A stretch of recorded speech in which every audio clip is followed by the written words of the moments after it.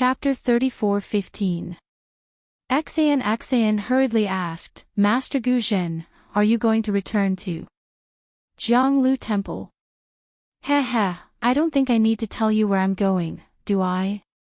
What Axayan said to Guzhen earlier, Guzhen returned the same words. However, Axayan was not surprised. With a smile on her lips, she replied, if I have a chance to let Master Guzhen get rid of the drawback of not being able to bring karma into samsara, I wonder if Master Guzhen is willing to take it? What do you mean, benefactress? Guzhen wasn't as ecstatic as Axayan thought. Instead, he frowned and the monk robe on his tall figure trembled slightly. This trembling wasn't due to excitement, but a kind of alertness. Even Xi Hui was puzzled by Axayan's words. He said, Axayan Tanue, being a Buddhist guardian is a kind of sacrifice. Grandmaster Guzhen and the others often have no choice but to kill demons and protect Buddha. Tanue, you don't need to use this to provoke Grandmaster Guzhen's Buddhist heart. Before Xi Hui finished speaking, Axayan pursed her lips and smiled, fellow immortal Xi Hui. Do you think I'm joking with Master Guzhen? Do you think I don't know some secrets of Buddhism? Little girl. Guzhen said coldly, just say what you want to say. Why beat around the bush? I've long offered my body to Buddhism and the Buddha fruit to the Buddha Lord. I'm no longer interested in the secret arts of breaking away from being a guardian and condensing karma. I don't know how many secret arts your Buddhism sect has. Axayan said faintly, but I know a place where there might be ancient Buddha rainbow. Ancient Buddha rainbow. How is that possible? When Axayan finished speaking, Guzhen was dumbfounded. He cried out in disbelief, how can there be an ancient Buddha in the Pure Land world? With that, Guzhen's tall figure trembled involuntarily. His previous alertness had long disappeared and was replaced by excitement from the bottom of his heart. What's ancient Buddha rainbow? Seeing Guzhen so nervous and excited, Xi Hui naturally knew that this thing was really useful to Guzhen. However, he had never heard of ancient Buddha color. The ancient Buddha luster is a 7-colored relic condensed by the reincarnation of the ancient Buddha Lord. This relic contains the supreme willpower of the Buddha Lord. However, because the negative karma in it was not pure, it was abandoned when the Buddha Lord reincarnated. Axayan glanced at the speechless Guzhen and explained, the Buddha Lord's karma is so powerful. Who can resist the Buddha Lord's karma? Therefore, no one dared to use this 7-colored relic.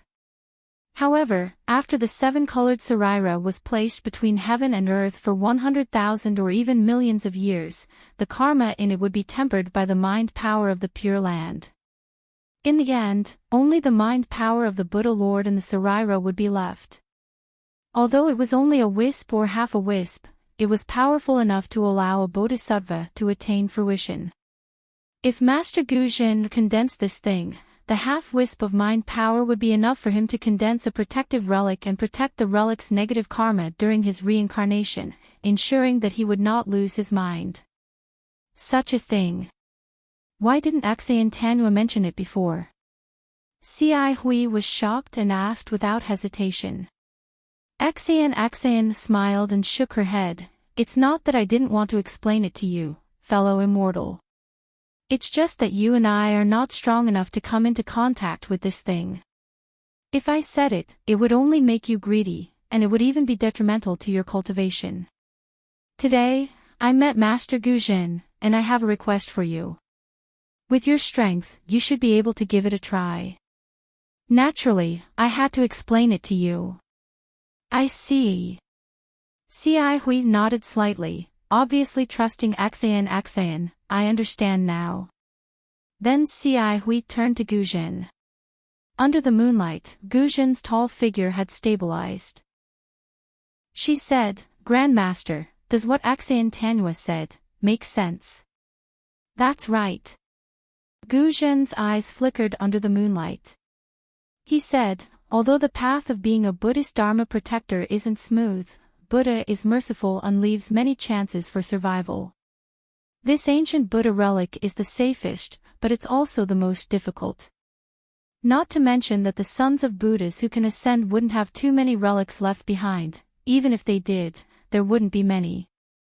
The Pure Land is so vast and there are so many sons of Buddhas.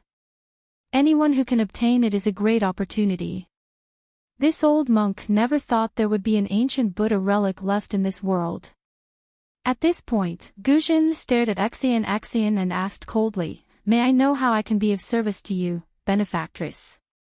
And how could benefactress possibly know the whereabouts of such a supreme treasure of the Buddhist sect? Ha ha. Axian looked up at Guzhen's monk robe. His hands hidden under the robe seemed to have formed a Buddhist seal. She smiled faintly and reached out to take a hairpin from her hair. She flung her hand and the hairpin streaked across the air with a golden light before landing in front of Guzhen. "Grandmaster, you'll know when you see it. But don't reveal my origin." "Oh." Guzhen frowned. He stretched out his hand, which was as thick as a dragon's claw, and grabbed the hairpin. When he glanced at the hairpin, he was surprised. He looked at the hairpin several times and then at Axian. Finally, he waved his hand and returned the hairpin to Axian. He said, "I understand. Since you have such a background, it's no big deal for you to know this secret." Axian took the hairpin and looked at Ci Hui with a smile. Ci Hui immediately waved her hand and said, "Axian Tanue, there's no need for this little monk to see it. This little monk befriended Immortal Friend not because of Immortal Friend's origin. If this little monk knew about it, there would be a dispute in my words. This little monk doesn't want to speak without thinking." "Ha ha, that's right." Axian stretched out her hand and inserted the golden hairpin into her hair, not giving Xiao Hua the opportunity to examine it. "Damn it, is there a need for this?" Xiao Hua secretly curled his lips. This Xiao has seen Murong Tsongyun from a first-class family and Princess Baihua from Chanu country. Even if you're the daughter of a first-class family, what can you do? This Xiao doesn't even have the mood to tease you. Amitba, I've sinned. This little monk is Dipu, not Xiao Hua from the Dao sect. How can you talk about teasing me? What does New Tanwei want this old monk to do? Guzhen's tone was somewhat cautious. The female benefactor also changed to New Tanwei. "It's like this." Axian said concisely, "This one invites immortal friend Ci Hui to go to an ancient ruin. That's where the immortals and Buddhists joined hands to kill the Dao sect. As far as this one knows, there's an immortal artifact left behind in the Pure Land world." Immortal artifact. Guzhen was dumbfounded again. He immediately looked up at the full moon in the sky. He almost suspected that he was dreaming. First, there was the ancient Buddha celestial artifact, and now there was an immortal artifact. This was something he had never dreamt of. "Yes, it's an immortal artifact." Axian said with a smile, "If it's not an immortal artifact, how could there be the ancient Buddha celestial artifact?" But Guzhen originally wanted to ask how Axian knew, but thinking of the golden hairpin he saw just now, he felt somewhat relieved. If it's not that kind of origin, how could there be such a secret? This secret was left behind by the Dao sect that we joined hands to kill. Therefore, there are a lot of formations inside. Ordinary Buddhas and Confucian cultivators can't find it, let alone go in. After so many years, the location of this secret has long been forgotten. If this one hadn't looked up an old matter recently, no matter what, I wouldn't have thought that there was such an immortal artifact in the Pure Land world. Axian said again. "Since it's an immortal artifact, how can we do it? Female Tanue should ask for help from her own sect." Guzhen smiled bitterly. Although he coveted the ancient Buddha celestial artifact, he still knew that this place was not a place where he could escape unscathed. Xian waved her hand disapprovingly. Master, you're wrong. If this one asks for help from others, how could the immortal artifact fall into their hands? Master, don't forget that it's an immortal artifact. Which Confucian cultivator doesn't want it? Until now, this one only dares to tell fellow immortal Ci Hui and Master about this. This one doesn't dare to trust anyone else. Gu Zhen opened his mouth and wanted to say something, but he was stopped by Xian's words. Moreover, this one has made sufficient preparations for this matter. Not only did I read the records of that place clearly, but I also memorized all the formations inside. I also have a well-thought-out plan to break all the formations. As a matter of fact, this one came to the Four Extremes Mountain to borrow a Dao sect magic treasure from Master Heaven Flipping Master to break one of the formations. Of course, since Master Heaven Flipping Master has fallen, you should be able to use his Buddhist alms bowl as well.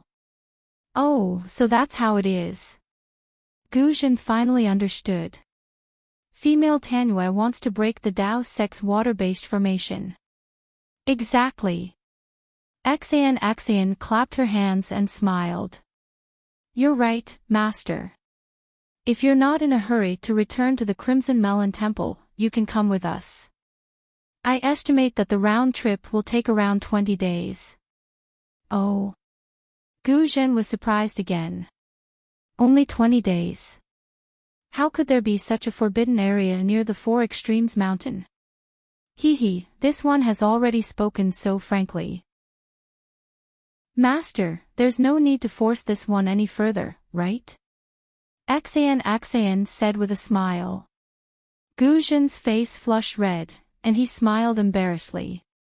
He put his palms together and said, Amitabha, female Tanyue has indeed given this old monk a difficult problem. Since it's an opportunity, it won't be easy. Xian smiled. If it's so easy to obtain, how could it be called an opportunity? In any case, this one has already explained the reason for this matter. It's up to Master to decide whether to go or not. Ci Hui. Gu Zhen thought for a moment, then suddenly asked the little monk, Ci Hui. Ci Hui was clearly taken aback, but he hastily nodded and said, This little monk is here. Do you have any instructions for me, martial ancestor? Do you know where that secret is? Gu Zhen asked. Chapter 34:16. Ci Hui glanced at Xian and said with a smile, Xian Tanyue didn't tell me the details, but I know the general location. It'll definitely take less than 20 days. Since that's the case, I'll go with Xian Tanyue. Hearing that, Gu Zhen made a decision. I just need to return to Jiangli Temple within a month. Good, Xian clapped and said, with an expert like Master Gu Zhen, I'll have more confidence. Gu Zhen waved his hand, I have some useless Buddhist abilities, so I don't dare to hope for any immortal tools. I only hope to obtain the ancient Buddha Kylie under New Tanyue's guidance. Oh, in addition to that, I don't need anything in the forbidden area. I won't ask about the specific distribution. Amitabha, thank you for your help, Grandmaster. Ci Hui knew these words were meant for him, so he didn't dare to neglect and hurriedly thanked him. Since you've decided, we'd better hurry over. Xian urged, we'll try our best to leave more time for you. Benefactor Xian. Xiaohua said with a wry smile, now that things have come to this, you should tell me where you're going, right? Of course. Xian said with a smile, I'm not afraid to tell you that it's Saint River. Even if you know it's Saint River, without my guidance, you won't be able to find the forbidden area. Saint River. Xiaohua was stunned, and so was Gu Zhen. The two of them said almost at the same time. The Saint River of the 3 rivers and 4 seas. Xiaohua blinked his eyes. He had said this sentence, but there was one sentence he did not shout out.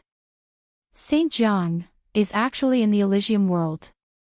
Guzhen followed Xiaohua and said, is it the Saint River that Saint River hides the Emperor's sword, and the Emperor's sword comes out to suppress the 9 provinces? This is beyond old monk's expectations. That's right, it's that Saint River. Xian said proudly, in the 3 continents, besides the Saint River of the Pure Land world, who else dares to call themselves Saint River? Alas, I go to Saint River almost every year. Why didn't I know there was such a forbidden area at the bottom of the river? Guzhen sighed. Xi Hui, on the other hand, was very calm. She smiled and shook her head. Grandmaster, the Saint River crosses the Pure Land world. It is known as the origin of the 2 seas. How did you find the forbidden area in such a huge Saint River? Is the immortal artifact the Son of Heaven's sword? Xiaohua suddenly called out. Xian looked at Xiaohua, rolled her eyes, and said sarcastically, little monk Tipu, the sage Jiang Zhang's Son of Heaven's sword is just a legend. Do you think the Dao sect's immortal weapon can suppress the 9 regions? If that's the case, where would the face of us Confucian cultivators go? Even without the Son of Heaven's sword. Since Saint Jiang is in the Pure Land world of the Buddhism sect, could it be that the origin of the Confucian cultivators is the Pure Land world? Not the hidden immortal continent. Xiaohua seized the opportunity and unceremoniously retorted. Oh. Xian didn't open her mouth, but Xi Hui, who was next to her, was surprised.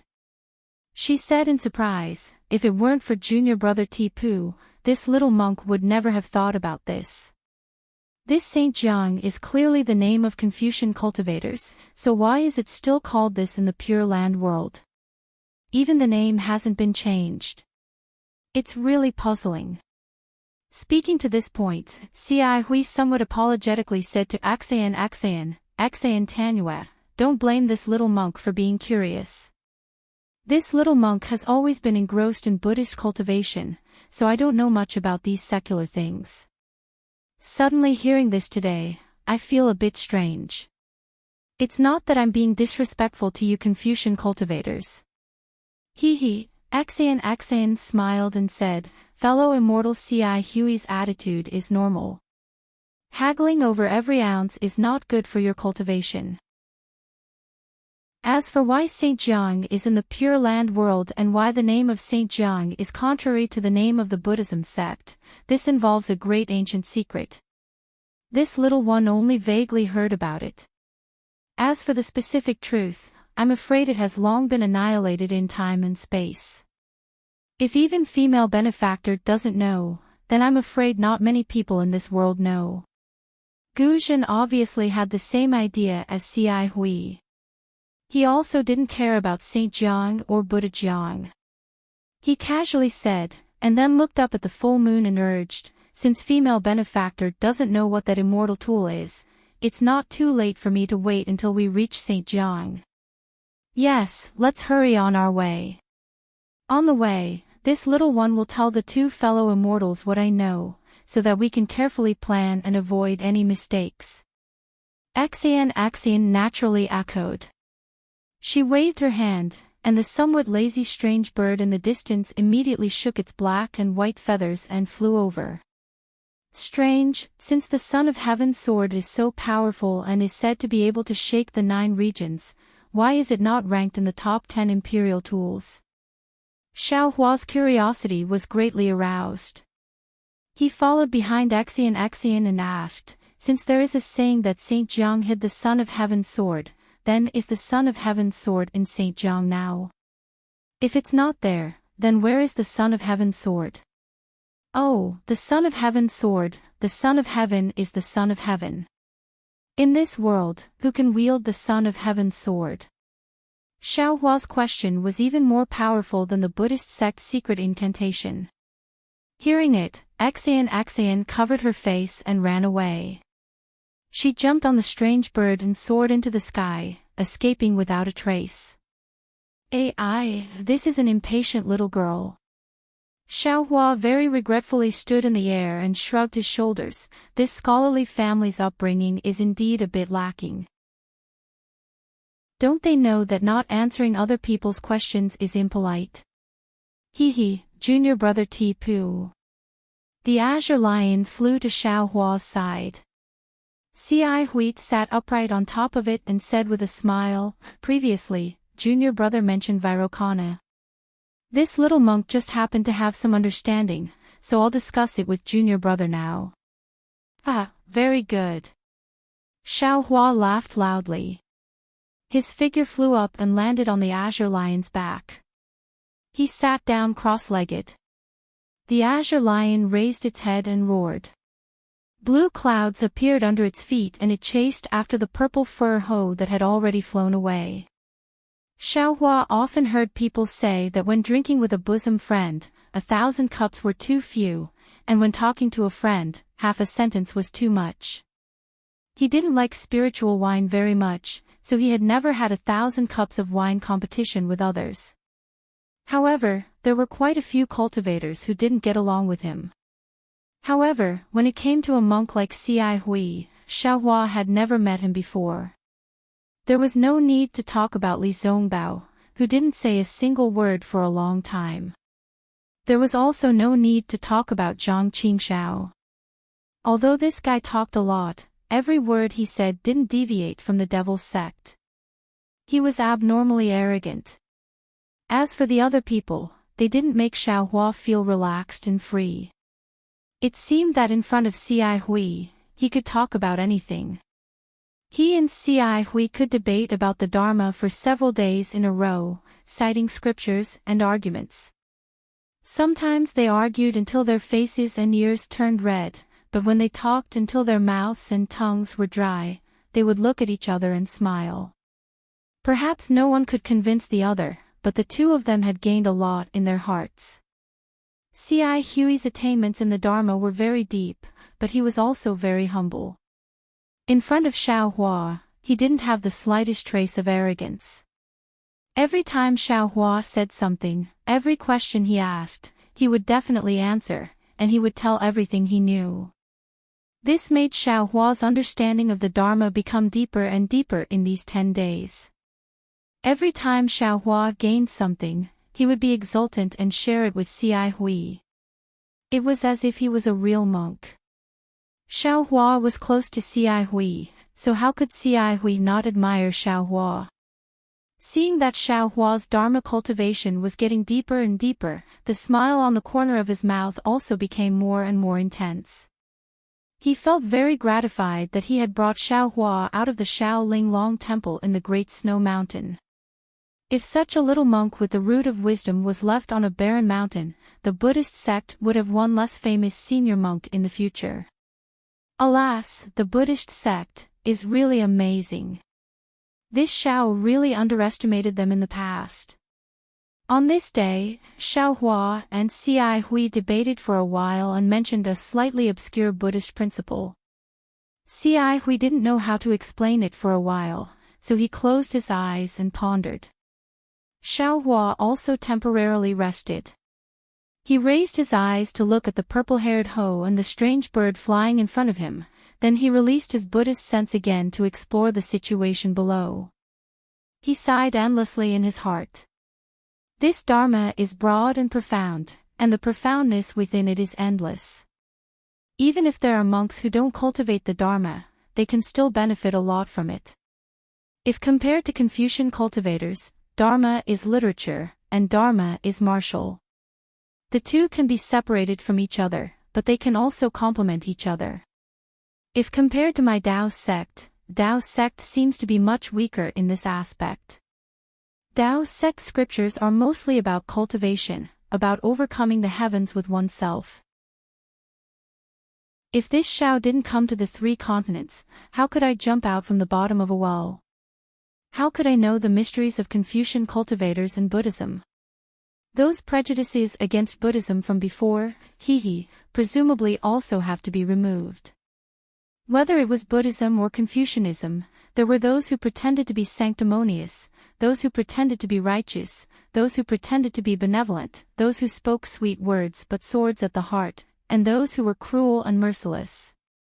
But at the same time, there were those who were sincere, those who were warm-hearted, those who were open-minded, and those who were kind on the outside but soft-hearted. Didn't they say that the same rice could raise 100 different kinds of people? There are also 10,000 kinds of people under one cultivation sect. This is human nature, and it has nothing to do with the cultivation method. It's just that, since this Xiao is a cultivator, he must cultivate properly. Since this Xiao has the opportunity to learn from others, then he must learn from different cultivators. Learning from each other's strong points is the way of cultivation. After thinking through this, the prejudice against Buddhism in Xiao Hua's heart gradually disappeared. He unconsciously relaxed, as if he had broken free from some kind of invisible shackle. Then, he released his Buddhist sense and casually looked at the ground. Previously, when Xiao Hua came from the snowy mountain to the Four Extremes mountain, the road was completely desolate, and it was rare to see people. Not to mention the snowy mountain, which was extremely high and covered in snow, ordinary Buddhist children wouldn't go there. Even the Four Extremes mountain was very dangerous. If Axian didn't lead the way, Xi Hui might not have been able to find it. Therefore, what Xiao Hua saw was quite similar to the Dawn Rain continent. But not long after coming out of the Four Extremes mountain, the scenery of this paradise began to change. The climate gradually became hot, and a kind of warm and dry heat was constantly in the air. On the ground, there were also more greenery. Strange trees propped up the canopy, covering the increasingly dense mortals in the shade. Chapter 34:17. This strange tree was different from Dawn Rain continent and Hidden Immortal continent. The thick tree trunk was like a pagoda in a temple, stacked up layer by layer. This tree trunk was also bare, no branches could be seen. Only when it reached the top of the tree crown did it extend several zhang wide branches in all directions. The leaves that made up the tree crown were also interesting. They were like palm leaf fans. When the wind blew, the tree crown swayed, as if a big hand was shaking hundreds of palm leaf fans at the same time. The fruits of this strange tree also attracted Xiao Hua's attention. These fruits were different from spirit fruits and spirit trees. They were not hanging on the branches, but just stuck to the top of the tree crown, raised high. Moreover, each tree only bore 9 fruits.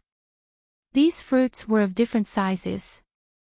The big ones were the size of a head, and the small ones were only the size of a fist. The fruits looked very strong. The green fruit skin tightly wrapped the fruit. Even if it fell from the top of the tree, the fruit would not be torn apart.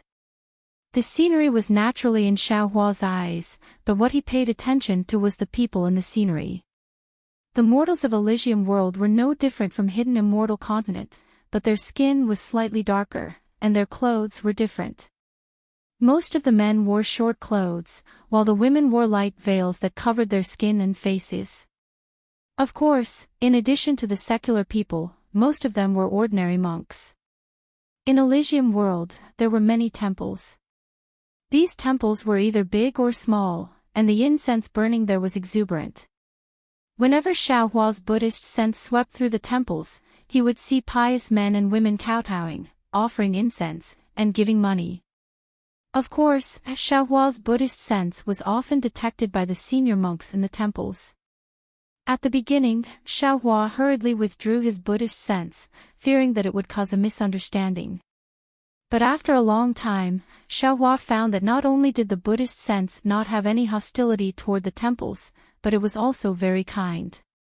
When it came into contact with his Buddhist sense, it would immediately withdraw, without any further warning. Elysium world. Is it really an Elysium world? Looking at the pious faces of the men and women, looking at the smiles on the faces of the monks, Xiao Hua sighed again. Are the people of Elysium world very satisfied? Alas, in this Xiao's opinion, Buddhism is a special sect among Buddhism, Taoism, and Confucianism. Rather than saying it is a cultivation method, it is better to say it is a kind of faith. Although soul cultivators also emphasized on the power of faith, their believers were all natives of Meng Mountains, and their range was limited. As for the Buddhist sect, because of the doctrine of Buddhism, everyone could believe in the Lord Buddha. Although the power of faith of a single person was weak, and could not be compared to the millions of natives in Meng Mountains, there were so many of them. Perhaps there were hundreds of millions of people in the entire Elysium. This level of power of faith. Holy shit, it should be enough for the Buddha Lord to become a Buddha. Or perhaps this belief was the root of happiness. Since they were all beliefs, what was the relationship between the 12 great gods of soul cultivation and the Buddha of Buddhism sect? Why does my Tao sect not have a Tao ancestor? Why doesn't our Tao sect have any faith? The more Xiao Hua thought about it, the more he thought about it. He had thought about it before, but at that time, it was all doubts and doubts. Now that he saw the prosperity of the Buddhist sect, he couldn't help but think deeply. Xia Hui opened her eyes and saw that Xiao Hua was also pondering with his eyes closed. She smiled and asked, "Junior brother Tipu, have you comprehended anything?" Xiao Hua didn't open his eyes. He smiled and said, "This little monk was a little tired just now, so I took a short rest." Only Xiao Hua himself could solve the problem of Buddhism, Confucianism, and Taoism. He didn't think that this Xia Hui, who only knew about Buddhism, could help him in any way. "Look into the distance, we have arrived at the Saint River." Xia Hui didn't think it was a big deal. She pointed her finger into the distance and said with a smile, "Oh. So fast." Xiao Hua's heart skipped a beat. He opened his eyes and looked into the distance. Sure enough, he saw a stretch of green water spreading between the heaven and earth. One end of the green water was connected to the mountain range and the green shade, while the other end was connected to the boundless sky. The green water in the distance was so close to the color of the sky that it was impossible to distinguish the boundary. It was as if the green water was the falling of the Milky Way. Looking at the green water again, there were white sails smaller than a handkerchief. Under the white sails, there were doll-like boats that didn't move for a long time. Xiao Hua understood that it wasn't that these boats didn't move, but rather that they were drifting like the big boats nearby. It was just that they were too far away from here. The distance that the big boats drifted over was too small in his eyes. Is this the South Sea or the Saint River? Xiao Hua was dumbfounded. Wasn't this river too wide? Nonsense, where is the South Sea? This can only be the Saint River. Xia Hui lightly reprimanded Xiao Hua and said, "This Saint River is known as the origin of the two seas. Not only is it vast and magnificent, it crosses the Pure Land world and has thousands of tributaries that converge into it. Wherever the river reaches, there are hundreds of millions of Buddhists. I don't know how many Buddhists rely on the Saint River to survive." "What is that?" While speaking, Xiao Hua frowned and pointed his finger in a direction. "Oh." Xia Hui didn't understand and followed Xiao Hua's finger. She saw that it was a river bay that was several li in size.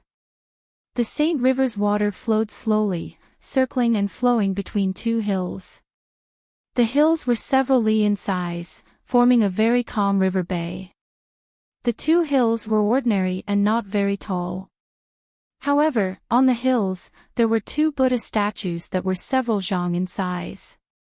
Therefore, this river bay was different. At this time, on top of the hills, there were many men and women who climbed up with difficulty and piously prostrated themselves in front of the Buddha statues. Below the hills, the river bay was abnormally lively. What Xiao Hua said was a group of more than 10 people. Everyone in this group was wearing plain clothes. There were also some women with white flowers on their temples. In front of the group, there were several people carrying something that looked like a flower basket. However, in the flower basket, there were not only flowers, but also an old man who was lying naked in the flowers. The old man's hands were crossed in front of his chest. His eyes were tightly closed and his face revealed a kind of serene smile.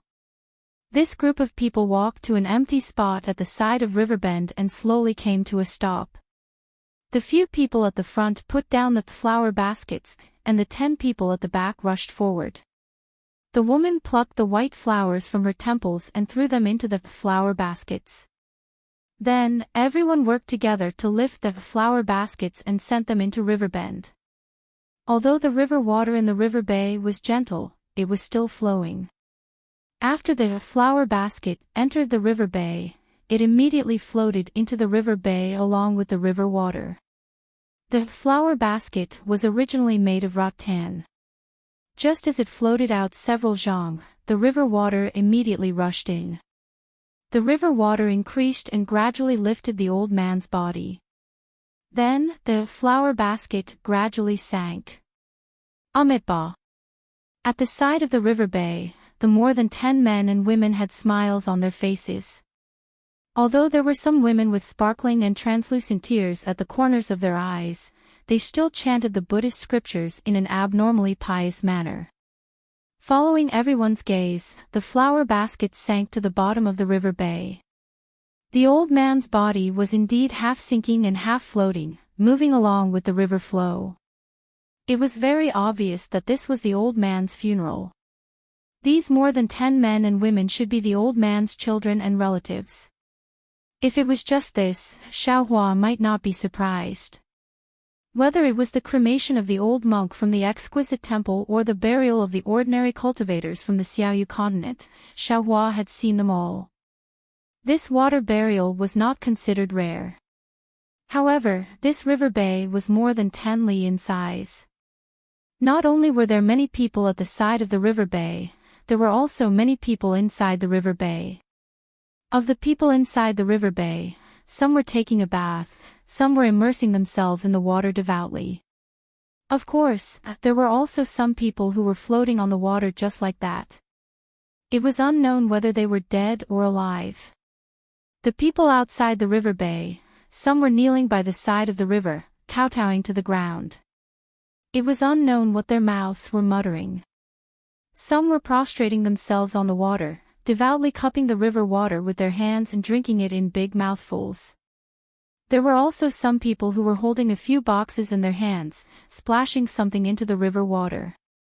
If Xiaohua was not surprised, it should be the embers of the corpse after the fire. When the old man's corpse slid into the river water, there were still a few people who were wildly drinking the river water. These people only slightly moved to the side. Then, they simply ignored the old man and continued to pour the river water into their mouths.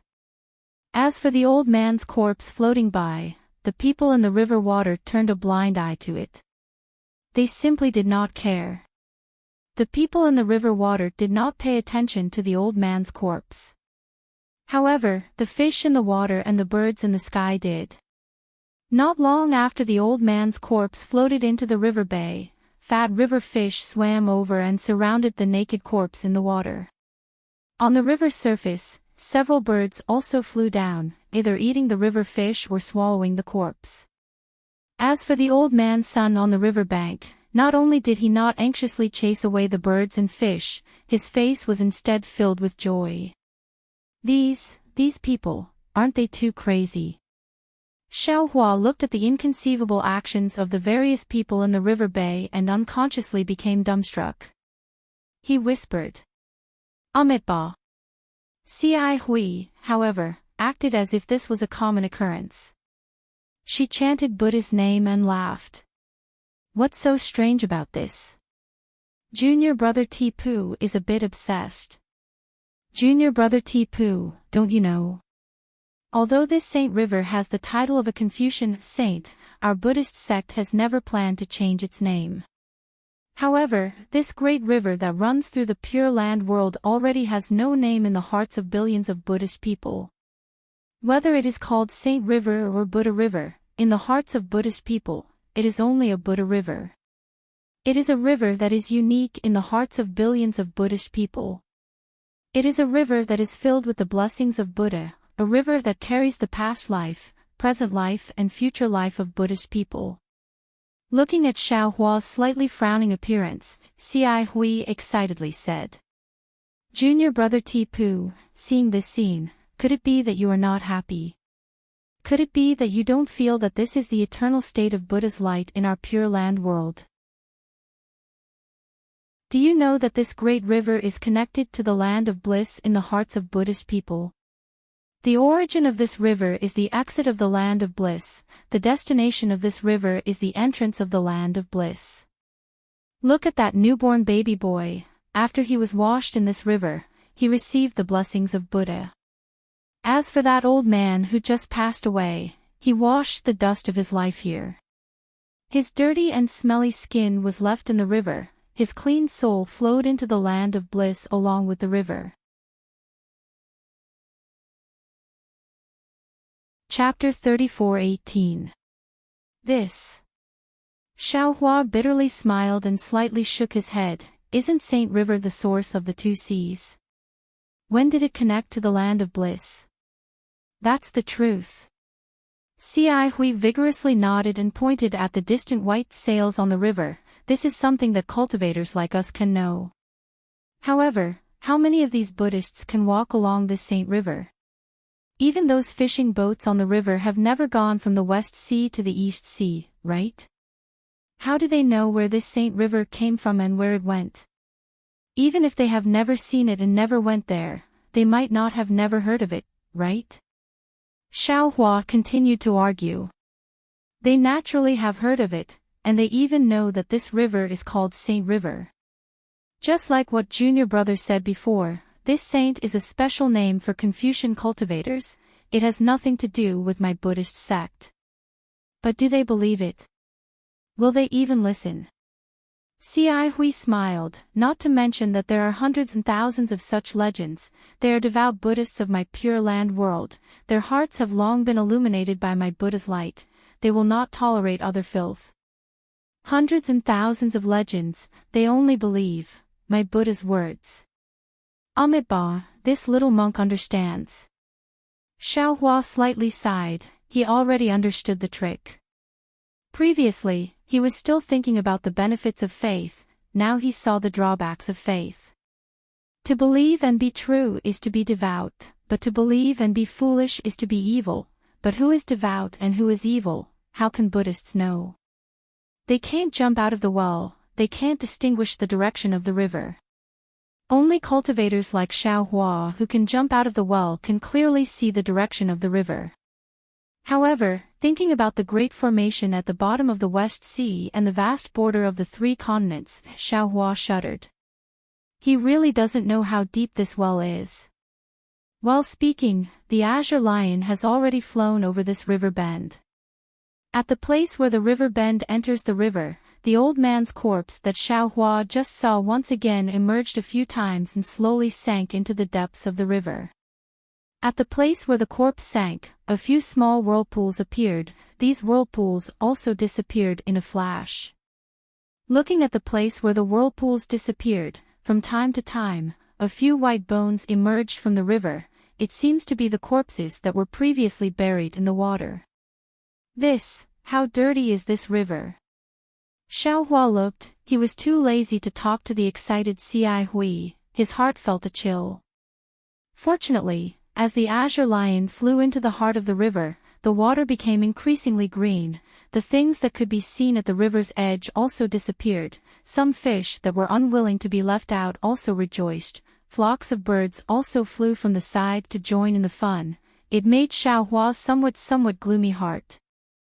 Axian didn't pay attention to Xiao Hua and Xi Hui. She rode the strange bird and flew in front of Guzhen. The two of them kept talking about something. They seemed to be discussing how to enter the danger zone. At this moment, she led the three of them straight into the heart of the river. Seeing a strangely shaped reef emerging from the river, she stopped again and looked at it. Then, she patted the strange bird's neck again and flew towards the upper reaches of the Saint River. After flying for half a day, he finally stopped.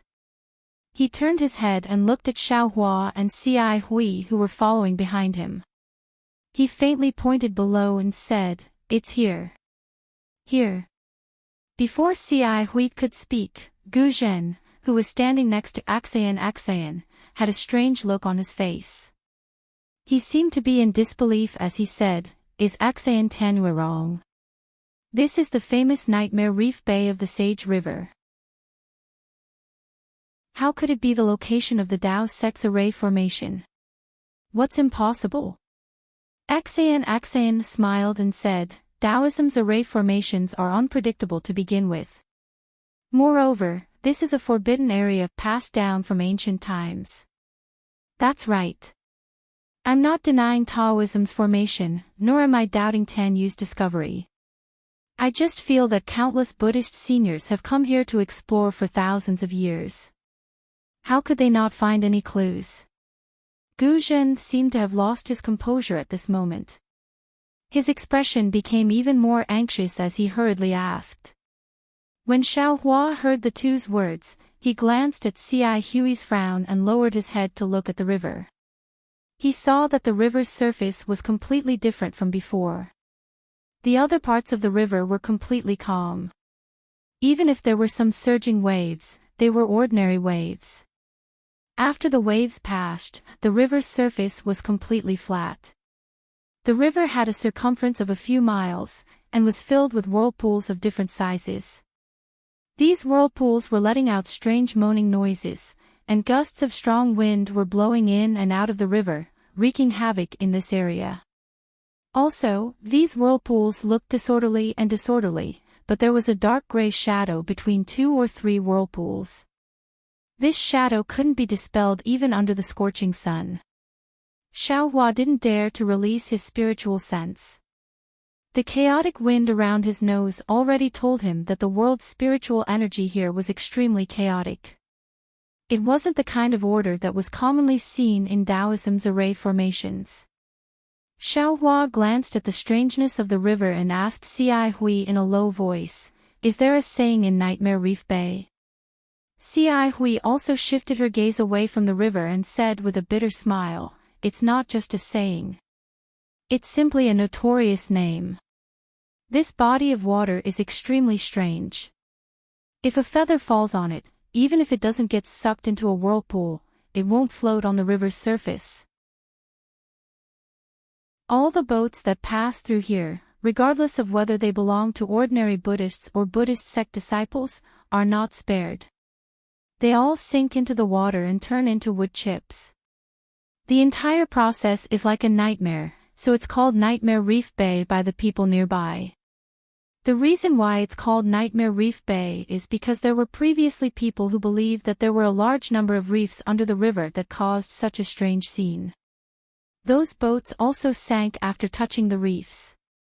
However, after the investigations of my Buddhist sect seniors, there isn't a single reefs under this body of water. Apart from the fact that there aren't any fish or ordinary marine life, there isn't anything different here.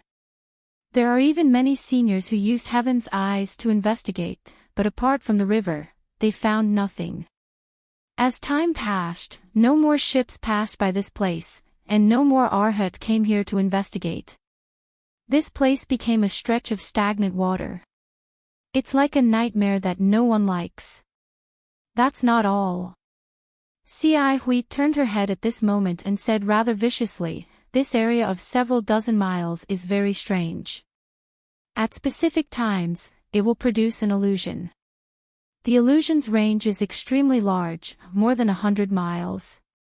Not only will the passing boats fall into it, the mortals on the boats will also lose their senses and enter a nightmare.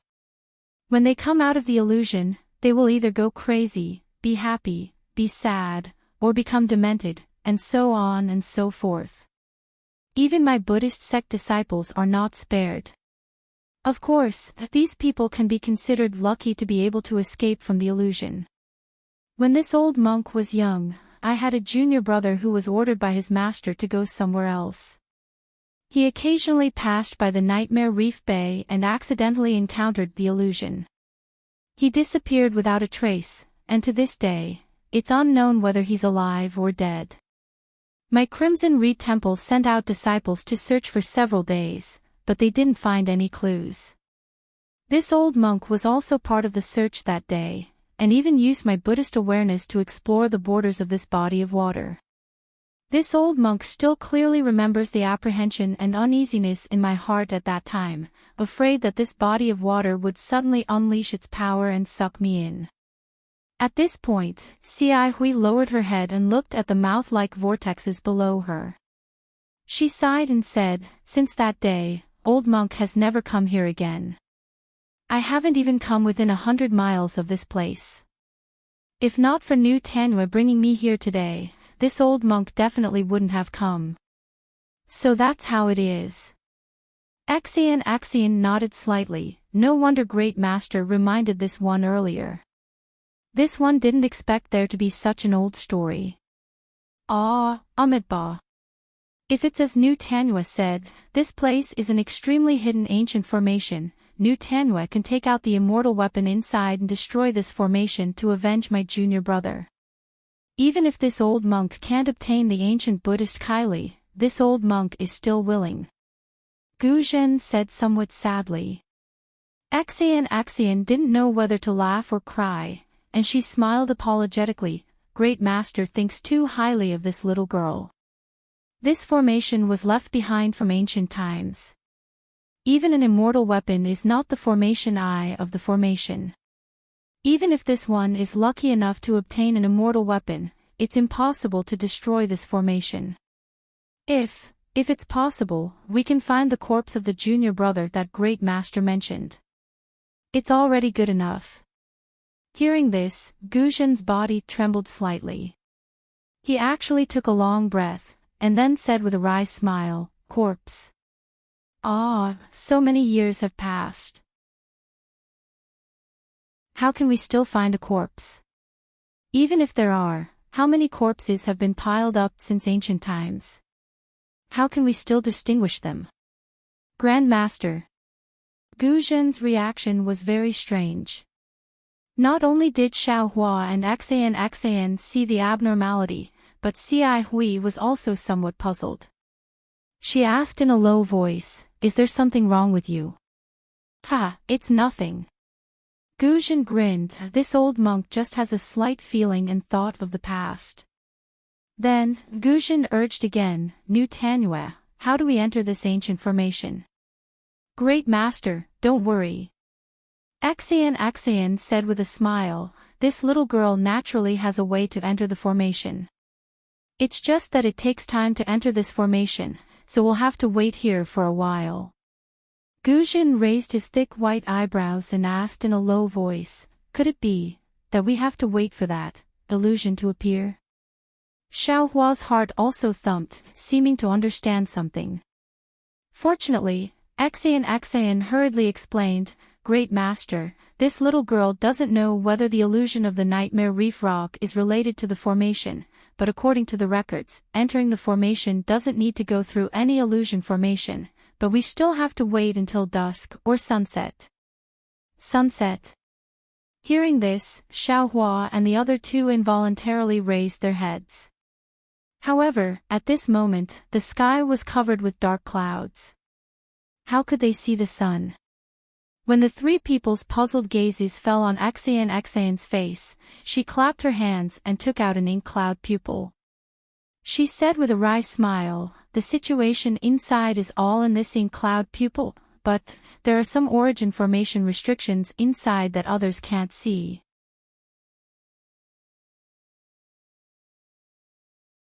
Chapter 34:19. It doesn't matter.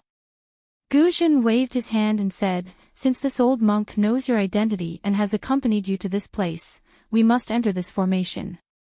Since others can't see Mo Yuntong, this old monk naturally can't see it either, so there's no need for me to look.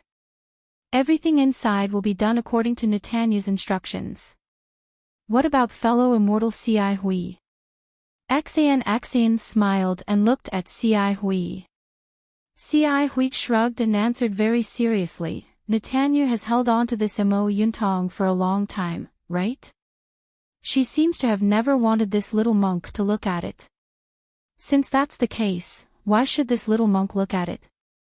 Xiao Hua found Si Hui's shrugging action very familiar.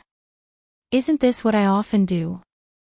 I don't know when monk Si Hui secretly learned it from me. However, Xiao Hua just looked and didn't say anything. He blinked his eyes and looked at the water below him. In his opinion, Axian must be treating him as nothing like before. Little monk Ti Pu, unexpectedly, Axian raised her hand and held the Mo Yuntong in front of Xiao Hua's eyes. She smiled and said, "Do you want to take a look?" Me? Xiao Hua was slightly stunned. He looked at Axian in disbelief and said, "Benefactress still remembers this little monk. This little monk thought you wouldn't ask about it like before. How could that be? Everything before didn't involve entering the formation. Now that we're going to work together to enter the forbidden area, how can this one not ask for your opinion?"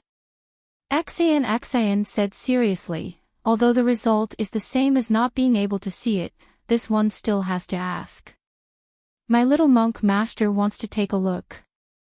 From what Benefactress said, Buddhist awareness can't see through this Mo Yuntong. Xiao Hua said with a smile. Axian frowned and said, "That's right. This one already said it before. What if this little monk can see it?" Xiao Hua stretched out his hand and was about to grab the Mo Yuntong in Axian's hand. Just as Xiao Hua expected, Axian didn't withdraw her hand and even stretched it forward a bit. She smiled and said, "It's best if this little monk can see it, so that I won't have to say anything in the future and fellow immortal Si Hui can rest assured." Xiao Hua withdrew his hand as soon as he touched Mo Yuntong. He looked at Axian's dark and rough face and said with a smile, "Since Buddhist awareness can't see it, why should I? Even senior brother Si Hui is at ease with you, so why can't this little monk be at ease? Why do I feel like this little monk doesn't trust me?" Axian snorted and withdrew her hand. "Ha ha ha, I've never met you before, Benefactress. I've just shaved my head and entered Buddhism, but you've already tricked me into leaving the mountain. Who knows what you're up to?" Xiao Hua placed his hands behind his back and laughed loudly. "Now that we're about to enter the ancient array formation, what's wrong with this little monk asking a few more questions and probing a few more times? Don't tell me that I, the arhat of Buddhism, am someone who can be easily fooled." Cough cough. Without waiting for Axian to say anything, Si Hui coughed twice and said in a low voice, "Junior brother Ti Pu, pay attention to your image. You are now a disciple of my Buddhist school. Speaking nonsense will damage your merit." Cough cough. Hearing Si Hui's reminder, Xiao Hua couldn't help but cough. This was going deep into the ancient array formation. Their lives could be in danger at any time. According to Xiao Hua's knowledge, Si Hui didn't seem to know Axian's origin and background.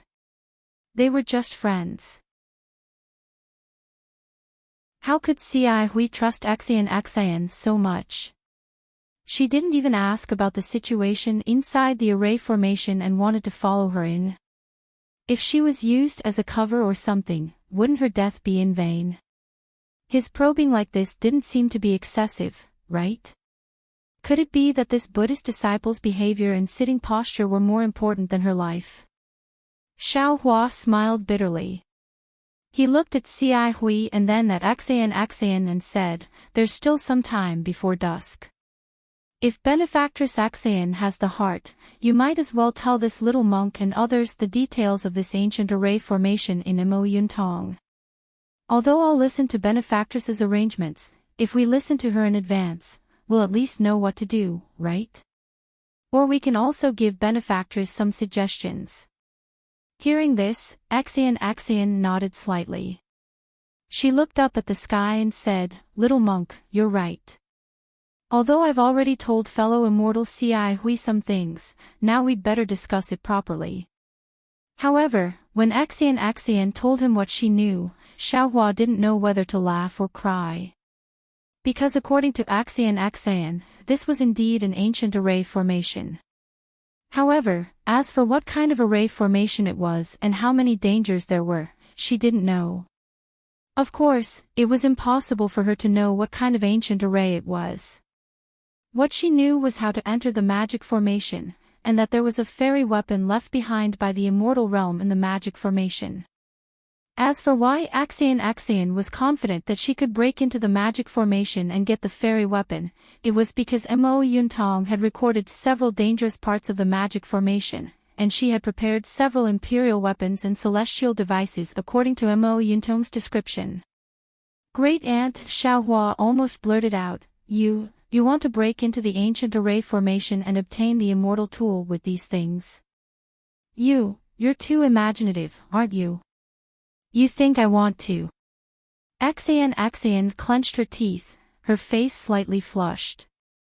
She took out Mo Yuntong again and shouted, this Mo Yuntong was originally incomplete. When I checked it, I also forcibly broke the restriction. It's already good that I know these things. If you can do it, you can see for yourself.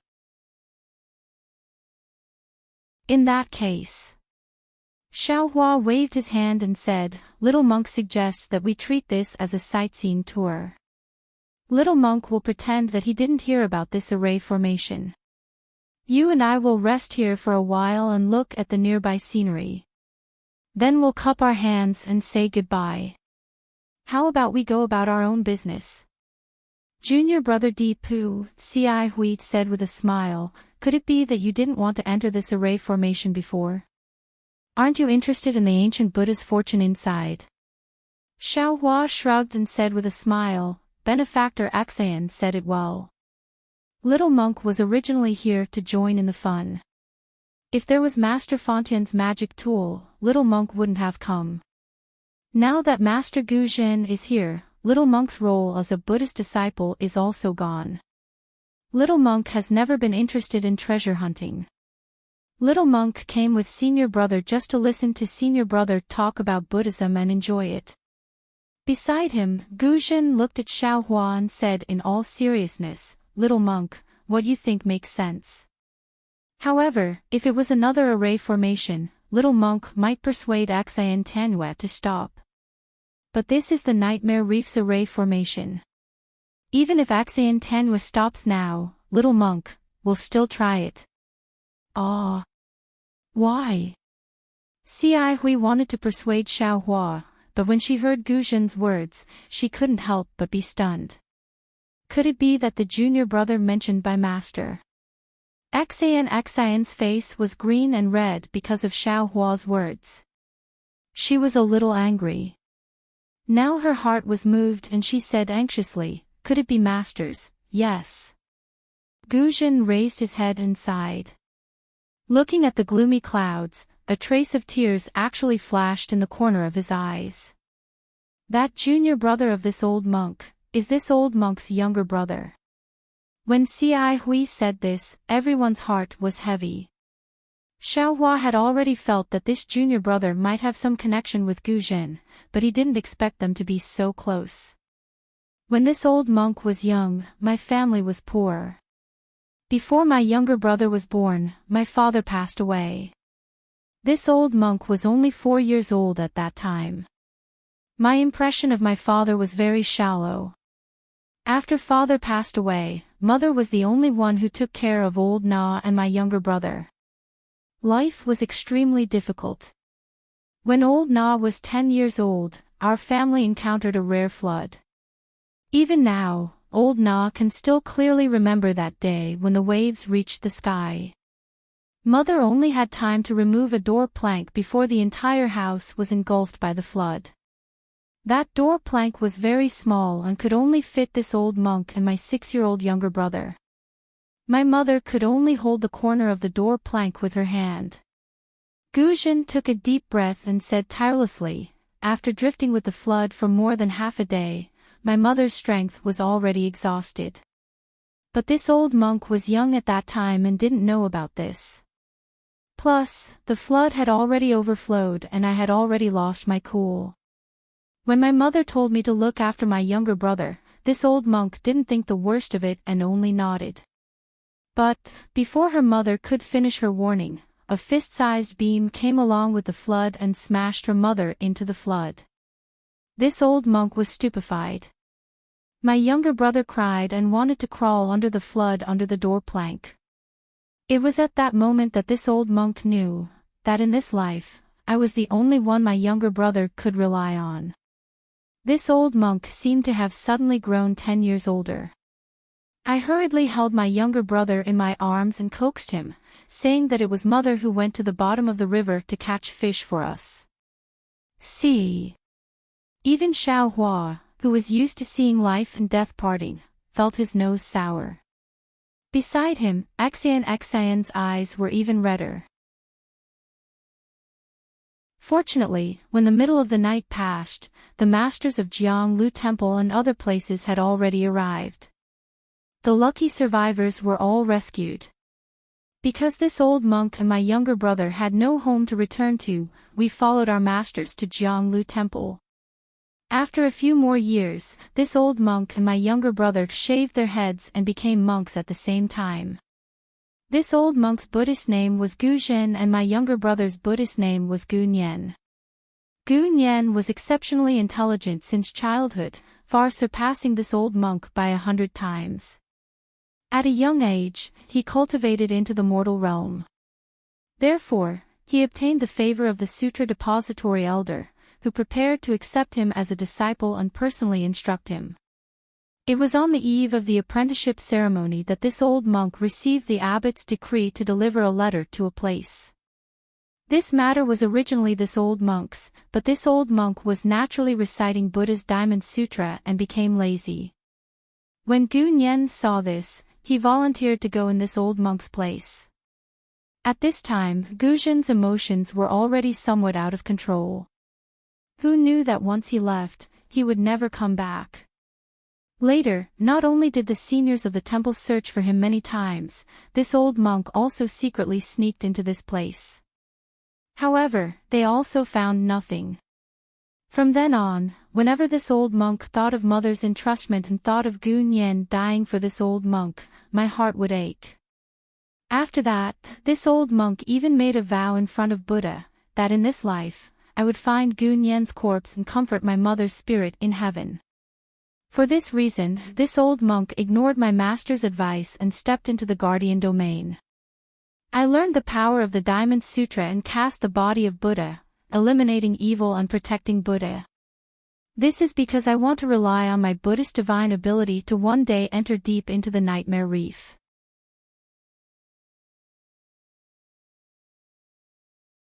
Chapter 34:20. At this point, Gu Zhen looks at Xiao Hua, then at Cai Hui and Xian. He says word by word, previously, I didn't dare to face it because I didn't have the confidence. Now that Buddha has used your hands to lure me here, how can I not take the risk and fulfill my wish? Hiss. Xiao Hua gasps and murmurs, Amitabha, it can't be such a coincidence, right? After hearing this, Cai Hui's face turns solemn. She looks at Gu Zhen and says, Martial ancestor, although this little monk's Buddhist cultivation is shallow, I have some attainments in Buddhist magic. This little monk is not talented, but I'm willing to follow martial ancestor inside to explore. Xian clenches her teeth and says in a low voice, sad things all have similar reasons. Since we're all in the same boat, this little girl is also willing to accompany Great Master inside. Although this little girl doesn't know much about arrays. At this point, Xian suddenly realizes something. She turns to look at Xiao Hua and scolds, little monk. How dare you make fun of me? Seeing that Xian scolds him without waiting for him to express his determination, Xiao Hua becomes furious. Little girl, what do I have to make fun of you? If you want to go, then go. If you don't want to go, then don't go. Junior brother, pay attention to your manners. You're now a Buddhist disciple. Ci Hui hurriedly says, don't violate the precepts of anger and make Buddha unhappy. Who said that you have to understand the array thoroughly before entering? If Mo Yuntong explained the array clearly, then how could the immortal tool still be inside? Axian stared at Xiao Hua and said, just like you said, if we can explain the details of the array clearly, then we'll be going on a sightseeing tour. It's because you don't want to go in, that's why you're accusing me. Hee hee. Xiao Hua smiles, showing his snow-white teeth. Axian's words are reasonable. As long as there's a danger zone, it's already good to have some information about it. How can you understand the situation of the danger zone in detail? The reason why Xiao Hua doesn't want to go in is that he doesn't want to be a shield for others. And now, Gu Zhen was determined to go in, for the sake of his heart, not for the sake of his long-cherished wish. Xiao Hua would definitely help such a kind person. Moreover, this was the Dao sect's formation. Even if Xiao Hua was not proficient in formations, he was still a genuine Dao sect disciple. With him around, wouldn't the three of them have a greater chance of survival? Seeing Xiao Hua smiling and not answering her question, Axian felt embarrassed. She stamped her feet in the air and said, little monk, are you going or not? If you're going, then let's get it over with. If you're not going, then hurry up and leave. Xiao Hua faintly smiled, looked at Ci Hui and said, Senior brother Ci Hui, do you think this little monk should go or not? Ci Hui smiled but did not answer. She used her index finger to point at her own chest. Cruel and unscrupulous. Xiao Hua stared blankly and asked curiously. Ci Hui's figure swayed slightly, and she managed to stand firm in midair. She said angrily, ask your conscience. I do have a conscience, but I can't find my moral integrity. Xiao Hua stretched and said, when you need this little monk, tell this little monk. If you don't, then this little monk will hide behind senior brother. Hee hee, this little monk has a glib tongue. Why is he so similar to those pale-faced scholars of Confucian cultivation? Axian smiled, don't worry, with Master Gu Zhen here, you won't be needed. You can just follow along and watch the show. I hope so. Xiao Hua shrunk his neck. Fellow immortal Ci Hui. Axian rolled her eyes at Xiao Hua, and said to Ci Hui, this one remembers that you know Buddhism's heavenly feat, and your cultivation is quite amazing. And, it's not amazing, but since heavenly feat is called heart's desire, this little monk can go anywhere within 1,000 feet at will, in just a blink of an eye. Ci Hui nodded without reservation. This is also one of the main reasons why this one invited fellow immortal. Axian said, the first stage of this array is the most difficult. The array will only open for a few breaths of time, and in this few breaths of time, the entire water area within a few miles will be sealed. If not for a special ability, it's impossible to enter. And as long as someone enters the array during this few breaths of time, the entrance of the array will stop. Of course, this period of time is also very short, but for us who are around the 4th grade of origin energy, it's nothing much. And this little monk understands. Ci Hui nodded, this little monk is willing to take the lead and tear open the entrance of this array. Good, Axian nodded happily, and then explained to Ci Hui in detail for a while. The two of them didn't talk behind anyone's back, and they didn't transmit their voices, so Xiao Hua heard everything clearly. Although the situation described by Axian wasn't very clear, Xiao Hua already knew that this was definitely a Dao sect's array. Axian's words weren't false, and he couldn't help but feel a bit sad. This time, this Xiao seems to have been forced to do something beyond his ability again. After Axian and Ci Hui's discussion, the three of them put away their mounts.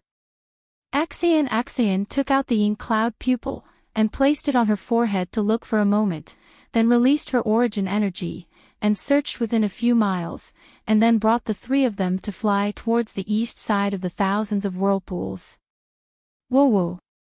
Just as the four of them were flying, suddenly, a loud whimpering sound rang out, and within a few miles, waves of ghostly wailing and wolf howling could be heard. Xiaohua lowered his head to look, and the large and small whirlpools suddenly trembled rapidly. This was the source of the commotion, and the speed at which the spiritual qi of heaven and earth was absorbed increased. The hurricane formed by the spiritual qi of heaven and earth fell into the water, and when it rushed into the whirlpool, it condensed into a sound. Swoosh! Without waiting for the others to make a move, Xan stretched out her hand, and took out an emerald green handkerchief from her sleeve. With a shake of her hand, she threw it into the air. Clouds and mist gushed out from the handkerchief, and after absorbing the noble qi, it turned into a cloud that covered everyone's head, and immediately blocked the hurricane. Woo-woo! Woo-woo! Woo-woo! The whimpering sound in the water rose and fell one after another, like a frightening melody. The rhythm was like a tide that rushed into everyone's ears. Amitba! Hui chanted Buddha's name, and his hands formed the Akala seal. The Buddha's light emitted from his body, and also covered the four of them, and that frightening melody could no longer enter. Quickly look! Xan suddenly pointed with her hand, and cheerfully called out. Following the direction that Xan pointed, a trembling tornado gradually appeared in the thousands of whirlpools along with the melody. These tornadoes gradually gathered, and when they reached a height of 100 zhang, they suddenly whistled, like a wind dragon rushing to the western horizon. That hurricane was so big, first it was dozens of li, then it was hundreds of li.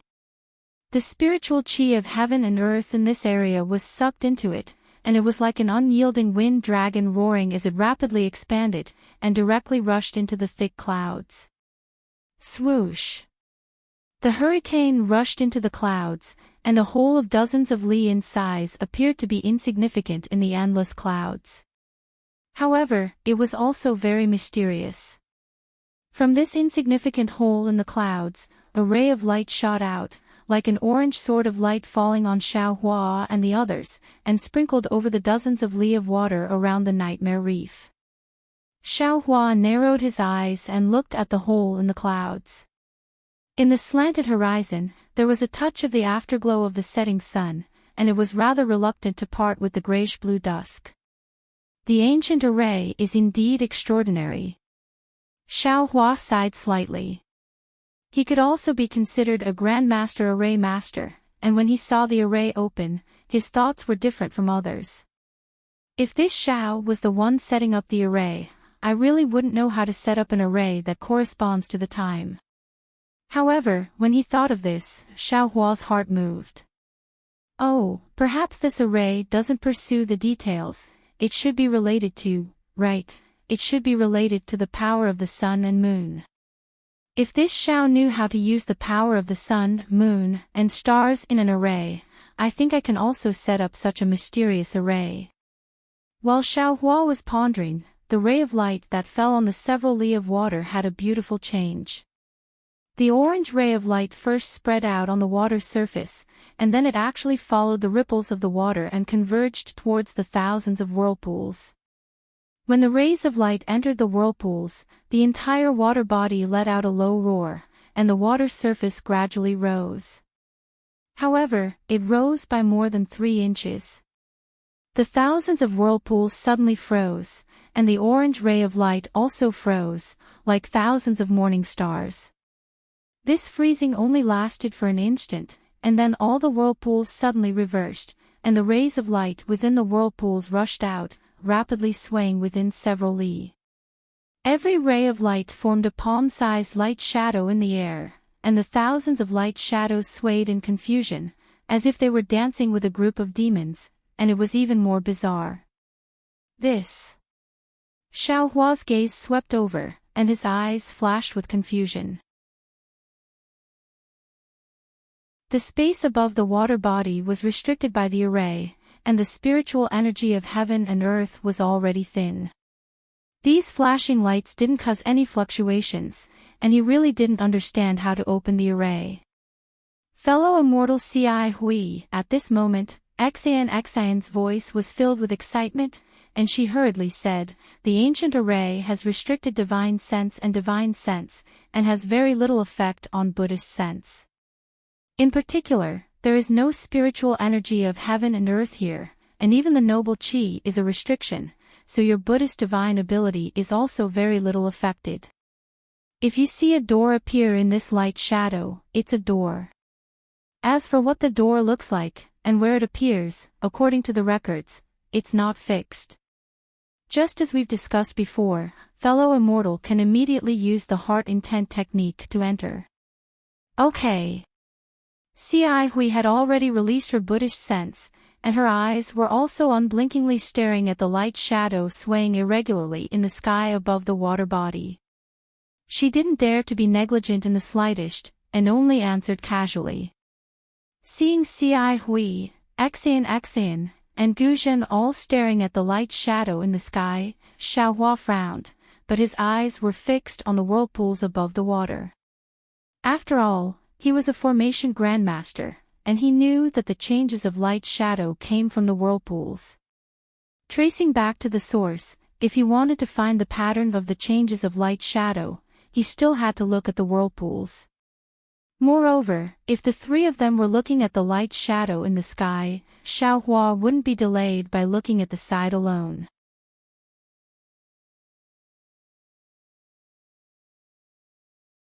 Chapter 34:21. After looking at it for a moment, Xiaohua's eyes became a little dizzy. Those vortexes were spinning rapidly. Anyone who looked at them for a long time would feel dizzy. Damn it, Xiaohua shook his head and closed his eyes, but there seemed to be more than a dozen vortexes in front of him. However, the vortexes in front of him were black and white and had already stopped spinning.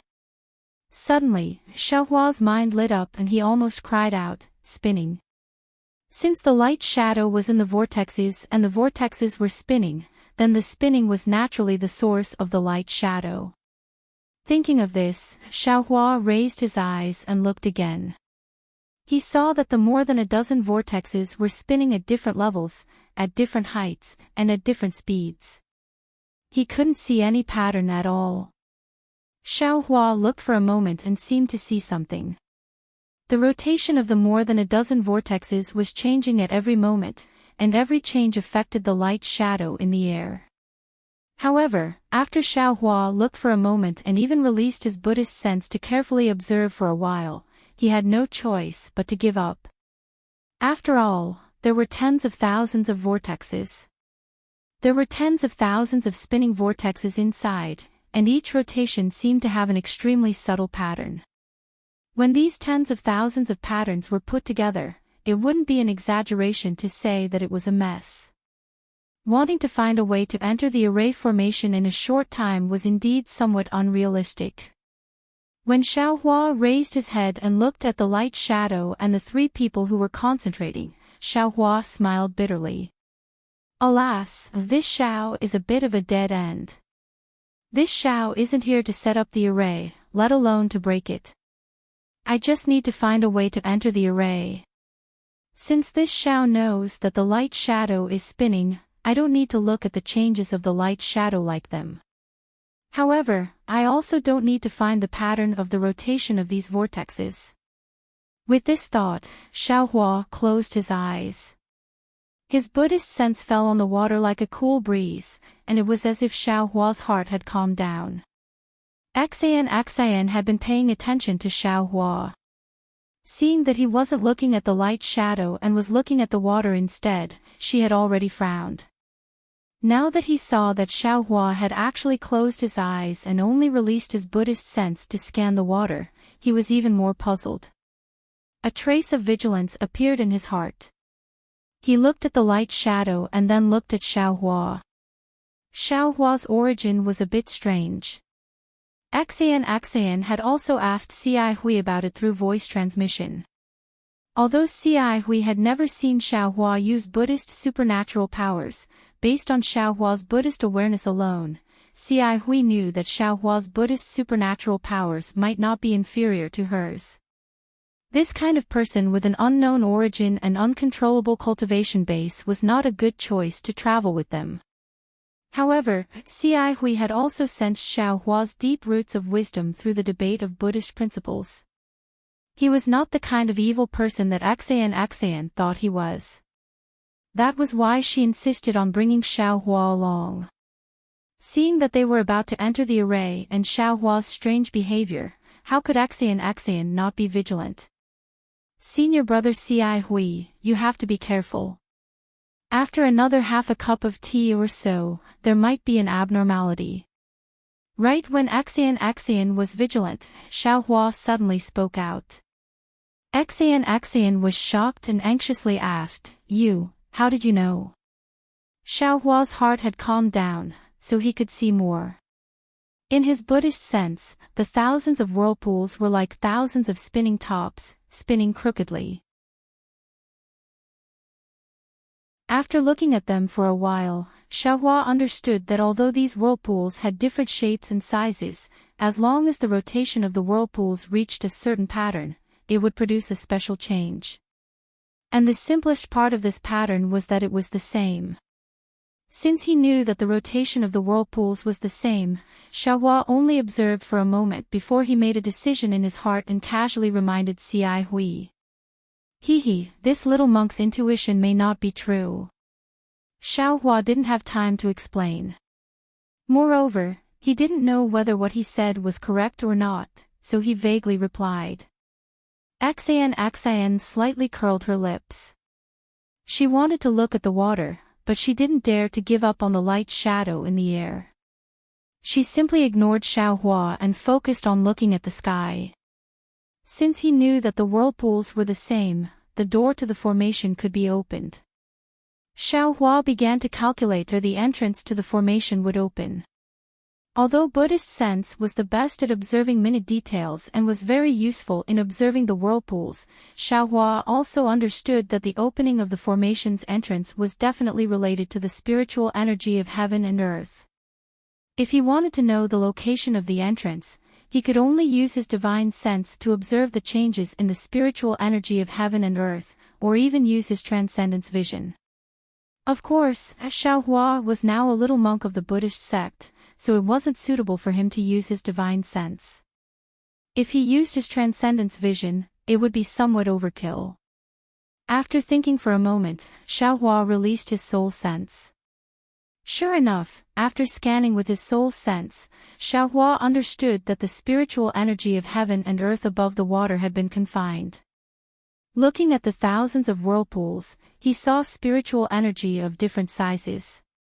However, these spiritual energies were condensed into threads, directly coming out from the center of the whirlpools. They wantonly swayed in the air like thousands of branches, messy and disorderly. The time it took to drink half a cup of tea quickly passed. As time passed, these threads condensed from spiritual energy of heaven and earth began to move in an orderly manner, gradually moving in front of Xiaohua and the others. An irregular shape of several feet in size gradually appeared. This is the formation's entrance. Xiaohua was overjoyed. Just as he was about to open his mouth to warn them, he suddenly froze, a layer of cold sweat appearing on his back. No! How could it be so simple?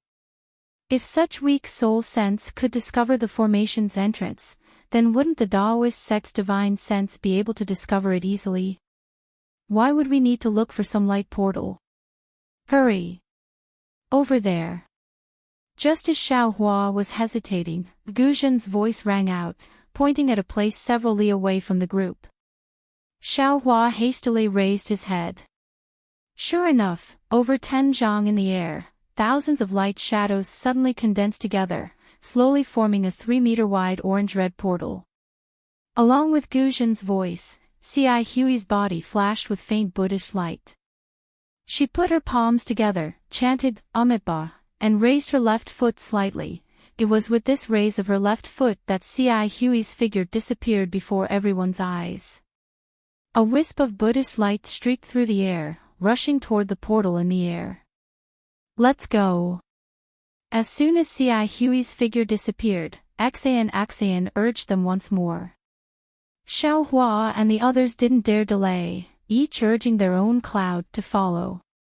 As they flew, Xiaohua's soul sense swept out once more, only to see that the portal formed by the world's spiritual energy was gradually disappearing. In the gap that hadn't completely disappeared, there was a wisp of red light flashing through. "Hurry, hurry." Xiaohua had just retracted his soul sense when he heard Axayan's urgent voice. Raising his head, he saw that several kilometers away, a door had already appeared.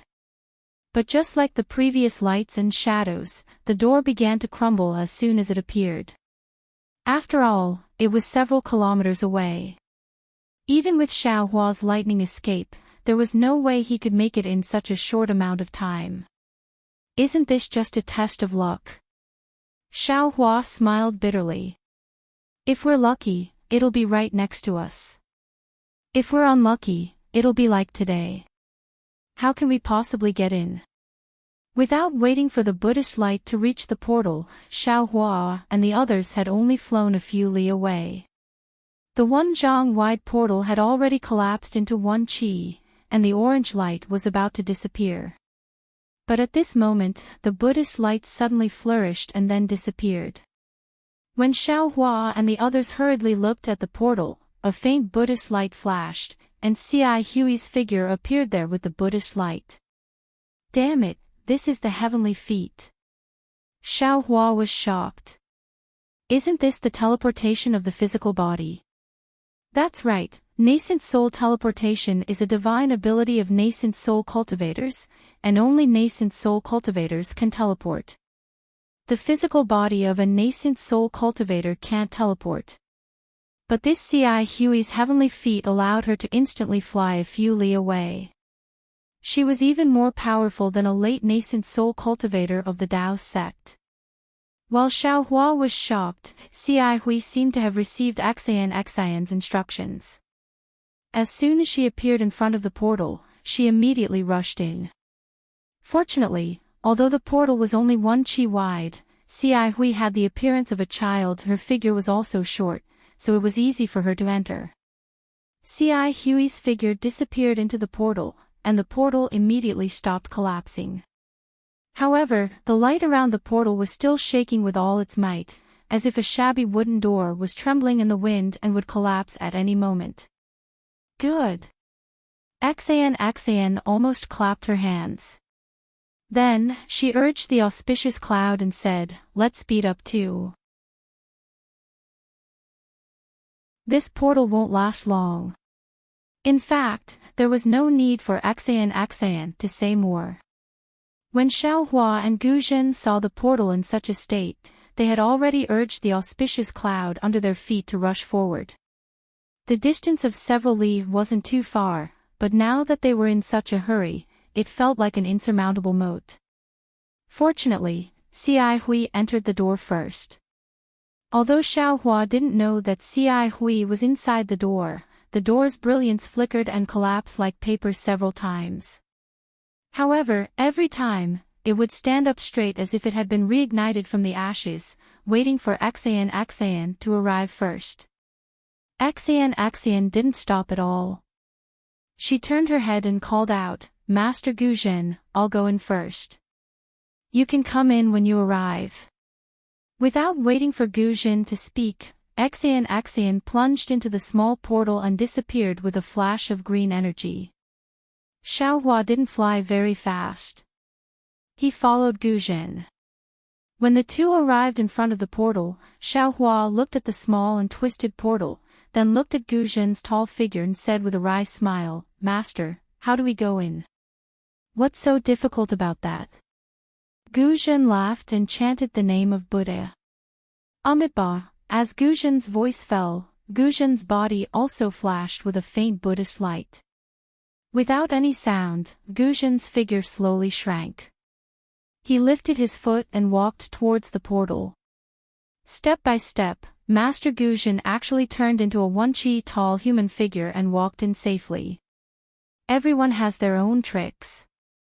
At this moment, Xiaohua also sighed with emotion at the wonders of the Buddhist sex methods. The bones in his body made a slight sound. His figure shrank a little and he also rushed into the portal.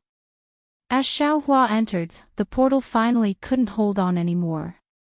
It twisted a few times and turned into pieces of inexplicable orange-red light and shadow that scattered in the air.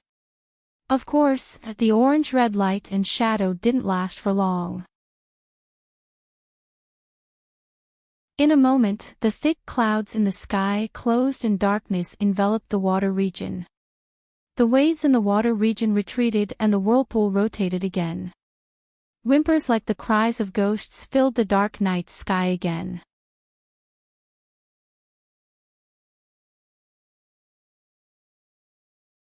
Chapter 34-22. Swish. With the sound of water, Xiaohua's mouth and nose are suddenly flooded with ice-cold river water. It's like he's plunging into a Saint River. Xiaohua wants to use the water avoidance art without hesitation, but just as the true essence in his meridians is surging, the river water in front of him instantly disappears. Not far away, Axian is holding a goose egg-sized bead in her hand. That bead is emitting a blue brilliance, blocking the river water within 100 feet.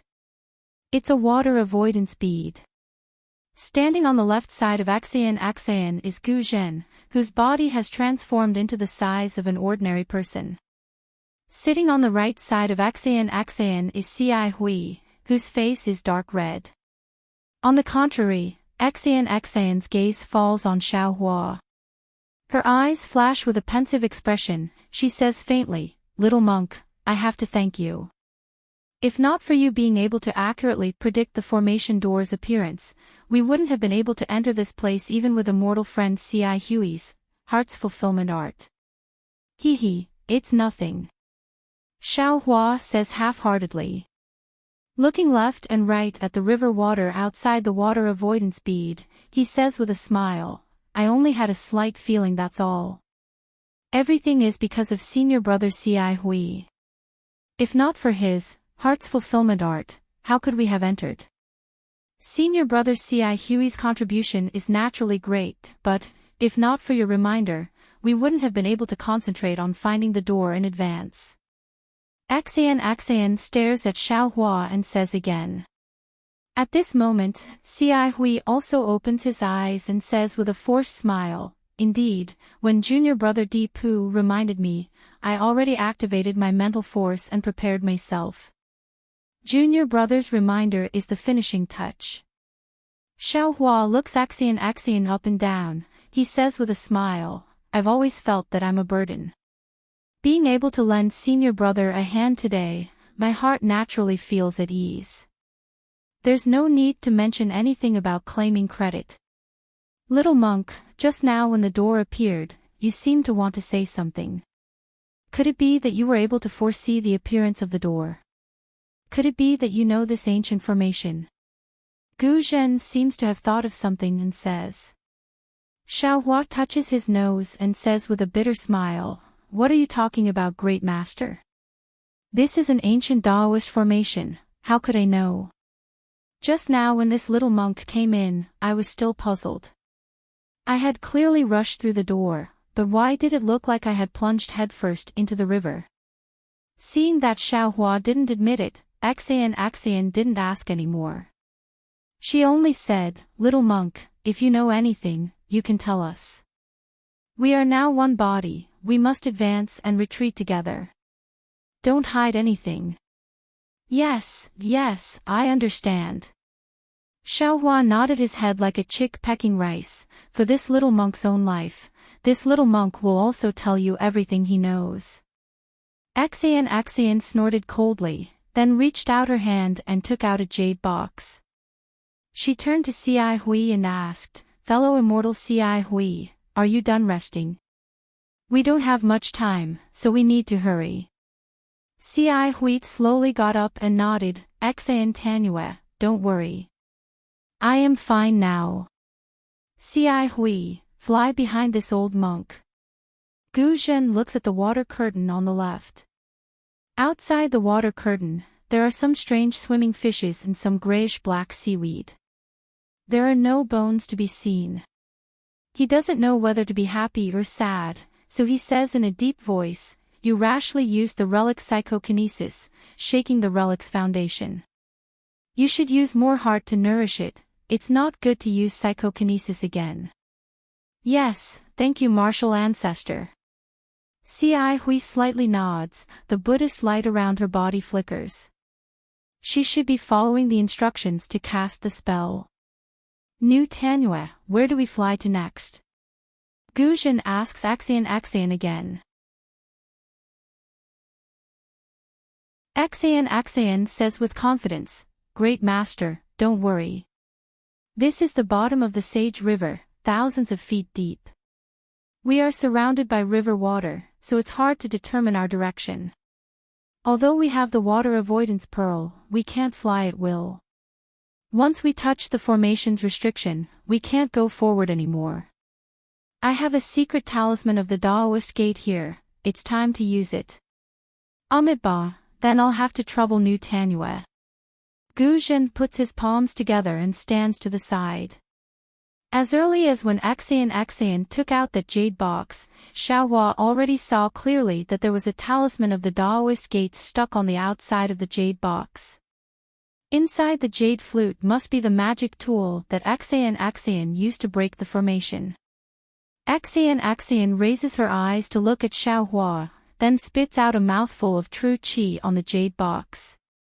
That talisman stuck on the box immediately floats up, flashes in midair and turns into a pile of ashes. As soon as the talisman disappears, a ball of dark green brilliance comes out of the jade box. A wave of magic power familiar to Xiaohua is transmitted along with the brilliance. "Oh, what magic tool is this? It seems the magic power's fluctuation is very strange." Xiaohua doesn't dare to spread his divine sense far, only sweeping it in front of him. He is somewhat stunned as he thinks. Axian then raises her hand and opens the lid of the jade box. A 2 fingers wide and 4 fingers long flat jade flies out of the jade box, jade talisman. A kind of surprise flashes in Xiaohua's eyes. This kind of jade talisman is rarely seen in the Dawn Rain continent where the Daoist gate is flourishing. How can it appear in the Buddhist gate's nirvana world? What is the origin of this Axian? Is it possible that a disciple of a Confucian family can use the Daoist gate's jade talisman? Sure enough, Axian opens her mouth and spits out another ball of true qi. This true qi is different from before. When it lands in the air, it immediately takes the shape of a sword. Axian's left hand grabs the air as if she is holding the flying sword. Then, as if she is forming a seal, that flying sword rapidly moves in midair. "Go!" Axian lightly reprimands. The true qi condensed into a flying sword suddenly explodes. The true qi rushes into the seal that was drawn on the flying sword before. Axian pushes her hand again. That true qi hits the jade talisman in midair. Crack, crack, crack. A burst of chaotic sounds, that jade talisman explodes like a blossoming emerald flower. Thousands of green lights fly in all directions.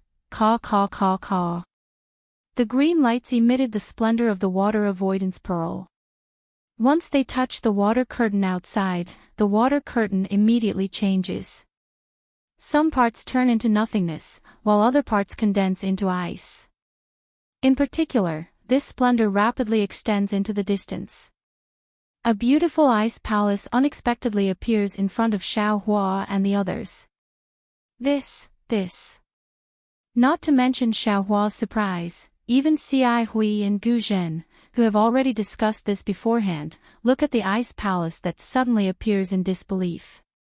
They are speechless. This is the ancient Daoist gate's ice condensing talisman. Unexpectedly, Axian blinked her eyes mischievously and explained in a somewhat showy manner.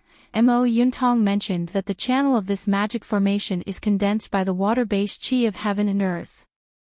It does not prevent the river water from flowing in. Even the river water in the channel may be an illusion created by the magic formation. At this point, Axian glances at Guzhen and continues to say, just by using the imperial equipment in the water avoidance pearl, we can't distinguish the true formation channel. Moreover, if we are not careful, it is very easy to fall into the formation and not be able to escape. Mo Yuntong mentioned an idea. If the river water in this channel is frozen, presumably the illusory river water will disappear and the true channel will appear. However, this method has very high requirements for the cultivator who uses the ice sealing technique. Not only must they have enough Dharma power, but they must also control the technique to the smallest detail and not touch the formation. Coincidentally, I have seen a Daoist gate's ice sealing talisman. This thing itself is a water-type talisman. It is of the same origin as the formation in this river. Therefore, I don't need to know any ice sealing technique, I only need to use this talisman. Even more coincidentally, Xiaohua can't help but say, Benefactress also knows how to use the Daoist Gates talisman with Confucian Cultivation's true chi.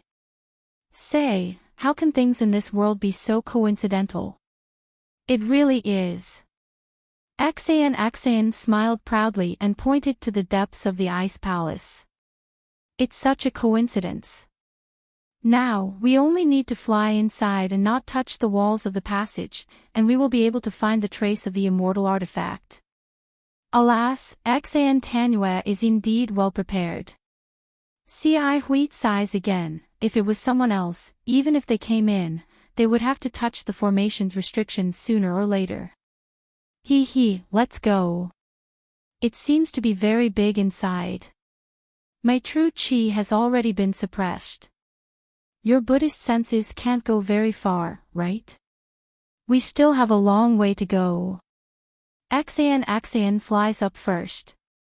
She has already put away the water avoidance pearl, but still holds the flexible sword in her hand. Seeing Axian fly up, Guzhen glanced at Ci Hui and followed behind without saying anything. Ci Hui smiled and said to Xiaohua, Thank you, junior brother Tip, for covering the rear for us. It's no problem. This is the safest place. This little monk can't ask for more. Xiaohua raises his hand and asks Ci Hui to fly first. The four people fly up, with Xiaohua at the back. He tries to release his Buddhist senses. Sure enough, it is extremely suppressed and can't go more than 10 feet. Moreover, the formation channels in the four walls also block his Buddhist senses, so it can't go out at all. But fortunately, Xiaohua feels that his soul sense is not suppressed too much. If it can go very far. These are bones. Not long after flying out, Xiaohua is trying to use his soul sense. In front of him, Axian calls out with some hesitation. Xiaohua looks up. On the ice channel several feet away, there is an area densely packed with hundreds and thousands of bones. These bones are already scattered. It is impossible to tell what kind of bones they are. Moreover, the size of the bones is also different. Some are half a foot long, some are several feet long. They are obviously not human bones. Alas, Amitabha. Guzhen's slightly sorrowful voice rises, Thank you for the reminder. This old monk has already seen it. Although this old monk is already prepared, when faced with these bones, my heart is complicated. This formation must be the skeleton of my younger brother. This formation is so miraculous. With this old monk's current cultivation, this old monk can't deal with it. How can he escape at that time? Forget it. Since this old monk can face his skeleton, this old monk can recite the rebirth mantra several times. This old monk has already fulfilled his lifelong wish. After saying that, Guzhen sits cross-legged in front of the ice wall formed by the bones. He puts his palms together and devoutly recites the rebirth mantra. Strands of elemental energy are sent into the ice wall along with Guzhen's chanting. Unfortunately, the ice wall has no reaction at all. It is like a clay ox entering the sea.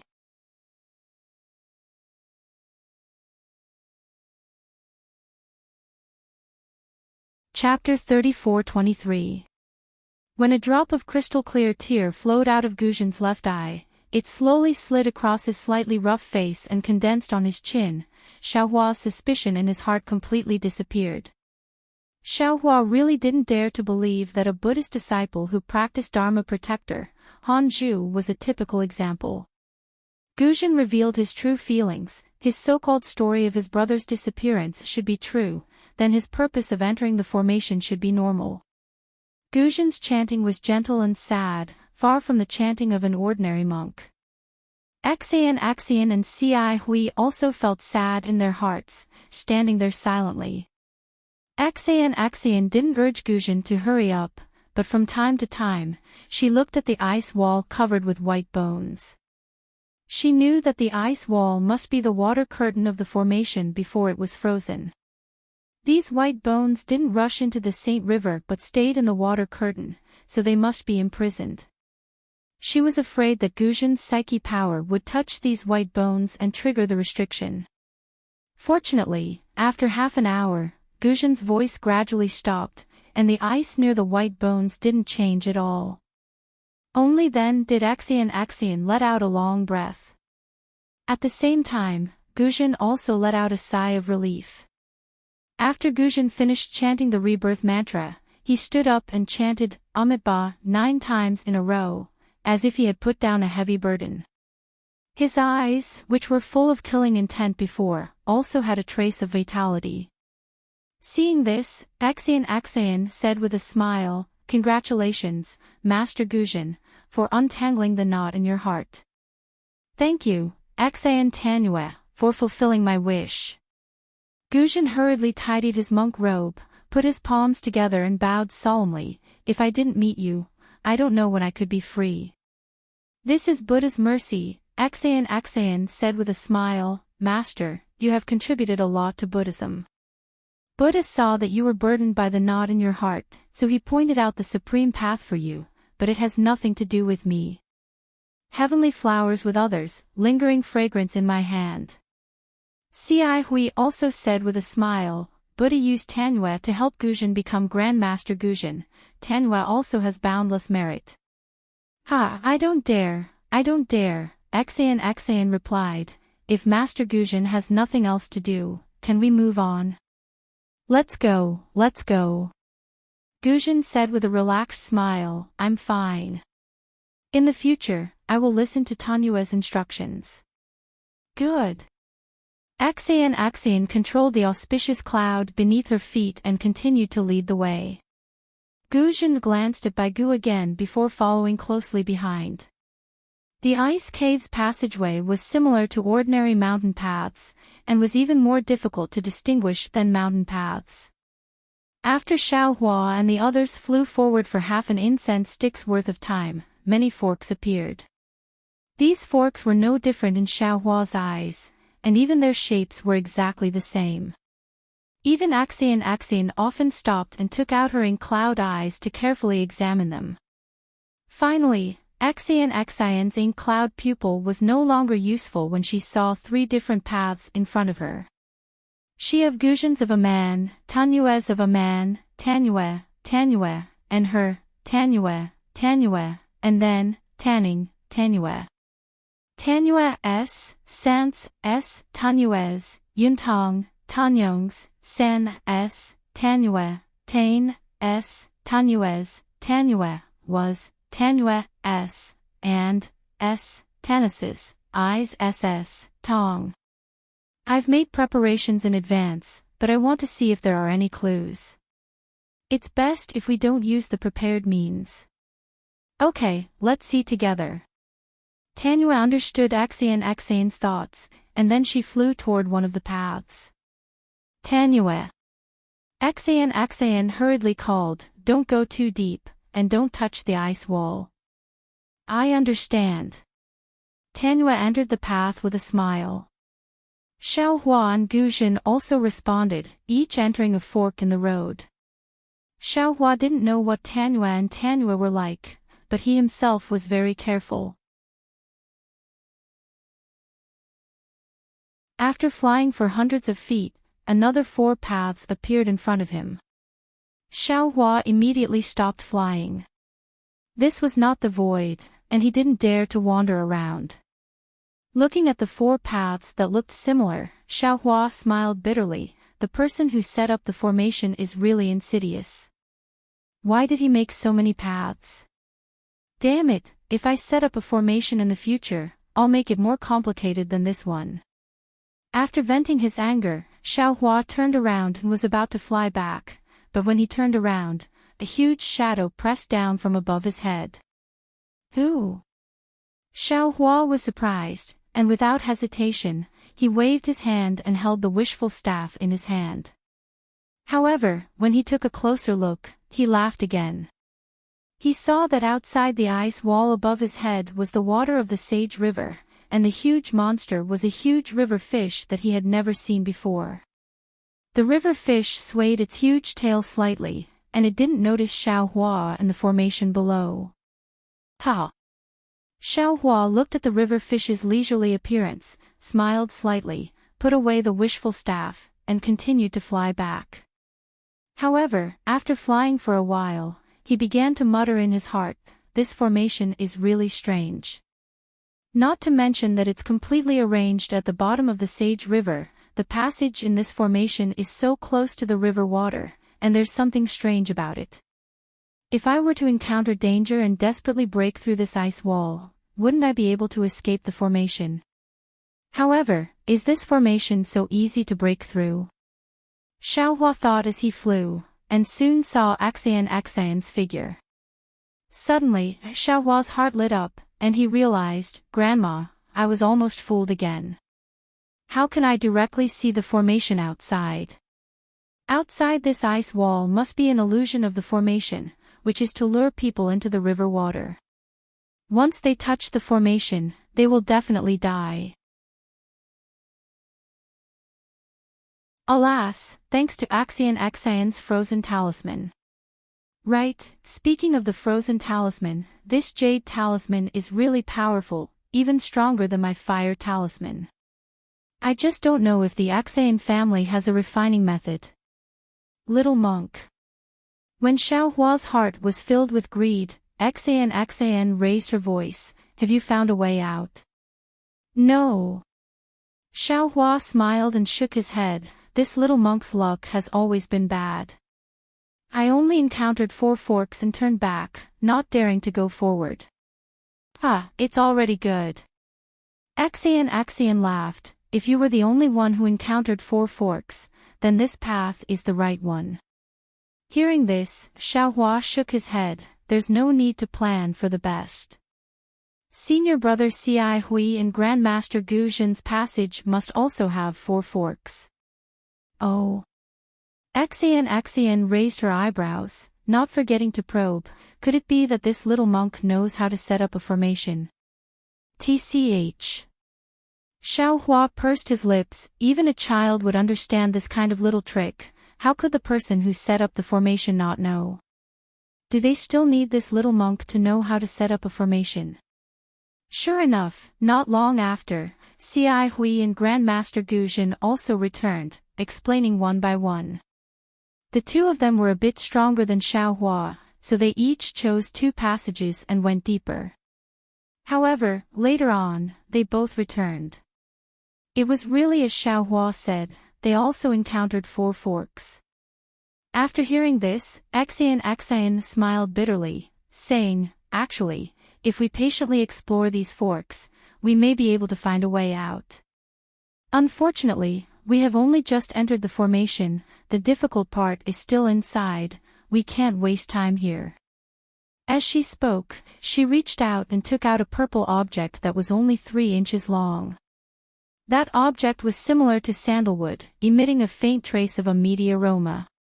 There was also a burnt black color on it, as if it had just been extinguished. 6 Directions Divine Concealment Incense.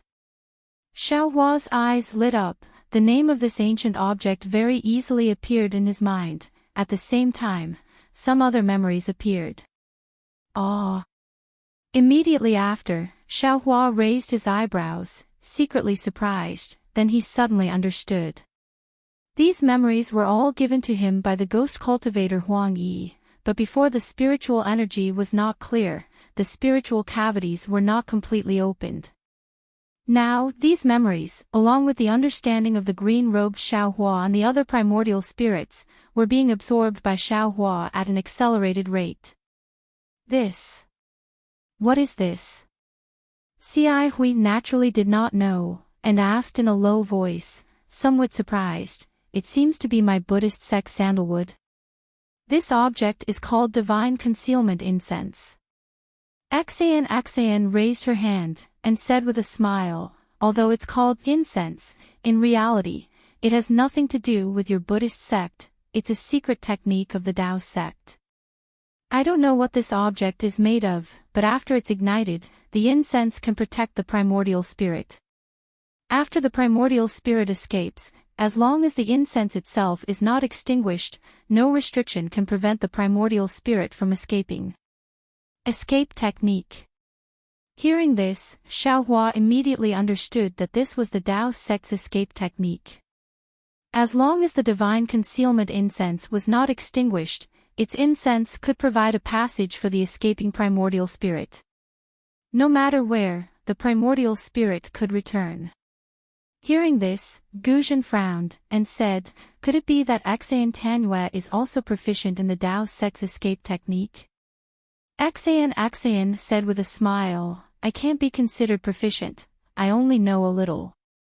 Following Xan's smile, her gaze swept over Xiaohua with interest. Damn it! Instantly, Xiaohua wanted to stomp his feet. Is there a need? If you can understand the Tao sect's magic, why can't this young master understand it? Although this young master is a Buddhist sect disciple, isn't it better to learn from others? You can't just let the state officials set fires and not let the common people light lamps, right? That's right. Previously, Xiaohua did not care about looking at her a few more times and insinuating a few more times. He also did not know where he had exposed himself, but now that he heard Xan's words, he naturally knew that this Confucian woman had already seen through the signs of his Tao sect cultivation. Of course, it could also be said that this woman was somewhat suspicious. That's not possible. Xiaohua did not look at Xan. He lowered his head and thought to himself, even if she has Tao sect cultivation, this Xiao did not use any Tao sect divine ability. Oh, I understand. The moment this Xiao entered the formation, this Xiao seemed to have activated his true essence. Perhaps at that time, she would have been able to sense the fluctuations of true essence. Alas, this little girl is still worried about this Xiao.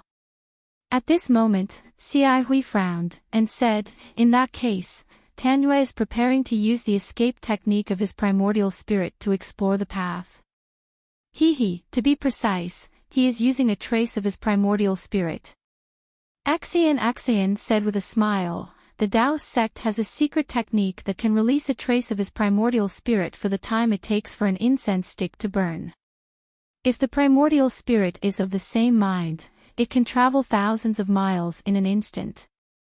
The time it takes for an incense stick to burn is enough for this one to explore these 3 paths.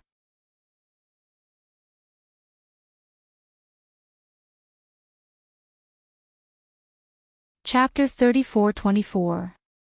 Xan Tanyue, be careful. Xi Hui didn't quite understand and only instructed. Xan opened her mouth and spat out a mouthful of true qi onto the incense. The tip of the incense flashed brilliantly and ignited. A faint wisp of smoke shot straight into the air. Grandmaster Guzhen, please protect this little girl. Xian's cherry lips parted slightly. She immediately sat down in the air and formed a spell that Xiaohua was unfamiliar with. Her eyes were tightly shut. Hearing this, Guzhen waved his hand and placed the huge demon-subduing pestle in front of his chest.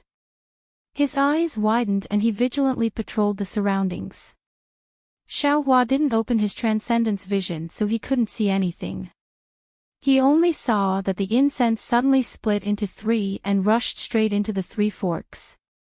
Then, the entire passage was filled with a faint smell of meat. Oh! Xian actually split into three primordial spirits. Xiaohua's eyes brightened. This guy is from a scholarly family. How does he know so many Daoist secret techniques? Even this young master doesn't know this secret technique. Just as Xiaohua was filled with envy, jealousy, and hatred, a beastly roar came from the left side of the tunnel. Soon after, the entire frozen tunnel shook. Looking at Xian, who was sitting cross-legged, a strand of golden true energy rushed out from the top of her head. In an instant, it completely protected her. The part of her face that was not covered by the true energy turned dark red. Not good. Guzhen hurriedly said, I'm afraid Xian's primordial spirit is in danger. Just as he was speaking, the fragrance of the incense grew stronger. A gust of wind blew out from the other two passages and rushed in front of Xian, extinguishing the incense in an instant. Let's go. At the same time the incense was extinguished, Xian opened her eyes. Her eyes were filled with fear. Without waiting for her to stand up, auspicious clouds immediately appeared below her and carried her towards the passage that Xiaohua just explored. There's an essence-devouring demonic beast in that passage. Hearing the name of an essence-devouring demonic beast, Guzhen's expression changed. He waved the demon-subduing pestle in his hand and flew with Xian. Xiaohua accompanied Cai Hui and followed behind. At this time, Xian Shinruo was also familiar with the path in front. Encountering a fork, she didn't hesitate. The four of them quickly flew for another incense stick's worth of time. Senior brother Cai Hui, what is this essence-devouring demonic beast? Xiaohua asked in a low voice when he saw that Xian had already slowed down. Alas, this essence-devouring demonic beast is an extinct demonic beast from ancient times. It feeds on the essence qi of both humans and demonic beasts. Neither Buddhism nor Confucianism have any effective means to resist this demonic beast. Only demonic beasts that are more powerful can resist it. Fortunately, there were very few of these demonic beasts in the world. Later on, for some unknown reason, they disappeared without a trace. This little monk has also heard about it from Confucian cultivators. Who would have thought that we would meet here? Cai Hui replied in a low voice. Xiaohua was deep in thought. Looking at Xian's back view in front, he said, looks like that trace of Xian's primordial spirit is like throwing a meat bun at a dog. It's gone with no return. You're the meat bun. Just as Xiaohua's voice fell, Xian immediately stopped, turned her head and scolded. Xiaohua smiled bitterly. He opened his mouth to explain, but when he saw Xian's flushed face, he knew that her primordial spirit was damaged. He didn't dare to say anything and hastily shut his mouth. Humph. Seeing that Xiaohua didn't say anything, Xian, who was in a bad mood, coldly snorted. She looked around and said, Great Master Guzhen, this one's primordial spirit is damaged. I need to take medicine to heal. I'll have to trouble Great Master Shin to protect me. Alas, Xian has worked hard. This old monk is duty-bound. Guzhen flew past Xiaohua and Cai Hui with the demon-subduing pestle in his hand. He landed at the back, facing the entrance of the passage. This little monk will go to the front. Xiaohua was very tactful. Without waiting for Ci Hui to speak, he flew past Xian and arrived about 10 zhang in front of her. Xian took out a thumb-sized jade bottle and crushed the top of the bottle. She opened her mouth and poured a strand of golden medicinal liquid into it. Immediately, her body's true qi surged and protected her. Several strands of true qi lingered around her 7 apertures and the top of her head like small snakes.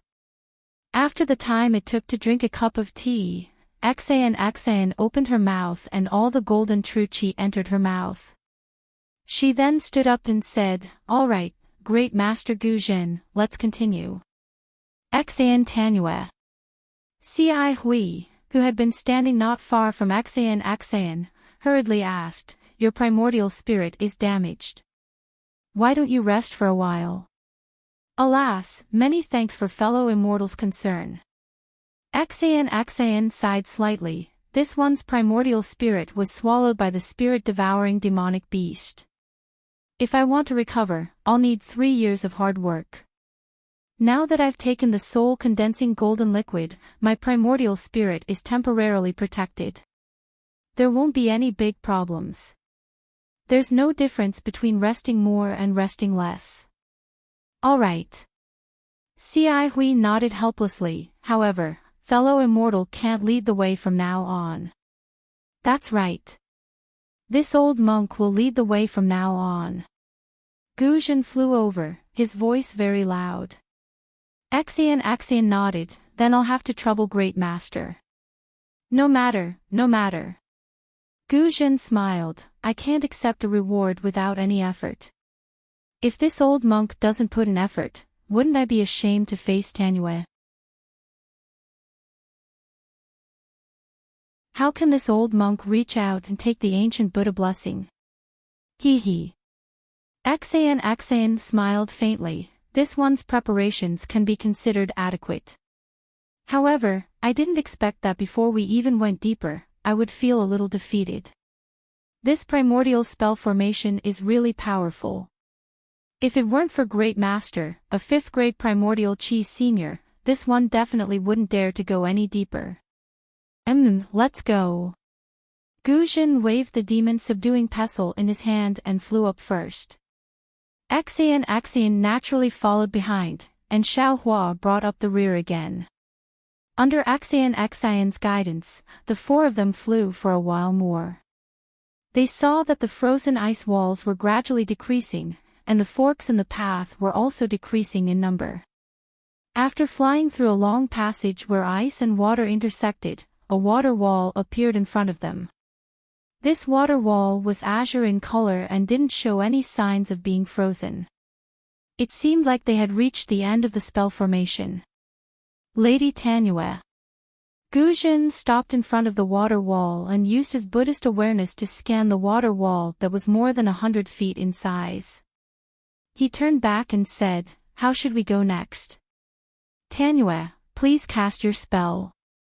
Xian also stopped and didn't rush to answer.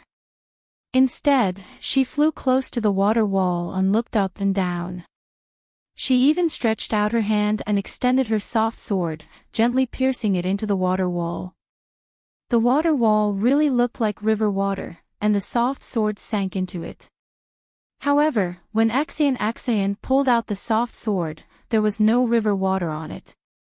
Strangely, Xian didn't rush to put the soft sword away after pulling it out. Instead, she put it in front of her nose and sniffed it gently.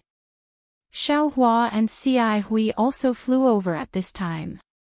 Ci Hui stood beside Guzhen while Xiaohua flew to the water wall and asked, "Benefactor Xian, is this water wall no longer the spell formation's restriction?" There are records of this water passage in the ink cloud pupil. Although the water here isn't the river water of the Sage River, there are no restrictions inside. The spell formation's restriction is the same as the maze we're in, on the outer layer. Xian sniffed the aura on the soft sword and carefully put it away. As if she was sure, she nodded and said, "However, this river water is mixed with a highly toxic poison. No matter if it's Confucian, Buddhist, Taoist, or demon, as long as the skin touches it, it will immediately split open. No protective spells will work. Highly toxic. Then. Xiao Hua frowned. How should we go over? Hee, this is where we should borrow the power of the great master. Axian turned to Gu Zhen and said with a smile, my original plan was to use Master Fontain's magic tool to freeze the poisonous water in this water passage or expel it to prevent our skin from touching it. Now, with the great master's Buddhist alms bowl, we can also collect it. Naturally, this water passage can be emptied. It's that simple. Xiao Hua asked in disbelief. He didn't think that the ancient spell formation only relied on poisonous water to block people. It's that simple. Axian nodded. This water passage relies on highly toxic poison. There's no antidote for the ancient poison now. If we touch it, we'll definitely die without a burial place. Of course, this passage is extremely long. Ordinary Confucian cultivators' magic tools have limited capacity, so it's difficult to collect all the poisonous water in the passage. Only Taoist magic tools and Buddhist magic tools can do it.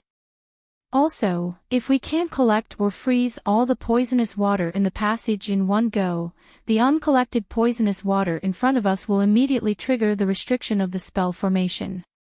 New poisonous water will pour in again, and we'll have no choice but to return here. I see. This old monk understands. Gu Zhen nodded slightly, put away the demon-subduing pestle in his hand, and took out the alms bowl. He said with a smile, of course, this old monk's alms bowl only collected less than half of the water in the Four Extremes mountain. Since Axian Tanhua thinks it's possible, this old monk's Buddhist magic tool will definitely work. That. Xiao Hua said worriedly, there's already a lot of water in the great master's alms bowl. Can't you collect less water now? Ha, little monk, this old monk has already sprinkled the water in the alms bowl on the dry land on the way here. Now, this alms bowl is empty. Gu Zhen laughed and tossed the alms bowl in his hand. The Buddhist light around him shone brightly, and his previously shrunken body expanded again until he was about 10 feet tall. Then, he formed a seal with both hands, and the Buddhist seal hit the alms bowl. The alms bowl spun and gradually expanded, flying in front of Gu Zhen. Gu Zhen flew in front of the water wall.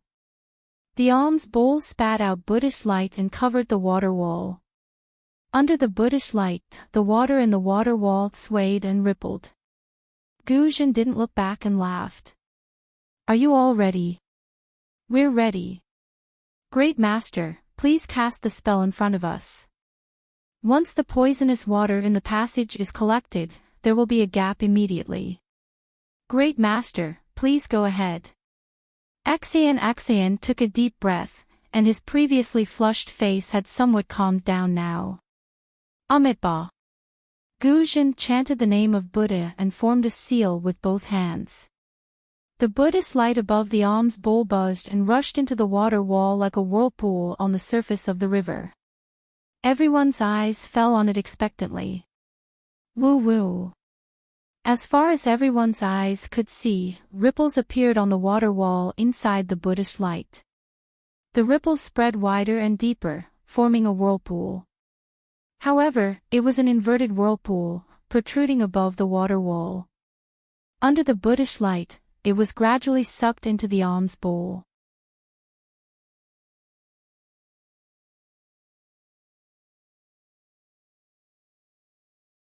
Chapter 34-25.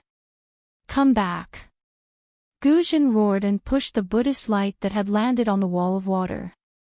The entire wall of water shook, and the water ripple that had protruded a few inches and hadn't fallen into the alms bowl was grabbed by a big hand and stuffed into the bowl. As soon as the water wave fell, the water tunnel immediately emptied a few inches of space. Xiaohua's eyes swept across the tunnel that was dozens of feet wide. The walls were like ice walls, but there was no sign of frost. Outside the mirror-like water wall, it was pitch black. There was no water grass or river fish. The Buddhist weapon of the Buddhist sect was really powerful. Xiaohua looked around for a moment and found that the poisonous water in the tunnel had been sucked away by about a foot. Moreover, it seemed that Gu Zhen was doing it with ease. The speed of the poisonous water being absorbed into the alms bowl was getting faster and faster. Good. Axayan smiled and clapped her hands. Although the Buddhist sect's supernatural power is not as sharp as the Tao sect's magic, it has always been able to take drastic measures. Master Gu Zhen's absorption of the poisonous water is better than Master Feng Tian's removal of the poisonous water. Both have their advantages and disadvantages. Xiaohua said faintly. Master Gu Zhen's absorption of the poisonous water into the Buddhist treasure will take some time. I guess it won't be as fast as Master Feng Tian's removal of the poisonous water. In fact, instead of using the alms bowl to absorb the poisonous water, it's better for us to use the Buddhist weapon to escape through the water. What do you know? Although it's very difficult to absorb the poisonous water at the beginning and the speed is slow, after the initial poisonous water is absorbed, the other poisonous water will flow and fill in one by one. With the push and pull, the speed will get faster and faster. Oh, and I forgot to say that the water in the tunnel is not the river water of the Saint River. Not only is it highly poisonous, but it is also mixed with the innate heavy water. As long as someone or something enters it, it will trigger the magic formation. Thousands of heavy water will press down on the person, making it impossible to move forward or backward. Axian glanced at Xiaohua unhappily. You thought of it, but I thought about it long ago. If we can walk through it, why would I bother to find Master Feng Tian? All right. Xiaohua knew that there were many ways to break the restrictive spell, but he was only considering it from his own point of view. He didn't refute and nodded slightly. It was just as Axian had said. The first step was the most difficult step, but the next 3 meters were much easier. Master Gu Zhen flew faster and faster. Xiaohua and the others hurriedly urged their clouds to follow behind. It was just as Xiaohua had seen at the beginning. After entering the tunnel, there was no trace of the water wall at all. It was as smooth as a mirror. Everyone was flying in the air. On the water wall, there were several clear shadows. Xiaohua's Buddhist consciousness swept over and was immediately absorbed by the smooth mirror surface. Xiaohua quickly withdrew his Buddhist consciousness. Looking at Axian again, she also had an unnatural expression on her face. Most likely, she had also turned into a meat bun after releasing her divine sense. Looking at Master Gu Zhen's Buddha body and his increasing speed, Xiaohua was shocked. He seemed to have thought of something and hurriedly asked, Senior brother Ci Hui, isn't Master Gu Zhen's speed too fast? Why does this little monk have the illusion that the poisonous water is absorbing Master Gu Zhen instead of Master Gu Zhen withdrawing the poisonous water? Hiss. Hearing Xiaohua's words, Ci Hui was also stunned. She took a breath and said in a low voice, Junior brother's words also make this poor monk puzzled. Why is Grandmaster's speed increasing again and again? What do you know? Axian sneered, the water in this tunnel needs to be filled at all times. If the Grandmaster keeps the water, then the Grandmaster will have to pour even more water in. This water needs to be poured in from the front. The more water the Grandmaster keeps, the more water will pour in, and the more force the Grandmaster will use to push the Grandmaster in. As you can see, it's not that Master Gu Zhen is consuming too much karma, but that the formation is pushing the alms bowl with too much force. Master Gu Zhen has no choice but to speed up. The problem is, what if Master Guzhen's speed can't compare to the speed of the formation filling the water? Xiaohua hit the nail on the head. This. Axian bit her lips and hesitated. After a moment, she said, in my opinion, as long as Master Guzhen's Buddhist treasure alms bowl can hold enough poisonous water, he will be fine. Unfortunately, Xiaohua didn't let her go. He asked again, but what if Master Guzhen's alms bowl can't hold so much poisonous water? Hearing this, Axian's expression changed slightly. She stared at Xiaohua for a moment and suddenly became furious. She shouted hysterically, how do I know what to do? I'm just a little girl. I want to come to this formation to find treasures. I racked my brains to find Mo Yuntong. According to Mo Yuntong's fragments, I repeatedly thought about it and prepared the things I needed according to my own thoughts. I didn't dare to find others, nor did I dare to tell the people around me. I painstakingly endured for more than 10 years before I found you. You have such an opportunity. Not only did you not thank me, but you also pointed here. If you have the ability, go find a Mo Yuntong. If you have the ability, go find an ancient formation. You want to ask what will happen if the poisonous water comes in again. Well, then I'll tell you. I've thought about this poisonous water for a long time.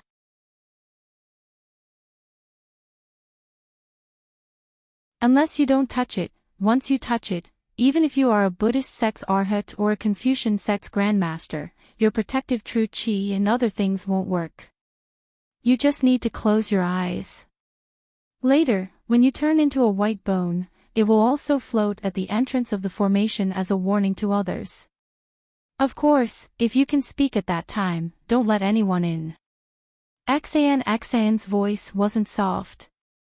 Her tone was very fast, as if she was anxious and angry. Looking at her face, the redness had gradually faded. Instead, it was a little pale and there were some tears in her eyes. She looked extremely wronged. Xiaohua was a little dumbfounded. He didn't expect Axian to have such a reaction. He opened his mouth and wanted to say something, but didn't know how to comfort her, so he simply closed his mouth. However, he secretly muttered in his heart, this little girl. What does she mean? Could it be that she came to find the immortal artifact for other purposes? Why didn't she even dare to tell her family members and instead believe outsiders? However, it really wasn't easy for her to find so much information. Ci Hui gave Xiaohua a rare glare, then turned to Axian and said warmly, Axian Tanuet, don't be angry. Junior brother Tip only asked a few more questions for our safety. In such a dangerous place, no matter how careful we are, we can't be too careful. Axian also realized her gaffe. She slightly clenched her teeth and did her best to hold back the tears that were about to flow out. However, she wasn't willing to raise her arm and wipe it with her palace gown. After a while, she raised her head and said, Many thanks for fellow immortals' comfort. This one understands that the little monk's words are reasonable. However, this one has been preparing for so many years, I hope fellow immortal can trust me. At this moment, a low rumbling sound came from the water tunnel ahead of them. It seemed to be shaking slightly. Moreover, the Buddhist light around Guzhen's body began to flicker. Before Xiaohua and the others could look at Guzhen, the rumbling sound grew louder and louder. A moment later, a deafening sound came from the tunnel. Not good. Guzhen roared, there's too much water coming from the river ahead. This old monk's alms bowl can't hold it in. As he spoke, a stream of water flowed out from under Guzhen's body. Hurry! Axian's expression changed when she saw the water seeping out. She shrieked, Master Guzhen, retreat quickly. Wait a moment. Guzhen clenched his teeth and roared. Under the flickering Buddhist light, his Dharma body grew several meters taller. This old monk will, it seemed that Guzhen was still unwilling to give up and wanted to struggle a few more times. However, when Axian scorpion-like stream of river water passed by Guzhen's body, ripples immediately appeared on the previously tranquil water wall. These ripples rapidly rippled around the entire water wall, and when they circled around Xiaohua and the others, forming a water ring, they actually produced a crisp pa-pa-pa sound, as if an ice river had suddenly broken, or as if a mountain rock had been broken. Immediately after, these sounds, along with the water ring, rapidly rushed behind Xiaohua and the others, wave after wave. The crisp sound was like the sound of a life-threatening drum. It spread farther and farther, echoing in the water tunnel and knocking on the hearts of Xiaohua and the others. This is bad. Xiaohua's face immediately turned pale. He thought of the collapse of the space tunnel in the vein of space. At this time, Axian and Ci Hui had already activated their auspicious clouds. They looked hesitantly at Guzhen, then at the tunnel in the distance, not knowing what to do. Boom! In front of Guzhen, the water wall shook violently. The water wall around half a foot collapsed and a stream of water rushed toward Guzhen. Guzhen was shocked. He remembered Axian's words and didn't dare to let the Buddhist light touch the water. He hurriedly retreated. However, the water was too sudden. Although Guzhen had already retreated, a few drops of water still splashed on the Buddhist light. Zzzt. Like ice water poured on boiling oil, the sound caused green smoke to rise. Guzhen's Buddhist light quickly faded. Go! Axian clenched her teeth and hurriedly shouted, ready to fly out of the tunnel first. I'm afraid it's already too late. Xiaohua narrowed his eyes and calmly looked at the tunnel that had become a water wall in the distance. What? How is that possible? Axian turned pale with fright. She looked up again and saw that the water walls of the tunnel were beginning to ripple. In the distance, the sound of a cow mooing could be heard. It was obvious that a large amount of river water had begun to pour in from the distance, or the tunnel had begun to collapse. That's impossible. Axian's flushed face was now abnormally pale. She muttered in a tone of disbelief, Mo Yuntong, there's no record of it. Axian. Let this little monk ask you. At this time, Xiaohua hurriedly shouted, if this tunnel collapses, can you find a way out? I can't. Axian shook her head absent-mindedly. There's one thing I didn't say before. The poisonous water in this tunnel is no different from the river water. We can't distinguish the direction by using imperial equipment and other things. We can only suck the poisonous water out or freeze it. Good. Xiaohua shouted at Guzhen, who had already fled back in embarrassment. Great master, please hold on for a moment. This little monk will join hands with you to suck the poisonous water in front of us. Now we can only go forward. Retreat will only lead to death. You. Axian was stunned. Her eyes were wide open. She looked up and down at Xiaohua, feeling a burst of disbelief.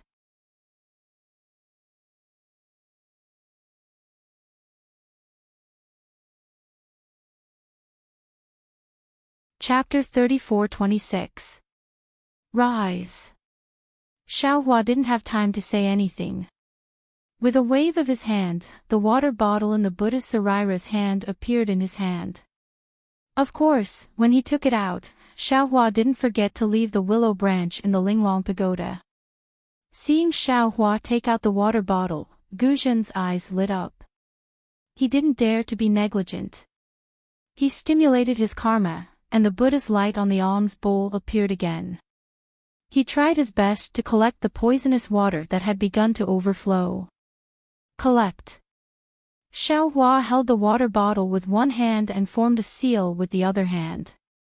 A pure Buddha's light came out of the water bottle and turned into a lotus seed pod that covered Guzhen's back.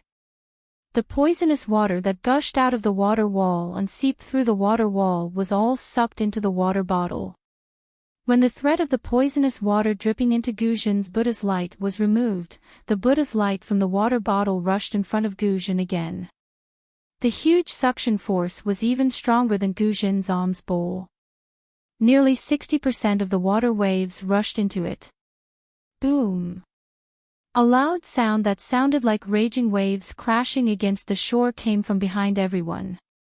The collapsed water wall and the poisonous water that surged in were like the waves of a rising tide, surging up violently from behind. It was almost visible to the naked eye. Great Master Guzhen, you take the lead, I'll take the back. Let's work together. Xiaohua's hand formed a Buddha's seal, and he called out in high spirits. Guzhen seemed to be infected, and he roared, as you wish. Let's go. For a moment the entire water tunnel was filled with Buddha's light. The previous vast and surging water was obediently subdued by the two Buddha's light. Like a python, it rushed into the two Buddha's treasures. The strange thing was, after the poisonous water was collected, the water wall on the left immediately turned into a flat mirror without the slightest ripple or crack. However, Xiaohua and the other three flew over. In just a few breaths, the collapsed water ripples behind them reached them. These flat mirror surfaces immediately broke, and the water waves surged again. The poisonous water still gushed out, therefore, a very dangerous scene appeared in the tunnel. Within the entire tunnel, there were several zhang of space that was calm. Moreover, this several zhang of calm was rapidly moving forward along with the different heights of the tunnel. In front of this section of calm was a seemingly boundless river, and behind this section of calm were monstrous waves that chased after one's buttocks. This situation was extremely similar to the collapse of the tunnel that Xiaohua encountered in the void. Even though the situation was very dangerous, the sound of the wind stirred up by the poisonous water chasing after them was already whistling in their ears. However, Guzhen who was in front had Xiaohua's help, so the situation was already very good. Especially since Xiaohua's water bottle obviously had a stronger suction force than the alms bowl, so it could contain more poisonous water. Guzhen only needed to grasp the right direction and guide the Buddha's light from the water bottle. For the time being, the lives of Axayan and the others would not be in danger. However, after Xiaohua and Guzhen flew for the time it took for an incense stick to burn, the surging poisonous water seemed to be endless. Even someone as strong as Xiaohua's arm felt sore and numb. The water bottle was getting heavier and heavier. The amount of telekinesis required to activate the water bottle was also increasing. At this moment, Xiaohua finally understood Guzhen's previous predicament. The pressure of the poisonous water in front of them was increasing wave after wave, and his telekinesis could only be activated layer by layer.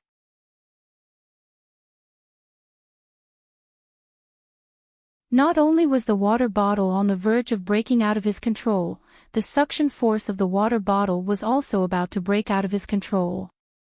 Damn it, the person who set up this formation is really sinister. Xiaohua unconsciously cursed in his heart. This poisonous water can only be frozen and collected. Collecting is just like right now. However much this Xiao collects, the formation will replenish that amount. Just like what Axayan said, this force is superimposed. In the end, it will be unimaginably powerful. If not for this Xiao's astonishing divine power, others would have already been crushed to death by the poisonous water. But what about after being frozen? Escaping through the layer of ice, the person who set up the formation must have some other backup plan. What is this backup plan? When I set up the formation. As Xiaohua pondered, he actually began to think about how to set up the formation. It must be said that this was the biggest difference between a formation master and an ordinary cultivator. At this moment, Guzhen's slightly tired voice came. Tipu, this old monk's telekinesis can still support this formation, but my arms are already exhausted. I can't control the alms bowl. What do you think we should do? All right. Hearing this, Xiaohua stretched out his hand and flew forward. He shouted, "This junior will take this alms bowl. Grandmaster, you can use your telekinesis as much as you want."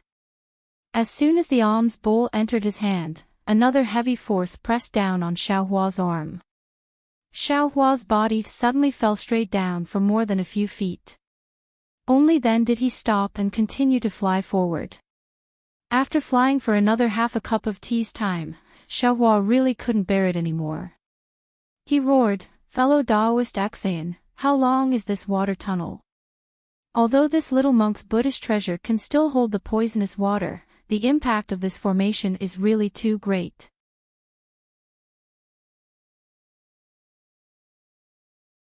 It's already beyond the range of what ordinary cultivators can bear. This Xian's heart had actually been clenched all this time. Now that she heard Xiaohua's words, her heart sank even deeper. She bit her lips and said, "As for how long it is exactly, I don't know. Perhaps, we're about to reach the end." Xiaohua sighed. Now that he had already boarded the pirate ship, how could he still hold anything back? "Let's talk about it later if we can save our lives." Saying this, Xiaohua's entire body flashed with Buddhist light. He was about to use the heavenly law embodiment technique. Boom. A long whimpering sound rang out. It was like the sound of the bellows in an ordinary household being forcefully pulled out. Xiaohua felt that the enormous force in front of him suddenly disappear, and the strength he had gathered suddenly disappeared. Normally, Xiaohua would naturally be able to control it. However, right now, he was using the heavenly law embodiment technique and had to use Buddhist light to conceal it. It was difficult for him to do three things at once. As a result, the water bottle and alms bowl in his hand simultaneously flew out of his hand. Even his body lost balance in midair. Fortunately, it was only a few breaths of time. Xiaohua's body naturally swept forward. He used the ethereal steps and stabilized his body. With a raise of his hand, the water bottle and alms bowl both fell between his two hands. Xiaohua didn't pay attention to it. However, when Xian, who had just rushed out of the tunnel, saw Xiaohua's footwork, her complexion greatly changed. Her gaze revealed a kind of severe expression. However, this severe expression and peculiar expression only flashed for a moment. It wasn't seen by the bystanders. As for Xiaohua, at this moment, he was calm and unruffled. He had the appearance of a naive little monk. He respectfully handed the alms bowl to Guzhen, who had followed behind him. However, just as he sent out his hand, his gaze swept behind Guzhen. He couldn't help but be stunned. He saw that behind Guzhen was a huge space. This space was filled with a kind of soft fluorescent light. Under the illumination of this fluorescent light, a sparkling and translucent crystal palace towered in the middle of this space. This crystal palace was very strange. It wasn't an ordinary palace. Instead, it had the appearance of a triangular tower. Moreover, this triangular tower was inverted. The huge palace that caused people's hearts to tremble stood erect at the top of this space. From the top of the palace, it shrunk layer by layer. In the end, it actually shrunk into a prism-like palace base that was inserted into the waves below everyone's feet. The waves rippled and the fluorescent light flickered. The entire palace seemed to sway in the air, as if it would collapse at any time. Gu Zhen's back was facing this palace. At first, he didn't care about it. However, Xiaohua's outstretched hand stopped in midair. Xiaohua's gaze passed over him and looked behind him. How could Gu Zhen not know the situation? He hurriedly released his Buddhist sense, wanting to investigate. However, his Buddhist sense couldn't leave his body no matter what. At this moment, Xiai Hui and Xian's eyes also revealed extraordinary splendor. He couldn't help but turn his head. When he saw this situation, he couldn't help but be stunned. The fluorescent light of the inverted triangle was so alluring. It was like the supreme Buddhist light in the legends of Nirvana. Gu Zhen's heart was immediately attracted. Amitabha. Seeing that the huge palace was getting bigger and heavier, Gu Zhen felt that he was about to be suppressed by the entire palace. When he was powerless to resist, a voice that was like the sound of nature came out from his ears. Suddenly, the heavy pressure of the palace disappeared in an instant. Everything in front of Gu Zhen's eyes returned to normal.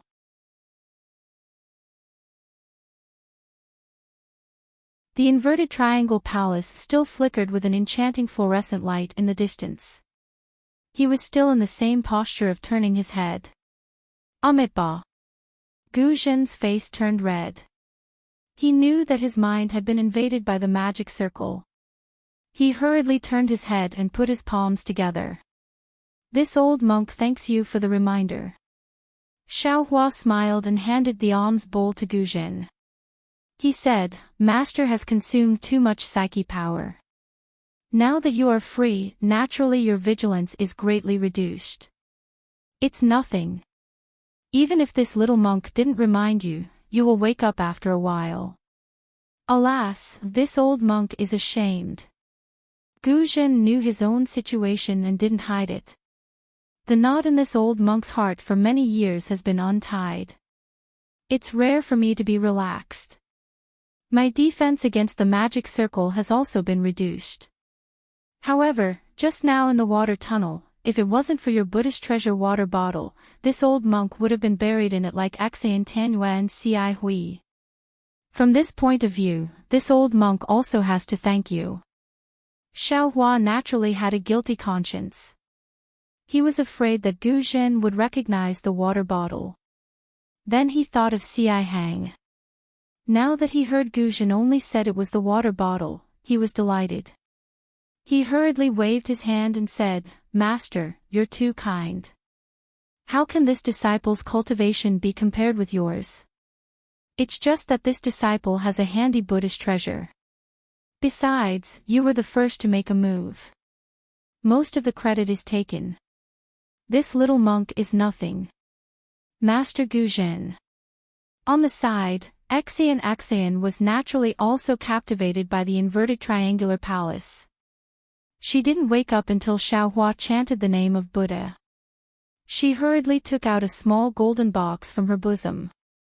After opening it, she took out a thumb-sized heart-shaped leaf. She interrupted the conversation between Gu Zhen and Xiaohua and handed it to Gu Zhen. She said, stick this on your monk robe first. Jia. Jia Luo golden leaf.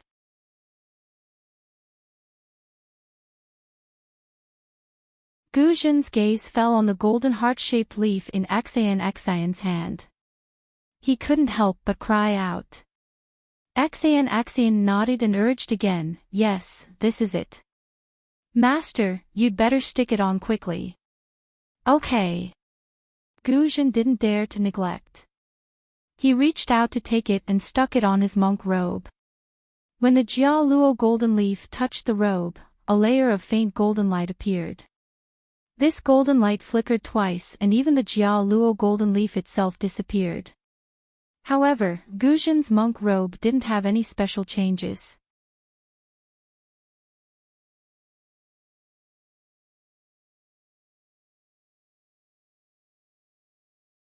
Chapter 34-27. Little monk, you stick it on too. Xian grumpily handed the other leaf to Xiaohua.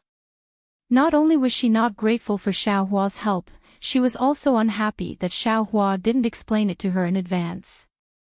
Xiaohua didn't break it down. He took the golden leaf and stuck it on his monk's robe like Gu Zhen. Seeing the golden leaf disappear, Xiaohua carefully examined it for a moment. It was the same as seeing it. He didn't feel that the golden leaf had any special effect. Just as Axian and Ci Hui stuck the Gera golden leaves on their robes, Xiaohua took the opportunity to look around. This was an extremely large space. The water tunnel that Xiaohua and the other three rushed into had disappeared. There was only a smooth mirror under everyone's feet. The four figures were reflected in the mirror's fluorescent light, one positive and one negative. It was almost impossible to distinguish which one was real and which one was fake. In this space, other than the smooth mirror, there was only the inverted triangular palace in the distance. There was nothing else. It was abnormally clean. Needless to say, this palace should be the core of the array. Xiaohua tried to release his Buddhist sense. Like Gu Zhen, his spiritual sense couldn't leave his body. He then released his soul sense. Fortunately, although his soul sense was suppressed, it could still leave his body. Because Axian and the others were beside him, Xiaohua didn't try. Even so, Xiaohua was secretly proud. He had one more method than others. Axian Tanue. Ci Hui at the side put the golden leaf on and whispered, "This Gera golden leaf is a treasure used by my Buddhist sect to conceal cultivation. This little monk heard that only Lane Temple has some preserved. Now that you took out so many, could it be that this palace has a restriction that specifically restrains my Buddhist sect? You didn't explain it before. Now, can you explain it in detail so that we can make plans early?" Hee hee. Axian smiled and said, "You didn't say before because the time wasn't right. If we couldn't come here, what's the point of saying more?" "Oh, right, little monk, your clear water bottle is pretty good. Where did you get it?" "I picked it up in a cave." Xiaohua was originally listening attentively. Since Axian suddenly asked, he naturally answered casually. After he finished speaking, he immediately realized that Axian was tricking him. Although this trick was very old-fashioned, Xiaohua still fell for it. Humph. Although Xiaohua spoke the truth, Axian pouted and coldly said, "There are many caves in the Pure Land world, you want to pick one for me?" Sigh, some people. I always treat the truth as a lie, but I also treat a lie as the truth. There's nothing I can do about it. Xiaohua sighed, "My Buddha has a saying, if there is a Buddha in the heart, then everything is a Buddha. If there is no Buddha in the heart, then there is no Buddha in the sight. The vanity of man is nothing more than this." Little monk. Axian was a little embarrassed and angry. She stamped her feet in the air. "That. Axian Tanue, I don't quite understand. Could it be that this golden leaf of Canaan has some special use?" Ci Hui hurriedly asked. Humph. Axian rolled her eyes at Xiaohua and said, "This golden leaf of Canaan can conceal a Buddhist's cultivation in the eyes of Arhat, but in the eyes of Taoist cultivators, it is called the invisible leaf. Many talismans used to conceal one's tracks in ancient times were refined from this item." At this point, Axian pointed at the inverted triangular palace in the distance and said, "This palace is called the Profound Water Palace. There are 2 profound water ancient beasts guarding the entrance. If we want to enter the Profound Water Palace through the Profound Water ancient beasts, we can only use the invisible leaf. Otherwise, we will be discovered before we can even get within 300 meters of the Profound Water Palace. I don't know how powerful these Profound Water ancient beasts are, but I don't think we can resist them." The Profound Water Palace. Xiaohua was a little puzzled when he heard this name. He opened his mouth to ask, but after muttering a few times, he didn't say anything. "What are you muttering about? If you have something to say, say it quickly. If you have something to say, say it quickly." Axian naturally understood and asked with a cold snort. Xiaohua scratched his hairless head and frowned. "Actually, I want to ask Benefactress, is this Profound Water Palace a place to hide treasures?" Or is it a place to suppress demonic beasts? Is there a difference? Axian looked at Xiaohua warily and asked. Xiaohua smiled and said, of course there's a difference. If it's a palace to hide treasures, there must be many powerful restrictions inside. As long as we break the restrictions, we can obtain the treasures. No matter what it is, it'll be a harvest. Moreover, we don't need to be greedy. Depending on how much we take, we can just turn around and leave. If it's a place to suppress demonic beasts, we have to be careful. I'm afraid there aren't many treasures. Even if there are, they were left behind by people who came here in the past.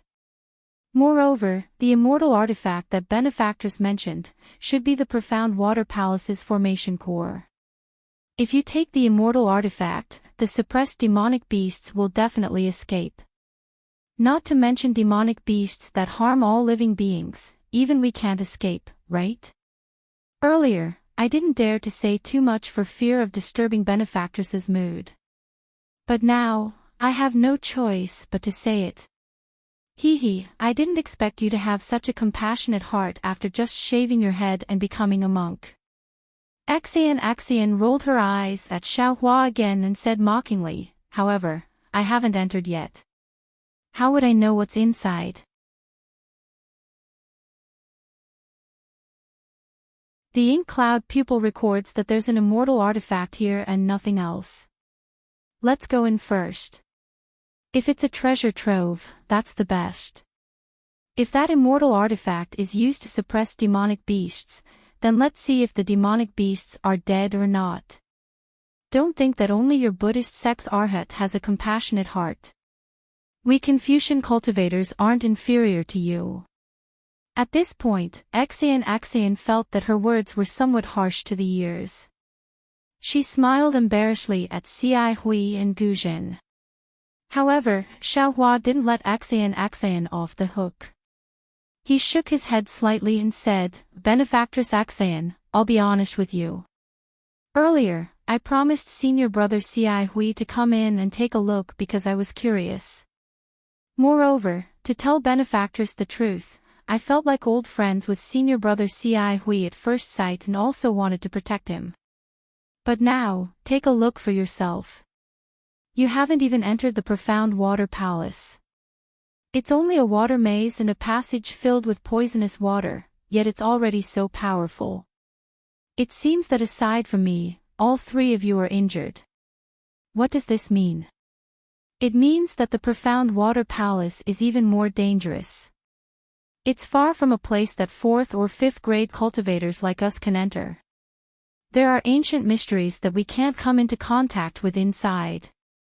Even if we're lucky enough to enter, that so-called immortal artifact, in my opinion, Benefactress Axian won't be able to obtain it. Rather than throwing our lives away and not being able to obtain the immortal artifact, why should we go in? Why don't we turn around and enjoy the scenery and have a heart-to-heart talk? Xiaohua then looked at Guzhen and said, moreover, Grandmaster Guzhen's reason for coming in was to see the corpse of his blood brother. Now, you've gotten what you wanted. Although the ancient Buddhist shrine is indeed attractive, it might not be in the profound water palace. Therefore, Grandmaster Guzhen, you should know the dangers of greed. You don't need me to say anything, right? Little monk, what do you mean by that? Axian was anxious and raised her eyebrows. Nothing. Xiaohua smiled and said, Benefactress, if you don't tell me the truth about the profound water palace, I won't enter. Perhaps senior brother Cai Hui is willing to go in with you, but Grandmaster Guzhen might not be willing, right? Although Grandmaster Guzhen didn't say anything, in Axian's eyes, Guzhen's silence meant that his thoughts were similar to Xiaohua's.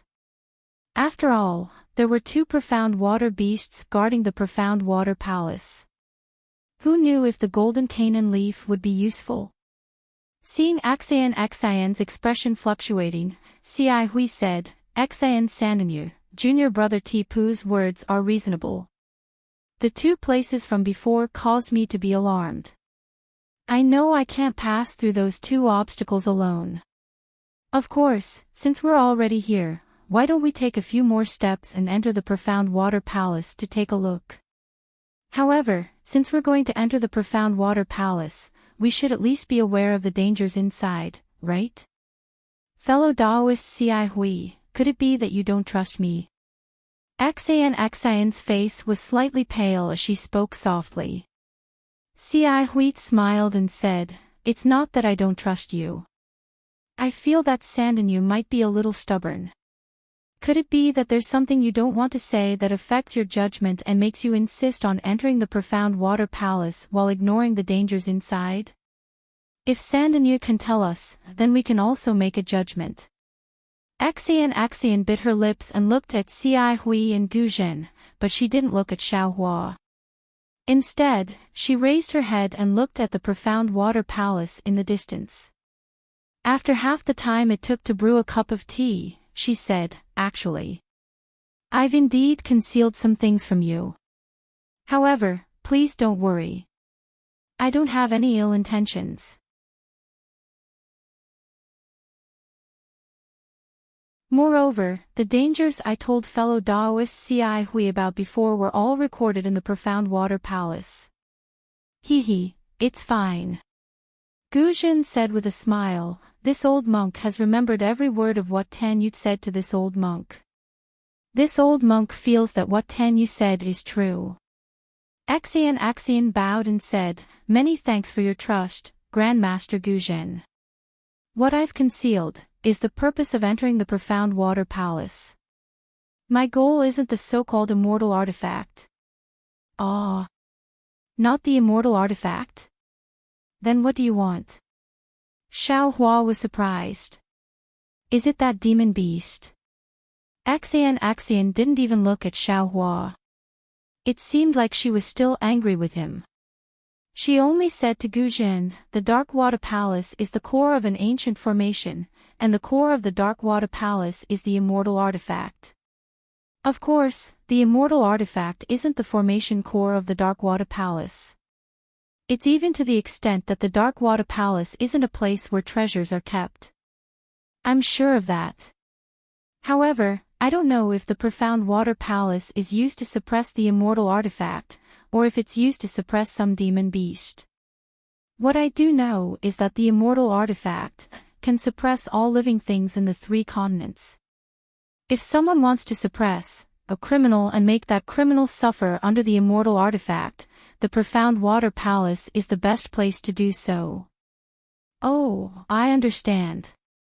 Guzhen nodded and revealed a look of realization. Xian Sandinu is looking for someone. She's looking for someone who might be suppressed in the Profound Water Palace.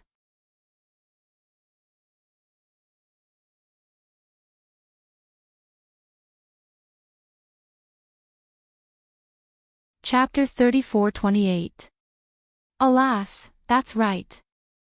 Xian looked disappointed. This person isn't a heinous criminal like Venerable Master thinks, nor is he a treacherous person. He shouldn't be tortured like this. Xian paused and smiled wryly. "This matter involves my secrets, so forgive me for not being able to speak of it. My purpose in coming here is to see if this person is here. If he is, I want to see if I can rescue him. That's all. As for the immortal artifact, I'm only at the 4th grade of origin energy. I'm afraid I can't take it for myself, right?" Xian glared fiercely at Xiaohua and continued, "That's what I wanted to say. If some people aren't satisfied and don't wish to enter the Profound Water Palace, I won't force them. However, if he wanted to leave this ancient formation, the only way out was inside the Blackwater Palace. Of course, if anyone thinks they're strong enough to break the ancient formation, feel free to use your cultivation. I'll wait and see." Xiaohua didn't know whether to laugh or cry when he saw Xian roll her eyes. Ahem. Ci Hui coughed twice, smiled and persuaded, "Junior brother Tipu, in this little monk's opinion, what Xian Tanhua said is right. At this time, they have been honest with each other, she did not hide anything." Think about it, if she didn't want to say anything and only said that the exit was within the profound water palace, I'm sure junior brother would have to enter based on that alone, right? Why would she make up more lies? That's true. Xiaohua nodded. He also felt that Xian's words were true since she'd been forced to this point. Since that's the case, why don't you help her? Xi Hui felt that Xiaohua's Buddhist abilities might surpass hers, so she took advantage of the situation and said, saving a life is better than building a 7-story pagoda. Junior brother, don't tell me you don't know this. Isn't she still alive? Xiaohua curled his lips. It'll be too late if she's dead. Guzhen laughed. Enchanting said that there might be a Buddhist treasure within the ancient formation, and even an ancient Buddhist luster. It must be in the profound water palace, right? Xian was about to stomp her feet when she heard Xiaohua's words. However, she could only reply, if Mo Yuntong's records are correct, it should be in the profound water palace. However, I don't know the exact location. Look, little monk, come with us. You'll benefit from it as well, said Guzhen. Xiaohua thought for a moment and said with a smile, benefactress, you just said that you only want to see if there is anyone suppressed under the immortal artifact. Presumably, you have also prepared a method to rescue that person. Yes, this one has indeed made some preparations. Xian didn't hide anything and spoke the truth. It's special. You don't plan on taking that immortal artifact either. Xiaohua immediately asked. What? Junior apprentice brother Tipu, you want to take that immortal artifact? Xi Hui was shocked. What if the immortal artifact is used to suppress powerful demonic beasts? Aren't you helping the evildoer? What if the demonic beast is not suppressed? What if this profound water palace is only used to suppress the immortal artifact? Xiaohua said with a smile, can this little monk try to subdue this immortal artifact? Xian coldly looked at Xiaohua and asked curiously, you're just a little monk from a Buddhist sect. What do you want this immortal artifact for? Even if you can subdue it, will you be able to use it? I'm willing. If I can't use it, can't I give it to someone else? Even if I can't give it to someone else, can't I hang it in my meditation room and look at it myself? Xiaohua's neck stiffened as he retorted sarcastically.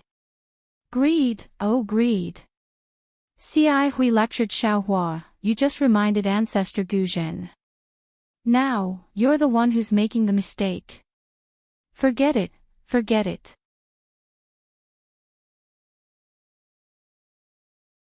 This little monk was just saying. There's no need to mention it. Xiaohua waved his hand.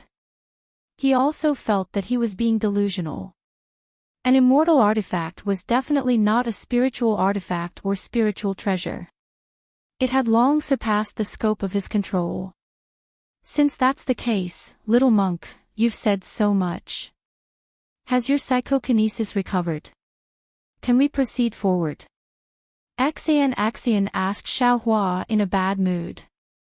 Xiaohua shrugged and smiled, this little monk has more or less recovered.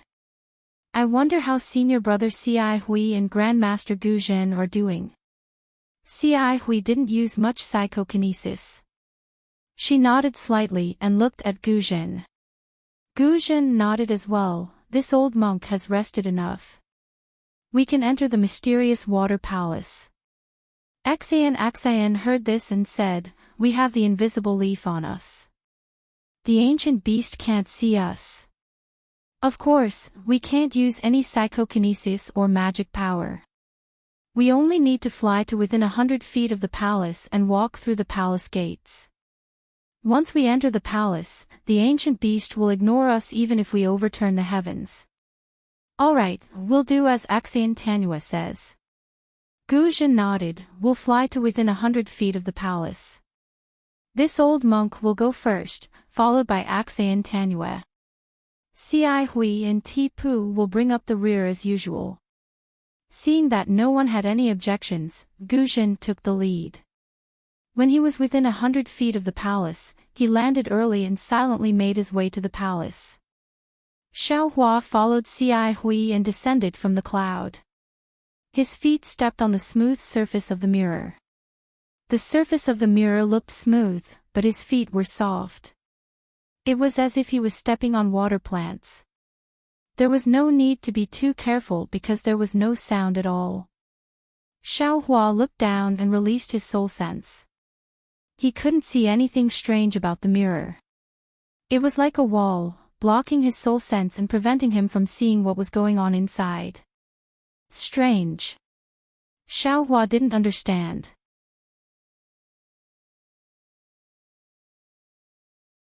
The mysterious water palace might be difficult to enter, but in front of it, if one has the strength of a 5th or 6th stage cultivator, or some special divine ability, it's not impossible to enter.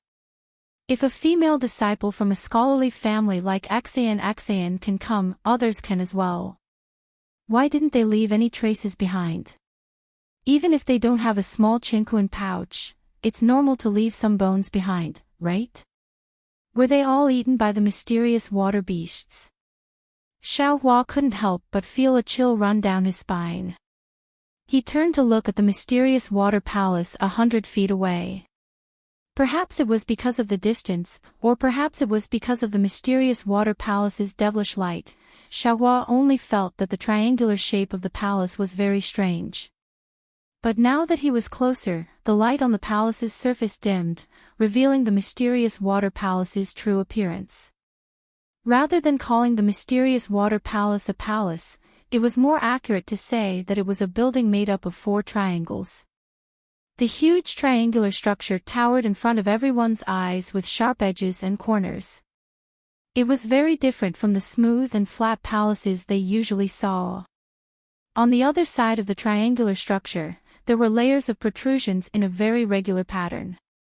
These protrusions were like window frames, but also like doors.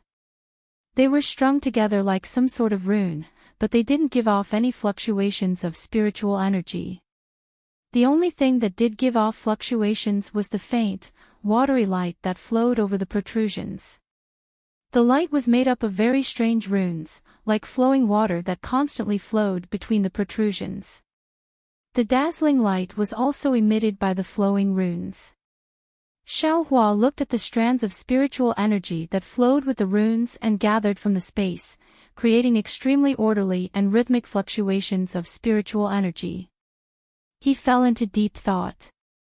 He had seen many formations and many spiritual energy fluctuations, but the spiritual energy fluctuations of the mysterious water palace gave him a strange feeling. Of course, these fluctuations were undoubtedly from the Dao sex formations. Although the runes on the mysterious water palace were obscure and extremely simple, Xiaohua could still see traces of the Dao sex talismans. However, the seemingly smooth flow of runes made Xiaohua feel as if there was a fishbone stuck in his throat. It was just like when he overused his Dharma eye in the vein of space that day. Could it be that this ancient formation is different from the one now? Xiaohua frowned and pondered as he walked.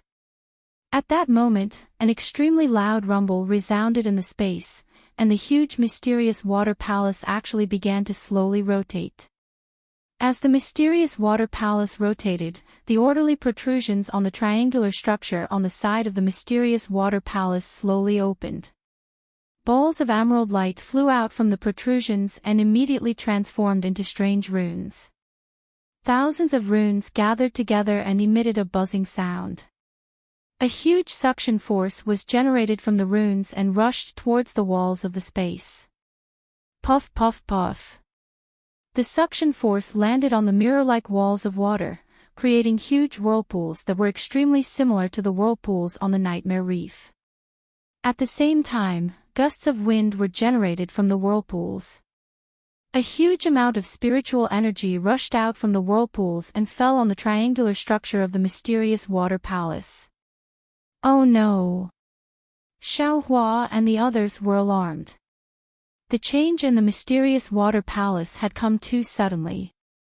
The four of them had no time to react, especially now that they were within 300 meters of the mysterious water palace. If what Axian said was true, then any spell or Buddhist ability would attract the attention of the mysterious water ancient beast.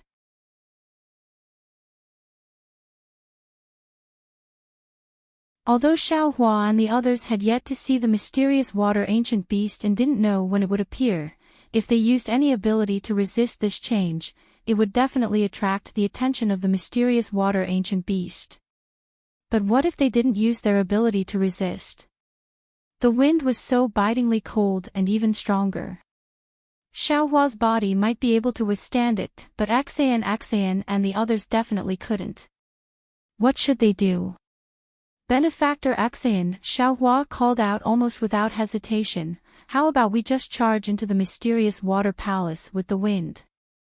Axian's face was pale. She almost cried out, please don't do that. Mo Yuntong clearly said that the profound water palace is the core of the ancient formation and has the most powerful restrictions. The entrance to the profound water palace is the only safe way to enter. If you try to enter from any other place, you'll die. Roar. At this moment, a deafening roar came from the direction of the mysterious water palace.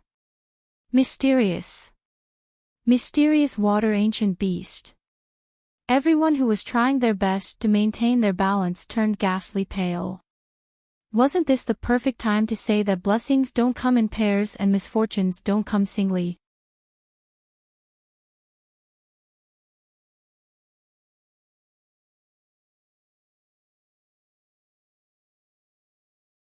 Chapter 34-29. Now that things have come to this, I'm afraid this is the only way. Xiaohua's figure gradually floated up. His soul sense swept through the water-type spiritual energy around him like a whirlwind. He hastily waved his hand and held the clear water bottle in his hand. He had no choice but to risk being discovered by the ancient beast. He formed a seal with his right hand and hit the clear water bottle. With a light sound, a faint blue color rushed out of the bottle. Xiaohua hastily shouted, "This is innate primordial water. Everyone, don't look directly at it." Axian and the others were originally flustered, hesitating whether or not to use their divine abilities. When they saw Xiaohua take out the clear water bottle, they also looked at it with their eyes. When the innate primordial water appeared, the three's gazes had already fallen into it. Their minds stagnated, and their faces revealed absent-minded expressions. Fortunately, Xiaohua's shout came in time. Everyone was shocked and hurriedly focused their minds. Soon after, they understood what Xiaohua was thinking. At the same time, they closed their eyes and hurriedly used all kinds of methods. Very quickly, they stabilized their footsteps in the innate pure water. Since everyone had stabilized their footing, Xiaohua's innate primordial water also enveloped everyone. The previous woo-woo sounds of ghostly wails and wolf howls instantly quieted down. There was no sound in the innate primordial water, but the situation outside the innate primordial water grew increasingly grim. Countless water-type spiritual energy of heaven and earth let out hoarse roars and wantonly collided in the air. A huge amount of spiritual energy of heaven and earth also rushed in where the innate primordial water was, but when this pure spiritual energy of heaven and earth rushed into the innate primordial water, it immediately became a part of the innate primordial water. Not even a trace of a ripple was formed. Ayo! The previously very tyrannical beast roared again, but this time, it wasn't just one beast, but two. One pounced in the direction of Xiaohua and the others, and the other went in the opposite direction. Along with this roar, a dark blue figure with the same color as the innate primordial water flashed in mid-air and arrived several hundred feet above the innate primordial water. It was a strange beast that was about 10 feet long. It looked like an ordinary leopard. Not only were the muscles on its four muscular legs bulging, there were also wisps of blue mist lingering around it. On the ferocious beast's head, the two eyes emitted a blue light. The beast's mouth with long fangs was now raised as the beast's head rose. Wave after wave of world spirit energy rushed into the black water ancient beast's mouth. Looking at the back of the ancient beast, there were two feather wings that were a few feet long flashing slightly. In front of the feather wings, there were several sharp bone spurs that were shining with a blue brilliance. A tail that was about 10 feet long casually curled in the air, like a spirit snake. However, this spirit snake was really powerful. With a slight swing, not only was the hurricane cut apart, even the void had cracks in it. The ancient beast flew above the primordial water and opened its mouth. It took a deep breath and its body trembled involuntarily. Even the blue light around it trembled as if it was breathing. Then, the ancient beast raised its head slightly and spread its wings again.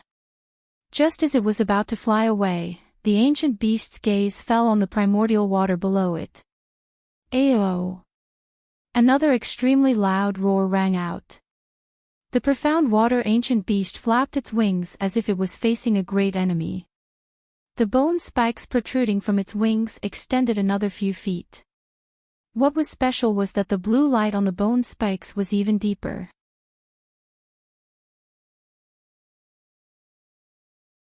100 meters was like taking a stroll in the park for the ancient beast. With a flap of its wings, its entire body blurred. When the brilliance faded, it had already pounced to the side of the primordial water. The ancient beast looked at the primordial water and its eyes emitted a brilliant blue light. The blue light shot into the primordial water and immediately disappeared. The mysterious water ancient beast hurriedly shook its head as if it had a headache. Then, the ancient beast opened its mouth and spat out a mouthful of blue light without hesitation. The fist-sized light emitted a whistling sound, covering the sound of the wind in the space. It was enough to show the power of the light. Boom! The light rushed into the innate primordial water. The primordial water, which did not have a single ripple under the impact of countless spiritual energies, started to sway rapidly. As it swayed, the light suddenly exploded, as if a powerful hand was trying to tear the primordial water apart. Although Xiaohua couldn't see the situation outside, he didn't dare to be careless when he saw the primordial water being attacked. He hurriedly activated the bottle and more primordial water rushed out. After a while, the primordial water that had almost been blasted to pieces slowly healed and returned to its original appearance. The Xianshui ancient beast opened its mouth again. This time, no blue light rushed out. Instead, a great suction force appeared, as if it wanted to swallow the primordial water into its mouth. The Xianshui ancient beast was an ancient monster that was born with the ability to control water. Even the Xiantian primordial water could not escape its control. As the ancient beast opened its mouth, the thin layer of primordial water immediately rose and shot into the ancient beast's mouth. Xiaohua, who was hiding in the primordial water, was shocked again. He was guarding against the ancient beast's attack, but he didn't expect the ancient beast to be greedy and want to swallow the primordial water.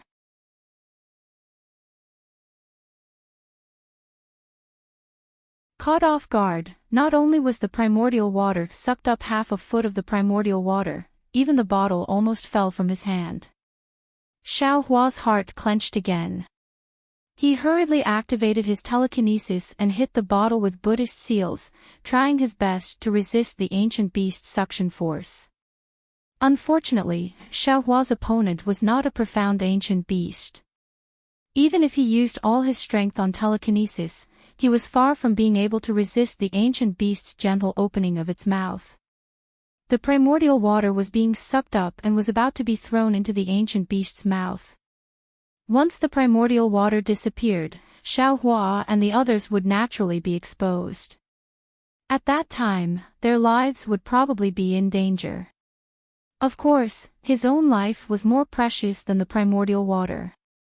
Xiaohua understood this better than anyone else. Therefore, he didn't hesitate to pour out the primordial water from the bottle. He even happily poured out the poisonous water that he just put into the bottle. He wanted to see what would happen when the poisonous water was sent into the ancient beast's mouth. The Xianshui ancient beast was clearly taken aback by the surging poisonous water. It looked around in confusion and then impatiently opened its mouth. As it roared, the poisonous water and the Xiantian primordial water obediently fell into the Xianshui ancient beast's mouth. Hee hee. Although Xiaohua couldn't see the situation outside the primordial water, just the thought of the poisonous water falling into the ancient beast's mouth made him secretly happy. Axayan and the others didn't know what was going on outside. They couldn't even open their eyes, so now they were like blind people. Previously, it was still silent, but now, it was as if thunder and lightning were flashing in the surroundings. It was even more frightening than the sound of the wind in the space. After the time it took to brew a cup of tea, the gluttonous ancient beast didn't swallow much of the primordial water, but drank a lot of the poisonous water. It seemed to be choking a little. Its body trembled slightly, and light flowed out like water. Ayo! Another roar sounded. It seemed to come from another ancient beast. It seemed to have lost its patience and stopped devouring. Then, it raised its head and roared in response. The two ancient beasts roared at each other. Then, the ancient beast opened its mouth again, as if it wouldn't stop until it had devoured all of the primordial water. Suddenly, a strange rumbling sound came from the slowly rotating triangle of the profound water palace in the distance. A faint layer of mist seeped out from the blue radiance, and the entire protrusion of the profound water palace began to tremble rapidly. Along with the trembling, an indescribable fluctuation filled the entire space. In an instant, the spiritual energy of heaven and earth was thrown into chaos. Not only that, but when the fluctuation came, the ancient beast was stunned. A trace of fear actually flashed through its eyes. Before its fear disappeared, a series of sobbing sounds came from the vortexes in the walls. This time, it wasn't pure water-type spiritual energy that rushed out of the vortexes, but true Saint River water mixed with bones, corpses, birds, and fish. After the formation was opened, the Saint River water poured in like a formation. The ancient beast seemed to be extremely shocked. It no longer cared about the primordial water and raised its head to roar. It spread its wings and turned into a stream of light, rushing towards the profound water palace. The profound water palace, which looked like it was being rotated by a giant, also slowly stopped. In just a moment, the entire space was filled with river water. Apart from the thousands of tiny vortexes that were still spinning rapidly, the so-called walls had disappeared. The entire profound water palace was completely submerged in the Saint River.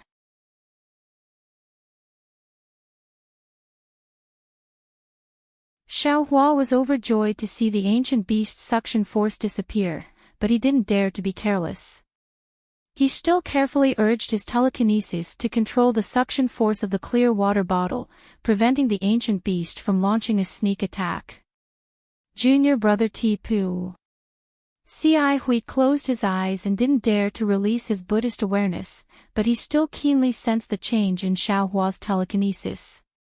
He didn't speak when Xiaohua's telekinesis was at its peak, but now that he felt much calmer, he said softly, "Is the ancient beast nearby?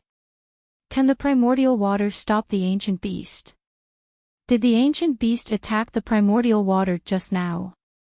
Ci Hui's voice was very soft, so soft that he didn't want to disturb the ancient beast outside the primordial water. However, it was quiet inside the primordial water, so the other three heard him clearly. "Sho." Xiaohua also lowered his voice and said, "The ancient beast came just now and seemed to have discovered us." "Oh, it's not us. It must have discovered the innate true water and wanted to devour it. However, this little monk fed it with the poisonous water just now and it's not moving anymore. I wonder if it was poisoned to death by the poisonous water." "Humph, how is that possible?" Axayan snorted and said contemptuously, "The ancient beast is a part of the profound water palace. The poisonous water is also a part of the ancient formation. It would be a huge joke if the ancient beast was poisoned to death by the water.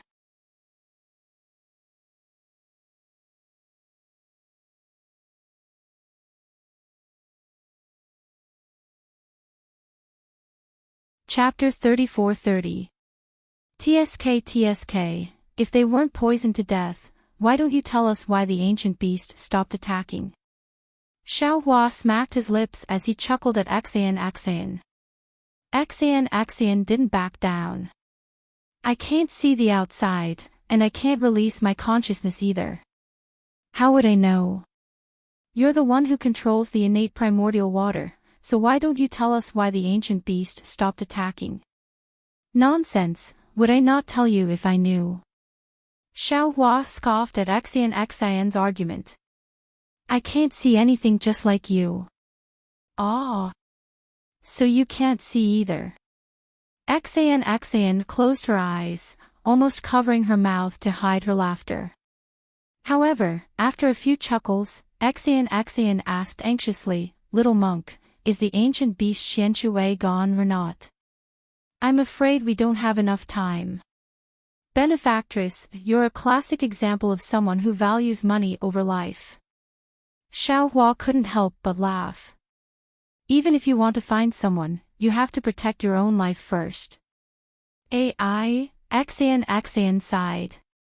The only way out is inside the profound water palace. If we want to save our lives, we have to go inside. As the saying goes, we have to go in whether we're alive or dead. Damn it, that's right. Xiaohua was nervous at Axian's grim tone. He waited for another pipe of smoke before secretly opening a crack in the innate primordial water and releasing his soul sense. The ancient beast really is gone. The profound water palace has returned to how it was before. Xiaohua was stunned, but he didn't dare to let his guard down. He expanded his soul sense to scan the area, and then opened up a bigger crack. He peeked through the crack with his naked eye, and when he saw that everything had returned to normal, Xiaohua withdrew the innate primordial water, and said in a low voice, All right, you can open your eyes now. When Axian and the others opened their eyes, they saw that the palace was exactly the same as before.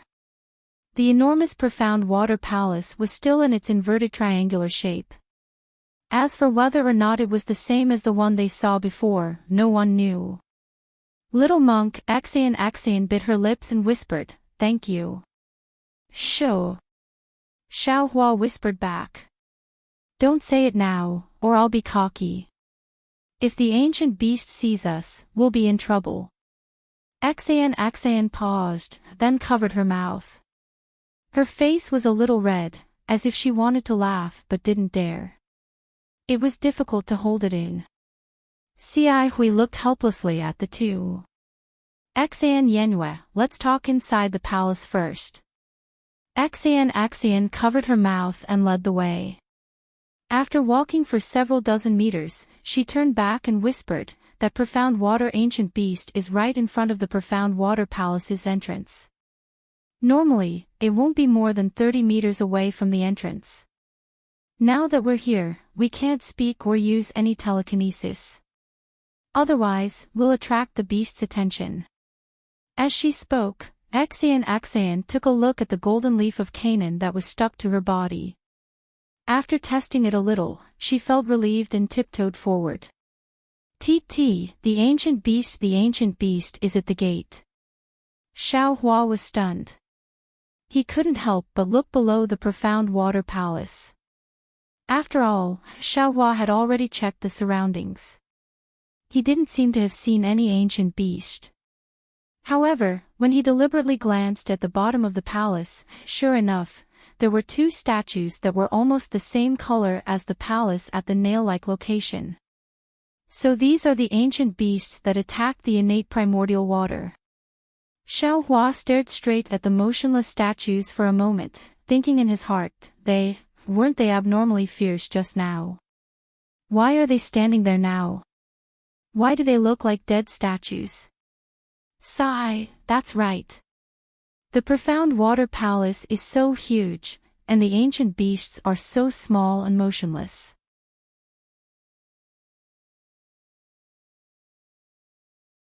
Who knows if they're profound water beasts? At this moment, the profound water beasts really stood there like clay statues. Their eyes, which were as bright as stars, were abnormally dim. There was no light at all. However, Xiaohua and the others only glanced at the beasts. They didn't dare to meet their eyes. They even gradually approached the profound water palace. Looking at the two beasts that looked exactly like the statues in front of the temple, they couldn't help but feel a sense of absurdity. Yes, if they hadn't heard the profound water beasts roar earlier, if they hadn't experienced Xiaohua using his innate primordial water to resist them with his innate primordial water, and if they didn't have the records of profound water beasts in the ink cloud pupil, they would never have thought that these two lifeless statues were real ancient beasts. Suppressing the indescribable fear in his heart, Xiaohua raised his head and looked at the profound water palace that was even more oppressive than a mountain. Under the huge inverted triangle was a pillar that was dozens of meters tall. A pillar that was dozens of meters tall would be considered huge if it were anywhere else. However, under the profound water palace, it seemed so thin and fragile. A chill appeared in the eyes of the others. They were really afraid that the inverted triangle would suddenly fall on them and smash them into meat paste. After a few more meters, the four would be close to the profound water beasts. At the front, Xian couldn't help but stop slightly. The two profound water beasts stood there and looked forward calmly. The distance between them wasn't small, at least dozens of meters. However, in Xian's eyes, this distance was as narrow as the pillar under the profound water palace. An indescribable aura spread out in front of the profound water palace. Perhaps it was the residual power of the profound water beasts, or perhaps it was the formation's restriction after the profound water palace absorbed the energy of heaven and earth.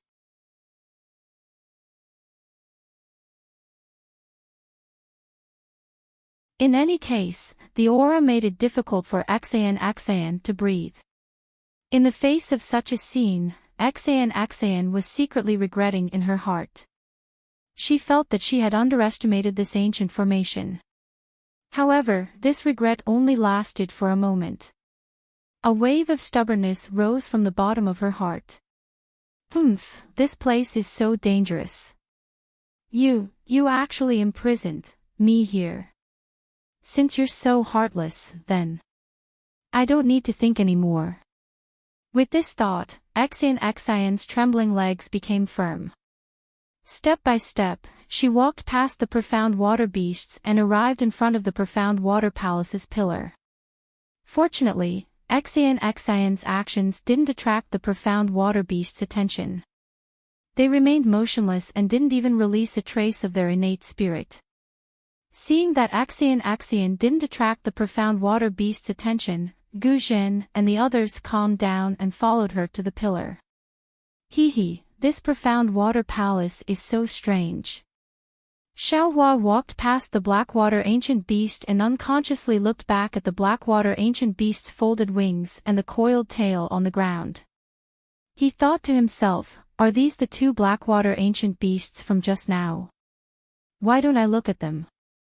If they were living things, then I'd be fine with them standing there like statues. But why are their tails coiled up in the same way? That's not possible, is it? Xiaohua probed with his soul sense and carefully scanned the profound water beast's tail on the left a few times.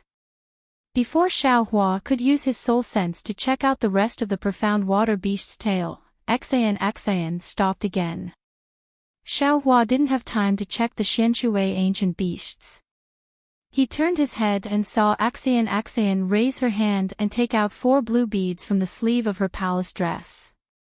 She waved her hand and the 4 beads silently stuck to the pillar. Then, Xian looked back at the 2 Xianshui ancient beasts with lingering fear. She opened her mouth and 4 golden streams of Jin Qi hit the 4 beads at the same time like 4 flying swords. Shwa! The 4 pearls simultaneously emitted a blue ripple of brilliance.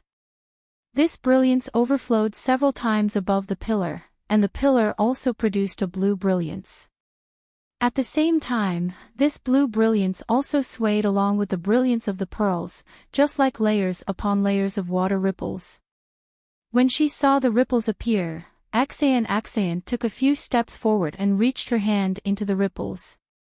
Her fair and soft hand sank into the ripples. As Axion lifted her hand, it was as if she had lifted a bead curtain. A gap appeared in the pillar, and Axion walked in without hesitation. Halfway through, Axion even turned back to look at the 3 of them and indicated for them to follow. Xiaohua and the others didn't dare delay. One by one, they lifted their hands and flashed into the gap. Once the 4 of them were inside, the 4 beads remained embedded in the pillar. Ripples of blue light flowed through the beads. After the time it took to brew a cup of tea, the light slowly dimmed and disappeared. Finally, the beads disappeared into the pillar. There was no longer any movement outside the profound water palace. The 2 profound water beasts stood there for tens of thousands of years. It was as if the entire space had returned to normal. However, this calmness only lasted for a few breaths of time. The beast that Xiaohua had just scanned with his soul sense moved its tail first, trembling slightly. This trembling then spread throughout its entire body. Following that, the beast's 4 hooves moved, the beast's head moved, and finally, its lifeless eyes moved. The black water ancient beast looked around in confusion. It then glanced at the other black water ancient beast on the right that was standing still. After which, it spread its wings and turned into a blue light that flew a few rounds outside the black water palace.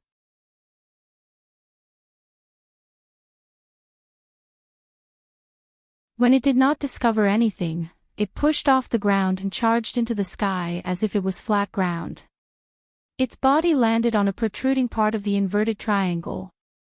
The profound water beast opened its mouth and spat out a mouthful of blue light onto the protrusion. With a crack, the protrusion floated into the air. The profound water beast didn't even look back as it charged into the gap below the protrusion. When the profound water beast disappeared, the protrusion fell back down. In a flash of light, the inverted triangle returned to its original state. The profound water beast entered the profound water palace. Xiaohua and the others were unaware of the danger that was about to befall them. Xiaohua stood dumbly in front of the profound water palace's doors as he looked at the scene in front of him. His heart was filled with disbelief.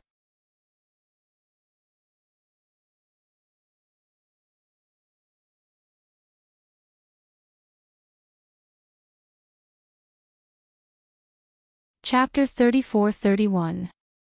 Right in front of Xiaohua's eyes was a transparent triangular palace.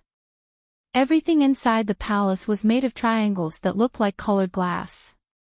Even the ground beneath Xiaohua's feet, the top of their heads, and even the palace door behind them were triangles. What was special was that these triangles were exactly the same size. The water blue brilliance flowing along the edges of the triangles also had a similar rhythm.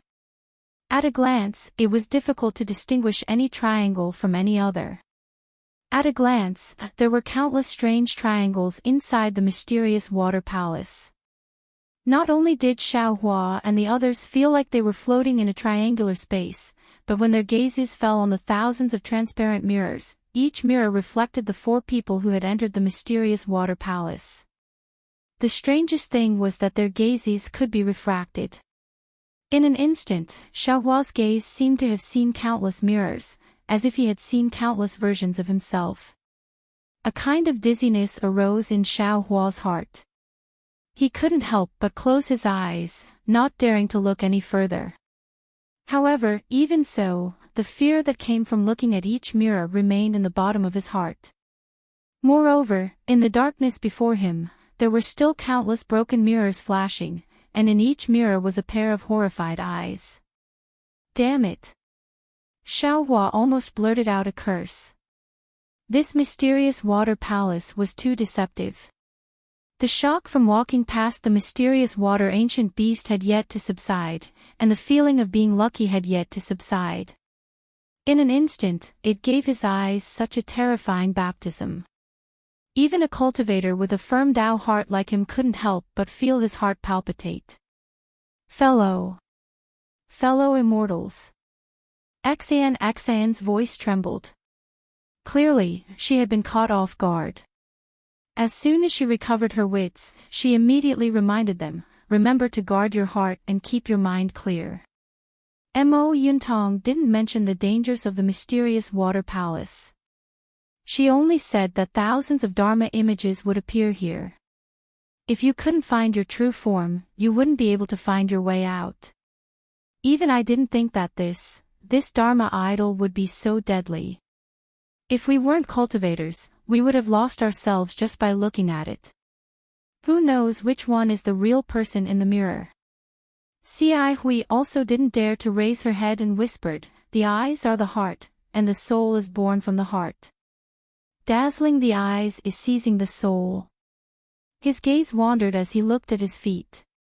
Beneath his feet was the same as the surroundings in front of him. There were also many tiny triangles. Xiaohua calmed his mind and slowly raised his eyes.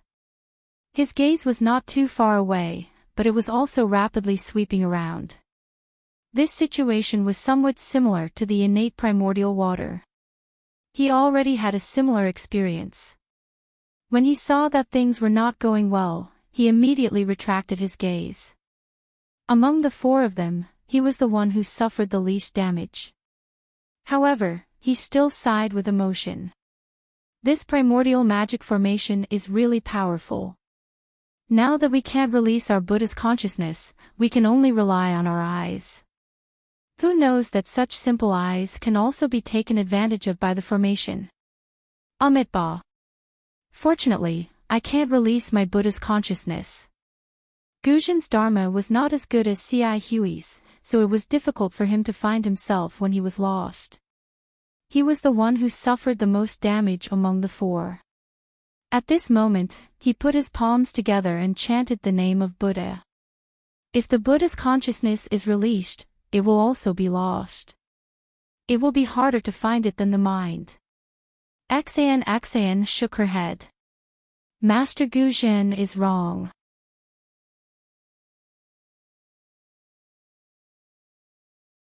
The profound water palace's formation was set up for us Confucian cultivators' clear sight arts.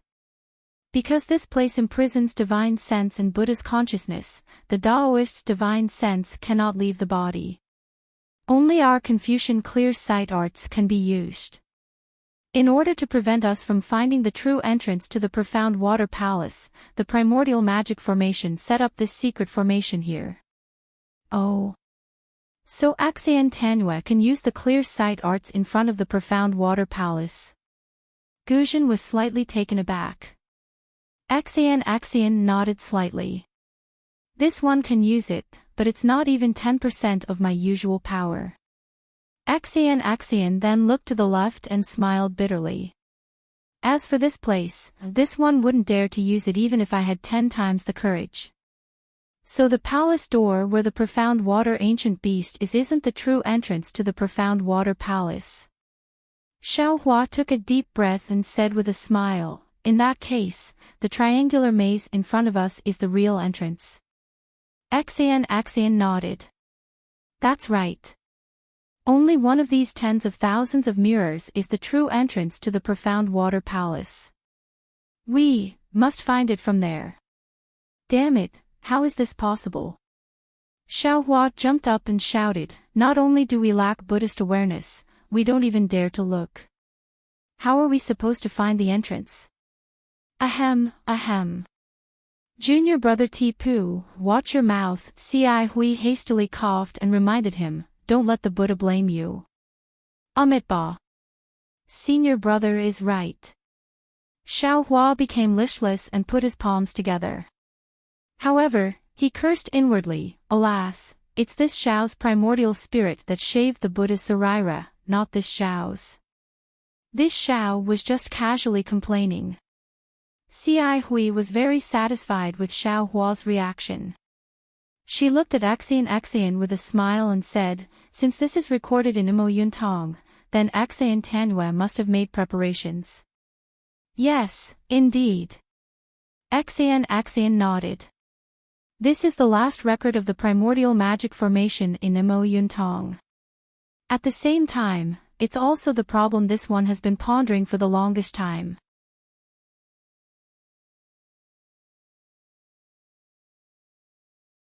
To tell you the truth, fellow Daoist Xi Hui, this one has racked my brains for 10 years. It was only after meeting you that I suddenly saw the light. Little monk. Xi Hui was slightly stunned. However, she immediately raised her eyebrows and said with a smile, "This little monk understands."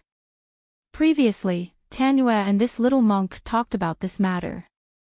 So it's used here. If it's as Xian Tanhua thought, this is indeed the best way to break this maze. However, speaking of this, Xi Hui frowned again. This little monk doesn't quite understand.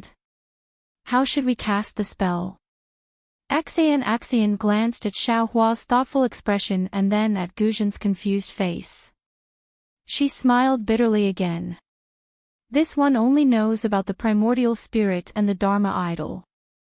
As for how to find the primordial spirit from the Dharma idol, I'm afraid that's something you have to consider. However, in this one's opinion, it's really difficult for you to find the Dharma idol from the thousands of mirrors by yourself. Don't you have Tipu and Master Guzhen now? It should be much easier for you. After hearing Xian's words, Xiao Hua understood a little. The so-called primordial spirit was naturally the physical body. There were thousands of triangular mirrors in the maze of the mysterious water palace. Each mirror could reflect the intruder's shadow. However, there was only one real mirror. All the other mirrors were illusions of the maze. It was precisely these mirrors that had the effect of bewitching the mind. The real eye of the formation only played the role of illusions. Since the maze only worked on Confucian cultivators' eye-clearing technique and the naked eye of cultivators, all Buddhist senses, divine thoughts, and elemental thoughts could be used. Since the Dharma idol of the Buddhist sect was condensed from karma, it wasn't restricted by the maze. Therefore, the mirror couldn't reflect the Dharma idol's shadow. However, the problem was that even if Xi Hui or Guzhen released their Dharma idols, how would they find the mirror that could reflect the Dharma idol's shadow? What would they use to check? Thinking of this, Xiao Hua's mind raced. He had many methods. He could release the Dharma idol, release the Buddha Sarira, or release his nascent soul. He could deal with all of them. Even the simplest method was to use his soul sense. Perhaps he could find a way out. Of course, Xiao Hua could also use the heavenly vision of the Dharma eyes. However, he couldn't be sure if his Dharma eyes could defeat this ancient formation. Although Master Guzhen wasn't proficient in Buddhism, he understood after hearing this. He said loudly, "Xi Hui, if there's anything you need this old monk to do, just tell me." This old monk doesn't understand Buddhism, but I do know some Buddhist divine skills. They can be of help. Xi Hui thought for a moment and said tentatively, "Grandmaster, this disciple doesn't understand the Dharma idol technique. However, the Sarira that I cultivate does have the image of a Dharma idol. How about this disciple release the Sarira first to see its effect? Grandmaster, why don't you use the Dharma idol technique?" I'll listen to you." Guzhen naturally had no objections. Xiao Hua's heart skipped a beat. He thought to himself, the Sarira of a Dharma idol. Isn't this the Buddhist Sarira? This monk Xi Hui really has some background. However, Buddhist light surged around Xi Hui's body. After a moment, it slowly disappeared. Xi Hui's expression was somewhat unnatural. She sighed and said, not only does the mysterious water palace confine Buddhist consciousness, but it also confines this little monk's bodhi-sarira. It seems this little monk can't do anything. Bodhi-sarira. When Guzhen heard C.I. Huey's words, he couldn't help but reveal a shocked expression.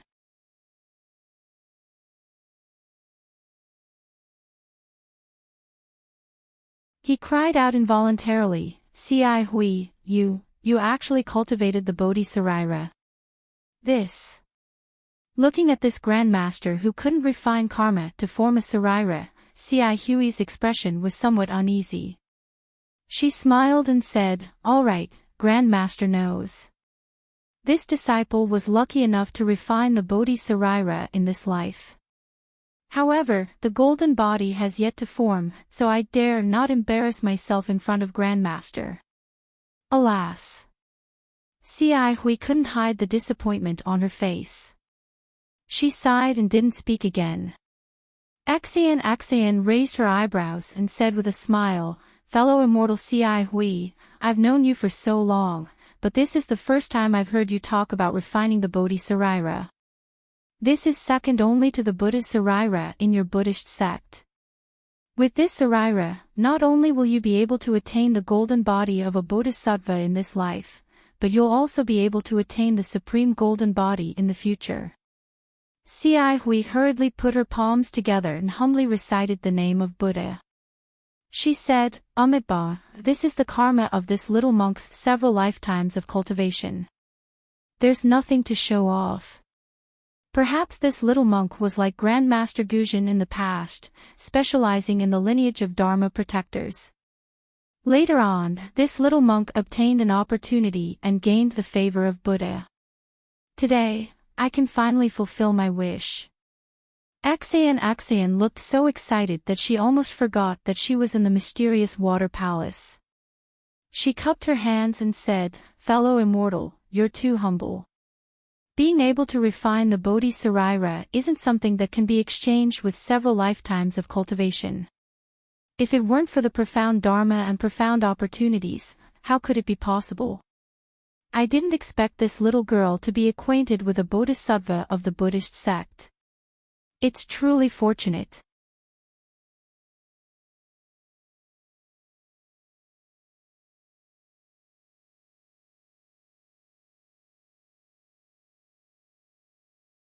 Chapter 34-32. Ahem. Before Axian could finish, C.I. Hui coughed twice and even winked at her, interrupting her.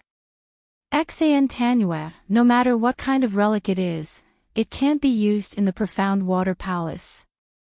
What's the use of that? It's not as useful as Ancestor Guzhen's golden Buddha statue.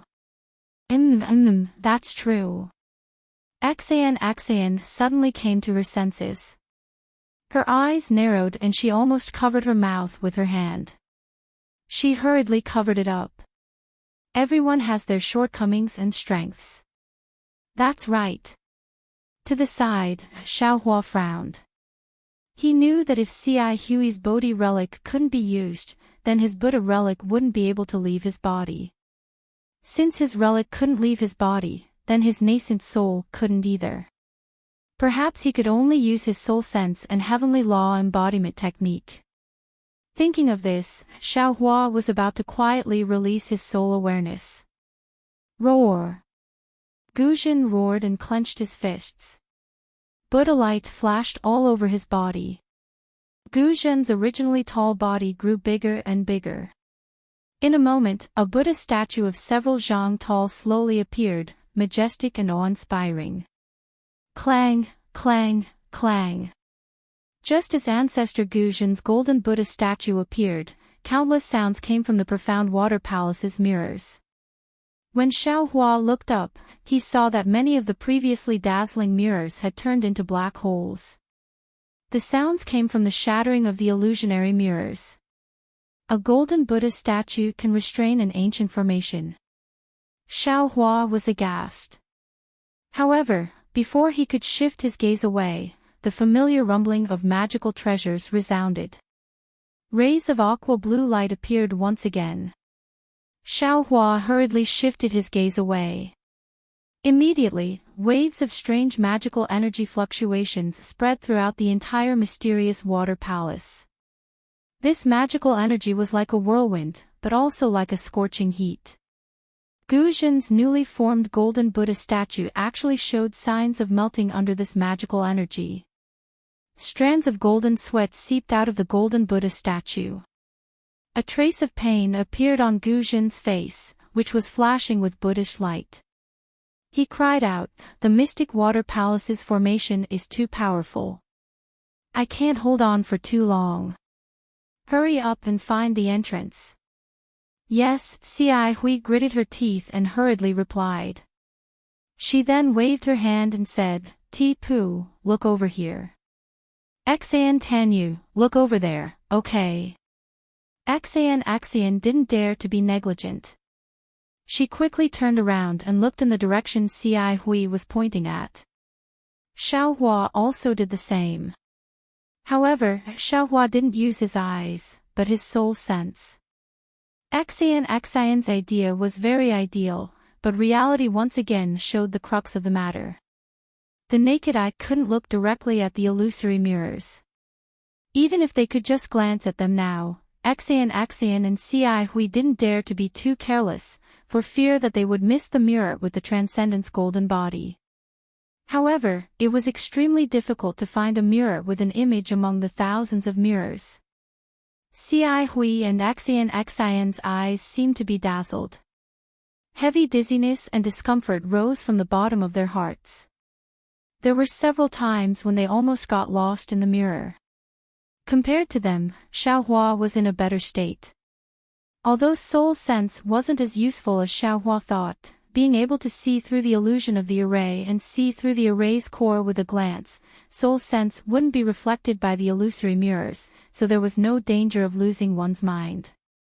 However, Xiaohua was the same as Axian and the others. He also didn't dare to be careless. He also checked the mirrors one by one. As time passed, the magic power fluctuations became more rapid.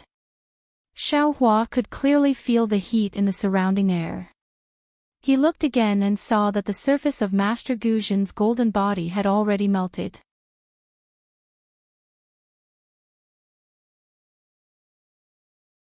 Just like Xiaohua's Buddha Sarira, it had turned into golden liquid and flowed down the golden body. When it dripped to where Gu Zhen was standing, it immediately turned into small golden Buddhist lotuses. Gu Zhen's golden body of Buddha is different from Frost Bamboo's great strength Vajra Dharma body. It seems to be transformed from his main body, similar to my heavenly law's embodiment of heaven and earth. As Xiaohua continued probing, he thought to himself, although this Buddhist divine power is a level higher than Frost Bamboo's, the Dharma array has melted his golden body. That means his body will also be damaged. Why don't I use heavenly form to replace it? Thinking up to this point, Xiaohua couldn't help but laugh.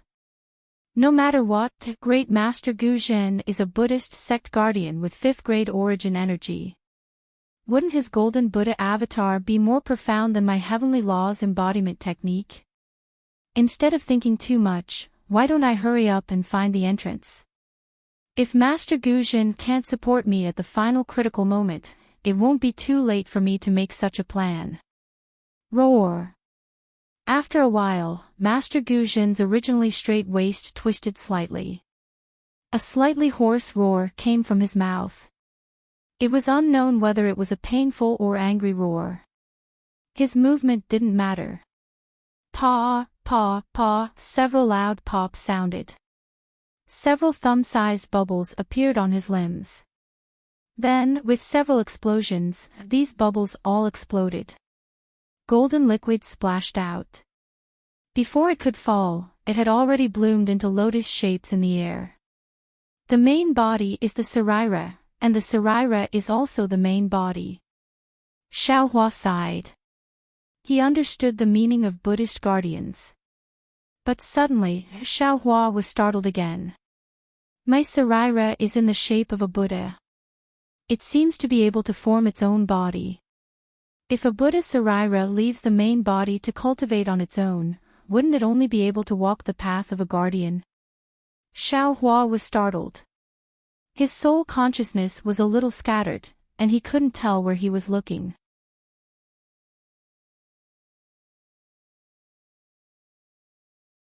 Xiao Hua hurriedly composed himself and grumbled in his heart, although my Buddhist cultivation is at 5th grade essence power, and according to the records of the Buddhist scriptures in Exquisite Temple, I can be considered to have reached the Lotus realm. But in reality, I know very little about Buddhism, and Buddhist magical powers are few and far between. Doesn't Cai Hui also have a Bodhi Sarira? He's not in a hurry, so why should I? Isn't this the entrance to the formation? People often say that one can wear out iron shoes in fruitless search, but by chance, one will find it without any effort. Xiao Hua was like that at this moment. He was focused on searching for the entrance, but he didn't find anything. But in a moment of absent-mindedness, his soul consciousness scattered, and he actually found a triangular mirror. On this mirror, other than Xiao Hua, Cai Hui, and Xan, there was also Grandmaster Guzhen's golden Buddha statue that was much taller than the others. This golden Buddha statue was only much taller than Guzhen's main body on the other mirrors, and there wasn't the slightest trace of Buddhist light on it. It's here. Xiao Hua was overjoyed. He hurriedly pointed at the mirror below him and shouted. But what made Xiao Hua extremely surprised was that at this moment, Xan and Cai Hui also shouted in unison, "It's here." However, the two of them pointed in different directions. Cai Hui pointed in the sky, and Xan pointed in the same direction as Xiao Hua. Xiao Hua was rather surprised. He didn't think that the two's eyes could be as fast as his soul consciousness. He subconsciously looked in the direction Cai Hui was pointing at. Sure enough, on the same triangular mirror above everyone's heads, Grandmaster Guzhen's golden Buddha statue was also reflected. Just as Xiao Hua thought, Cai Hui and Xan also looked at each other's mirrors. The three of them then looked at each other with confusion in their eyes. They didn't think that the profound water palace would have two entrances. "Little monk, you're really amazing." Xan looked at Xiao Hua again and said curiously, "The area that immortal Cai Hui assigned to you doesn't seem to be here." Xiao Hua rubbed his nose and said honestly, "When I saw Grandmaster Guzhen's golden body melt, this little monk couldn't bear to see it. In a moment of absent-mindedness, I looked down below. Grandmaster Guzhen's sacrifice moved Buddha and allowed this little monk to see the entrance to the formation." "Oh, Grandmaster Guzhen, you can take back your avatar now." Phew. Guzhen let out a long sigh. The Buddhist light around him quickly disappeared and then shrank like a bubble. His golden body also shrank rapidly and returned to its original form. However, Grandmaster Guzhen's face was pale. Not only was his body trembling, but his arms and legs were also trembling. He looked like an old man who had just recovered from a serious illness. "Grandmaster, you've worked hard." Cai Hui hurried forward to support him. Guzhen shook his arms and wanted to break free, but he seemed to be powerless and could only let Cai Hui do as she pleased. Xiao Hua ignored Xan's reproach. He raised his head and glanced at the mirror Cai Hui pointed at, and then at the mirror he discovered beneath his feet. He asked with a wry smile, "Xan Yenhue, this mysterious water palace actually has two entrances. Is there any record of this in your Moyun eyes?" "No," Xan answered without hesitation.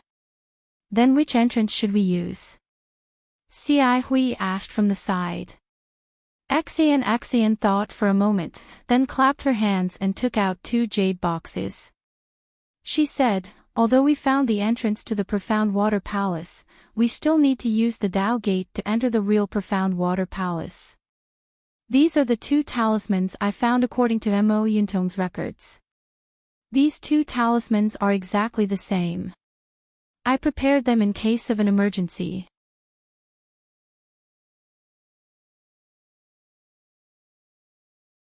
Now that there are two entrances, it is destined that both entrances will be opened.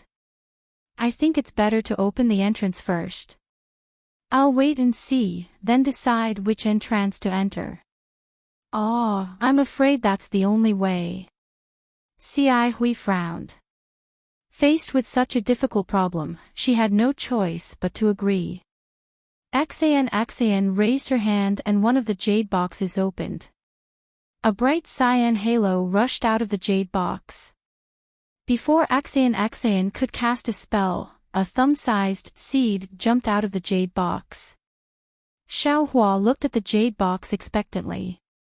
He wanted to know what kind of rare talisman Xan had taken out, but he was still shocked when he saw the seed jump out.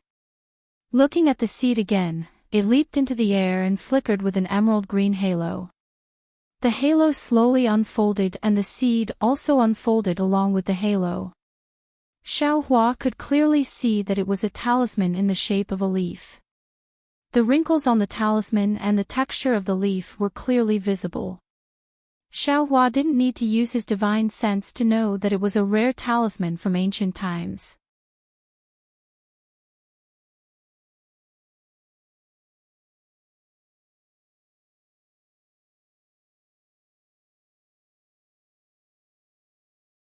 Chapter 34-33.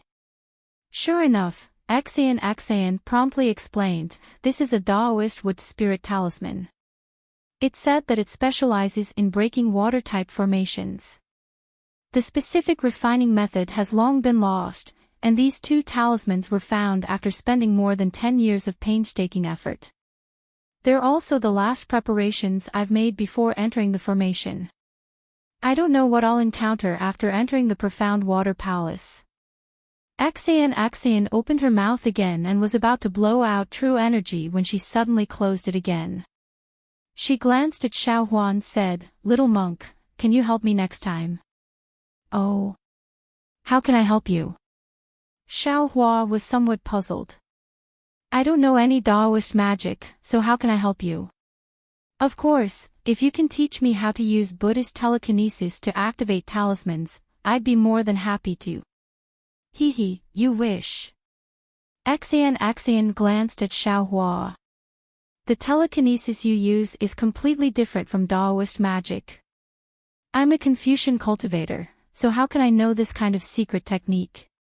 If you want this secret technique, you might as well ask your senior martial brother who'll definitely become a bodhisattva in this lifetime."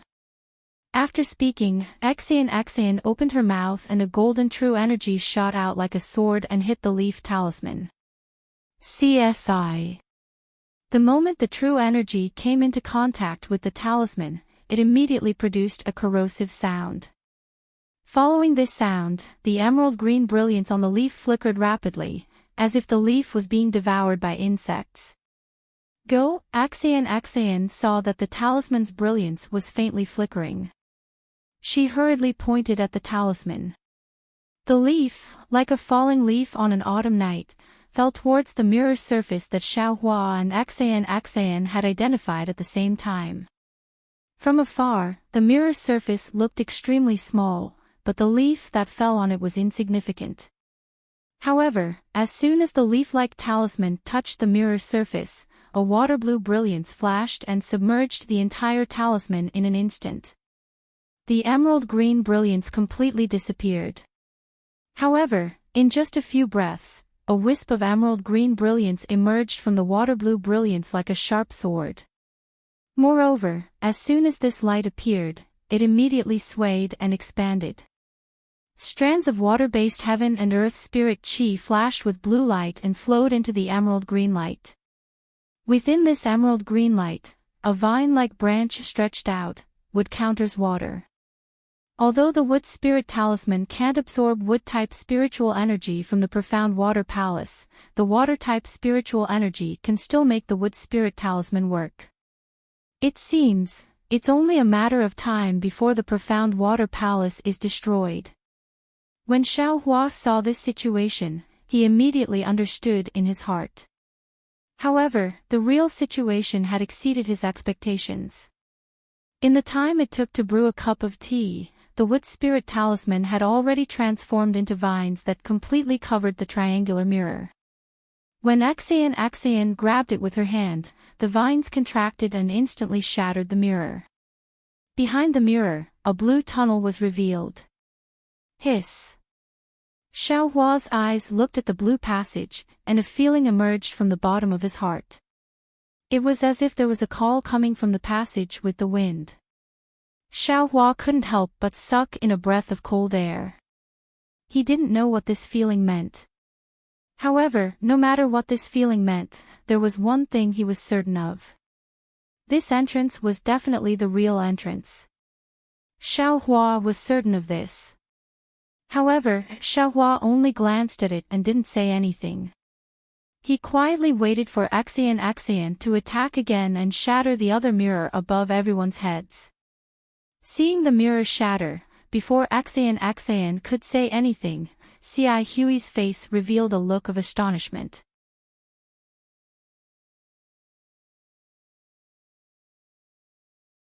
She asked curiously, "What?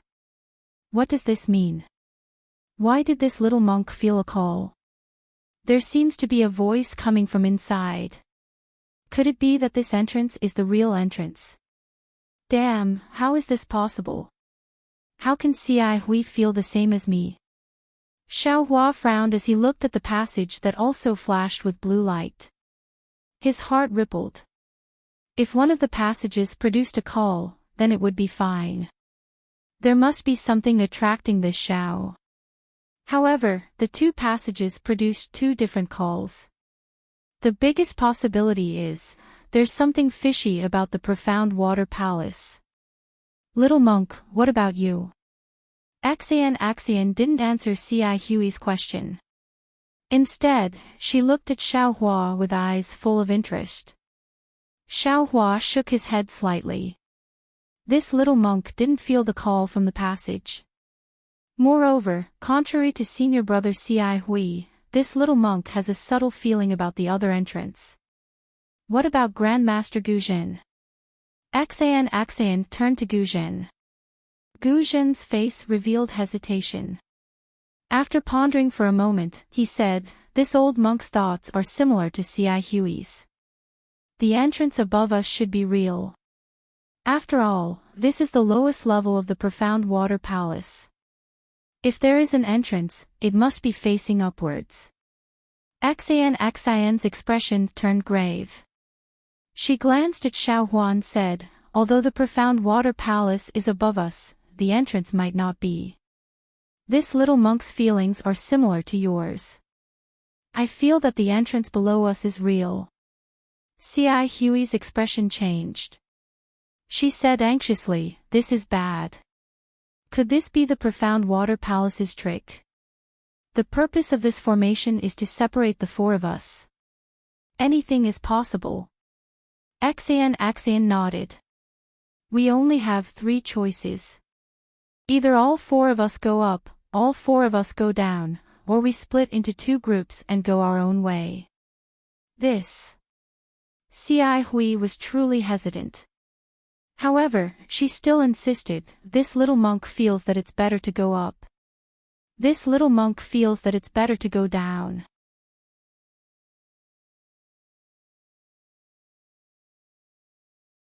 Xiaohua originally wanted to go up like Cai Hui, but he was somewhat unwilling. His perception had always been accurate. Today, there was no reason for it to be wrong. Thus, he also insisted. This little one has heard that formations that have been set up for a long time will give birth to a formation spirit. Could it be that this ancient formation has already gained sentience? Axian laughed.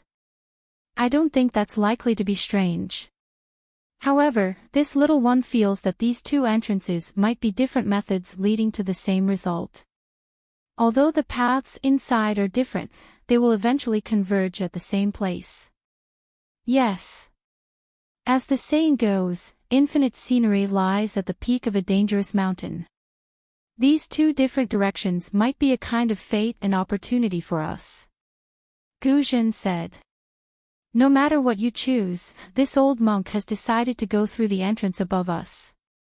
With that, Guzhen flung his hand, wanting to shake off Xi Hui who was supporting him. However, Xi Hui didn't pull her hand away. She just smiled and said, since Grandmaster has made his choice and this entrance was found by this disciple, it's naturally impossible for us to not go through this entrance. This disciple is willing to go with Grandmaster and help Grandmaster search for the ancient Buddha. Fine. Axian glanced at Xiaohua and nodded. Since this little monk found the same entrance as us, this little one will go through the entrance below with you. With that, Axian winked at Xiaohua and said with a smile, little monk, you have to protect me. Of course. Xiaohua smiled.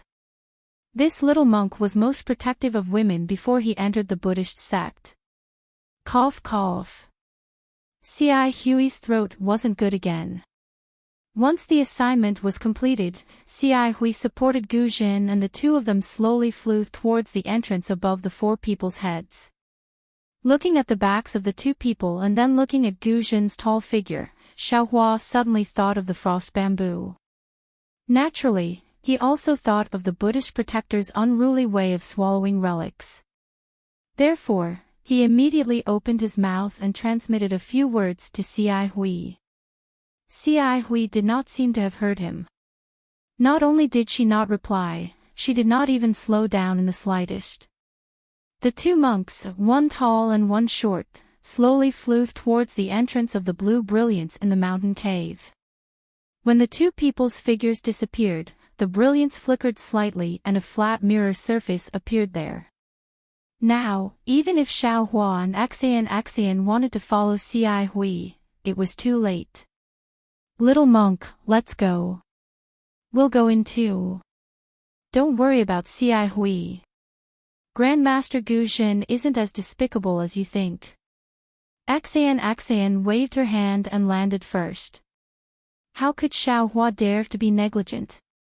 He hurriedly flew down with Axian and said with a flattering smile, the ancient said that one shouldn't have the heart to harm others, but one must guard against others. It's normal for this little monk to be worried about senior martial brother Xi Hui. Who asked Grandmaster Guzhen to be a Buddhist Dharma protector? TSK. Axian smacked her lips as she flew and said mockingly, which ancient person are you talking about? Why do I often hear people talking about this? Moreover, why do I feel that you, a Buddhist disciple, are even more wary of Buddhists than me? Is that so? Xiaohua rubbed his bald head and said with a smile, that's because you're not a bhikkhuni of my Buddhist Dharma protector and don't know the details of my Buddhist Dharma protector. That's why you're not on guard. What are you on guard against? Axian probed again. Previously, you said that you came to the Profound Water Palace to protect fellow Daoist Xi Hui. At that time, I only thought that you were talking nonsense. But now, it seems that your Buddhist Dharma protector's cultivation is far superior to Xi Hui's.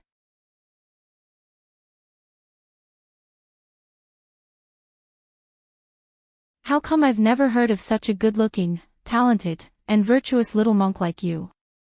Alas, it's hard to give up on one's natural beauty. I've been raised in a boudoir and no one knows me. Xiaohua very regretfully rubbed his bald head and replied, this little monk has always emphasized on keeping a low profile. I didn't dare to shave my head and become a monk because I was afraid of attracting attention. Nu Tanue thought about it. This little monk had just shaved my head and brought you all here. In the blink of an eye, I met a senior martial brother who will definitely attain enlightenment in this lifetime. Since senior martial brother Xi Hui has such a background, Nu Tanue presumably also has a family background. Only, I wonder which family does Nu Tanue come from in the hidden immortal continent? Do you want to know?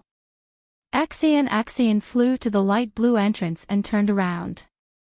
Yes.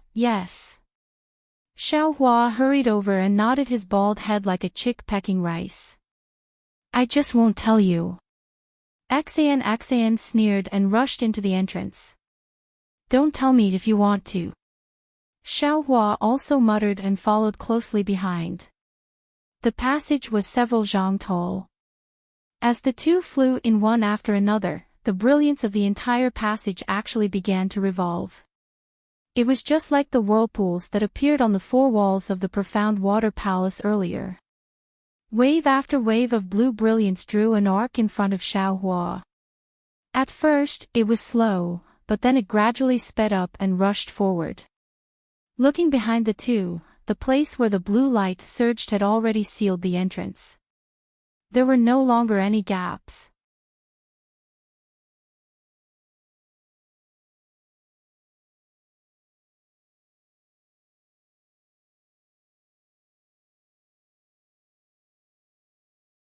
Chapter 34-34. Xian was on high alert. As soon as she entered the entrance, she took out her flexible sword without waiting for the light to change. With a slight twist of her wrist, the blade coiled around her right arm like a spirit snake. Clear qi gushed out from between Xian's eyebrows. Her limpid eyes flickered like the light in the passageway, but the golden light in her eyes only flashed for a moment. Alas! Xian sighed. She knew that she still couldn't use her eye-clearing technique. Her five senses were similar to those of ordinary people in the mysterious water palace. Just as Xian was sighing, she suddenly felt a heavy weight on her shoulders. Startled, she hastily looked up and saw that the blue light in the passageway was gradually stabilizing, and its color was getting denser. What's going on? Xian frowned. Her flying figure slowed down, and she turned to ask in a low voice, "Little monk, do you feel something strange?" Xiaohua was right behind Xian. Seeing her slow down, he understood what she was thinking. He hastily flew to her side and stood shoulder to shoulder with her. He answered, "This little monk feels a little heavy on my body. It seems to be the mysterious water palace's restriction again." Alas, that's what happened. Xian sighed again. After all, it's an ancient array with layer upon layer of strange restrictions. Without strength, it's really difficult to move even an inch. Xiaohua hesitated for a moment, then advised, "Actually, this little monk still has to persuade Lady Benefactor. Right now, our main goal is to find a way out. This mysterious water palace is really not a place where people with our cultivation can enter. Even if you want to find someone, you should first consider your own life, right? Without your life, what can you do? A way out." Xian shrugged. "It's in this mountain, deep in the clouds." "What?" Xiaohua's expression suddenly changed. As if he had thought of something, he hastily cried out, "Could it be, you don't know where the exit is? Or—" At this point, Xiaohua really didn't want to ask any more questions. Xian had said that she had the ink cloud pupil. Xiaohua had assumed that since someone had left the ink cloud pupil behind, someone must have left behind information about this ancient formation after escaping. He had followed Xian into the profound water palace. Even if he couldn't see an immortal artifact, he would at least be able to escape unscathed. However, he really didn't expect that the ink cloud pupil in Xian's possession didn't contain any records of this. Xiaohua had been relying on Mo Yuntong and this exit to enter the profound water palace when he had broken through this ancient magic array. Now that Xian didn't know what to say, how could she not be scared witless? This was an ancient array. The previous few checkpoints had already shown how ferocious this array was. And that was only the outer perimeter of the profound water palace. Now that he had truly entered the profound water palace, the passageway once again gave off a heavy feeling. Who knew what he was about to encounter? He had originally thought that he would be able to find a way out if he braced himself and forced himself through this passageway. Who knew? Xiaohua couldn't help but want to cry. Before Xiaohua's tears could fall, the heavy feeling on his body increased again. Xiaohua glanced at Xian.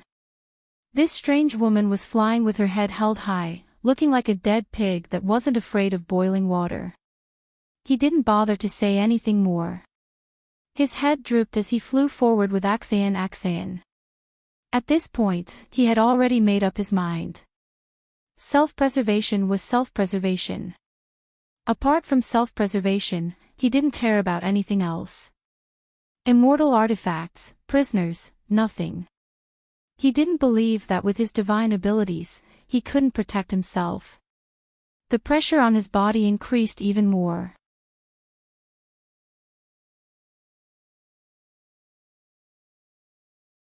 In half the time it took to brew a cup of tea, Xiaohua and Xian had only flown a few dozen meters. Although there was nothing tangible in the passageway, Xiaohua felt that the entire passageway was like a quagmire. He was currently wading through the water.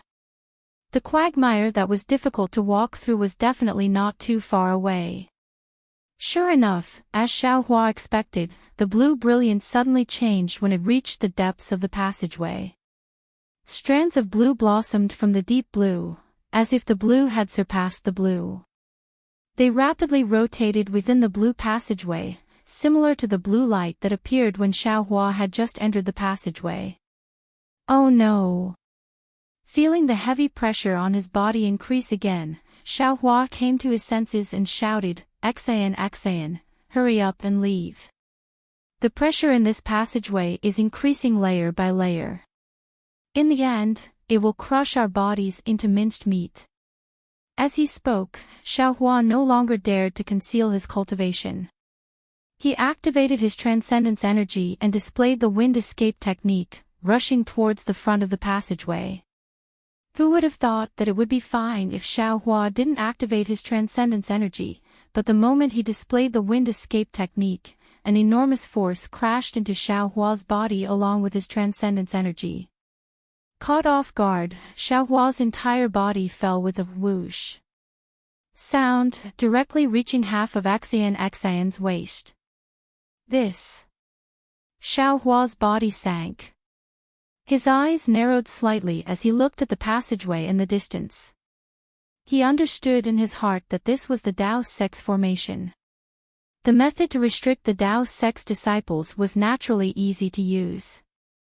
At this moment, he had to either give up on using the Dao Sect's divine ability or forcefully rely on the Dao Sect's divine ability to charge out.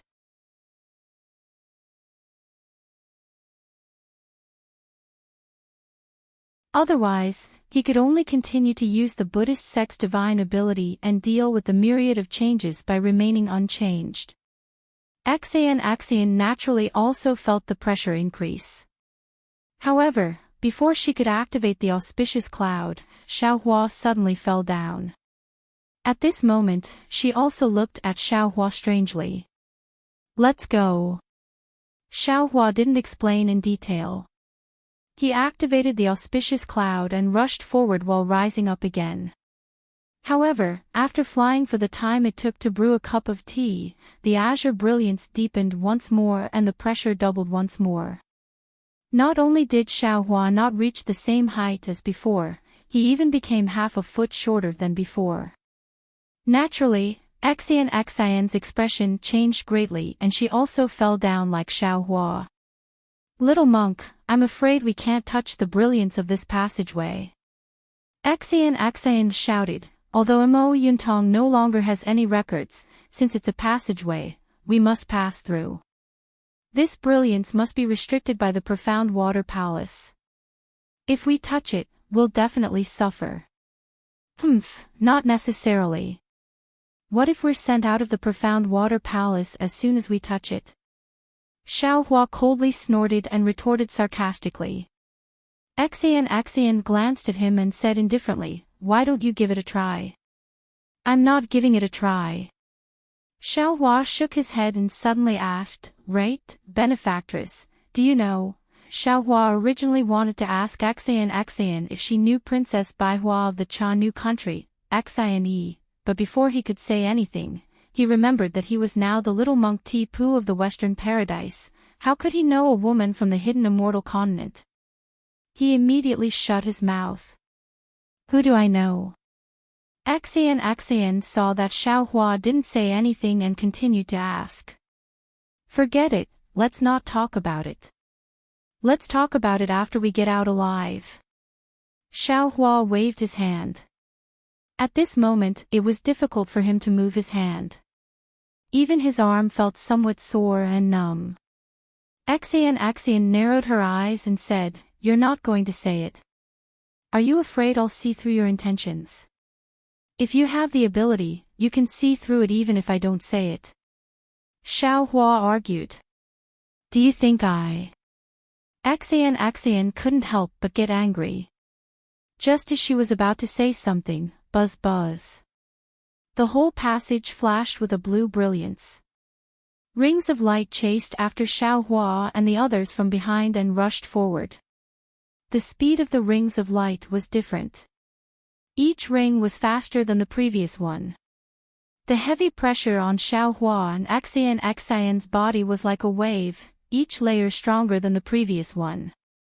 Hurry! Xiaohua urged again, but at this time, the two of them were already doing their best, but the passage still seemed to be endless. Boom! When the blue rings of light chased after them, the whole passage shook, and the color immediately turned green. Along with the change in brilliance, bang bang bang. Sounds came from Xiaohua's body. It was the sound of the joints all over his body. Xiaohua's eyes flashed with shock. He had already discovered the pattern. When the blue brilliance disappeared, the pressure in the passage should be twice as heavy as before. Now that the blue brilliance disappeared again, the pressure should be twice as heavy as before. If he counted, it should be 4 times as heavy as before. Xiaohua didn't know whether this passage was similar to his bone tempering, which required the bone tempering of 7 colors. However, even if it was the 5 elements technique, in the end, the pressure was still 32 times as heavy as when he first entered the passage. Of course, this was only Xiaohua's estimation.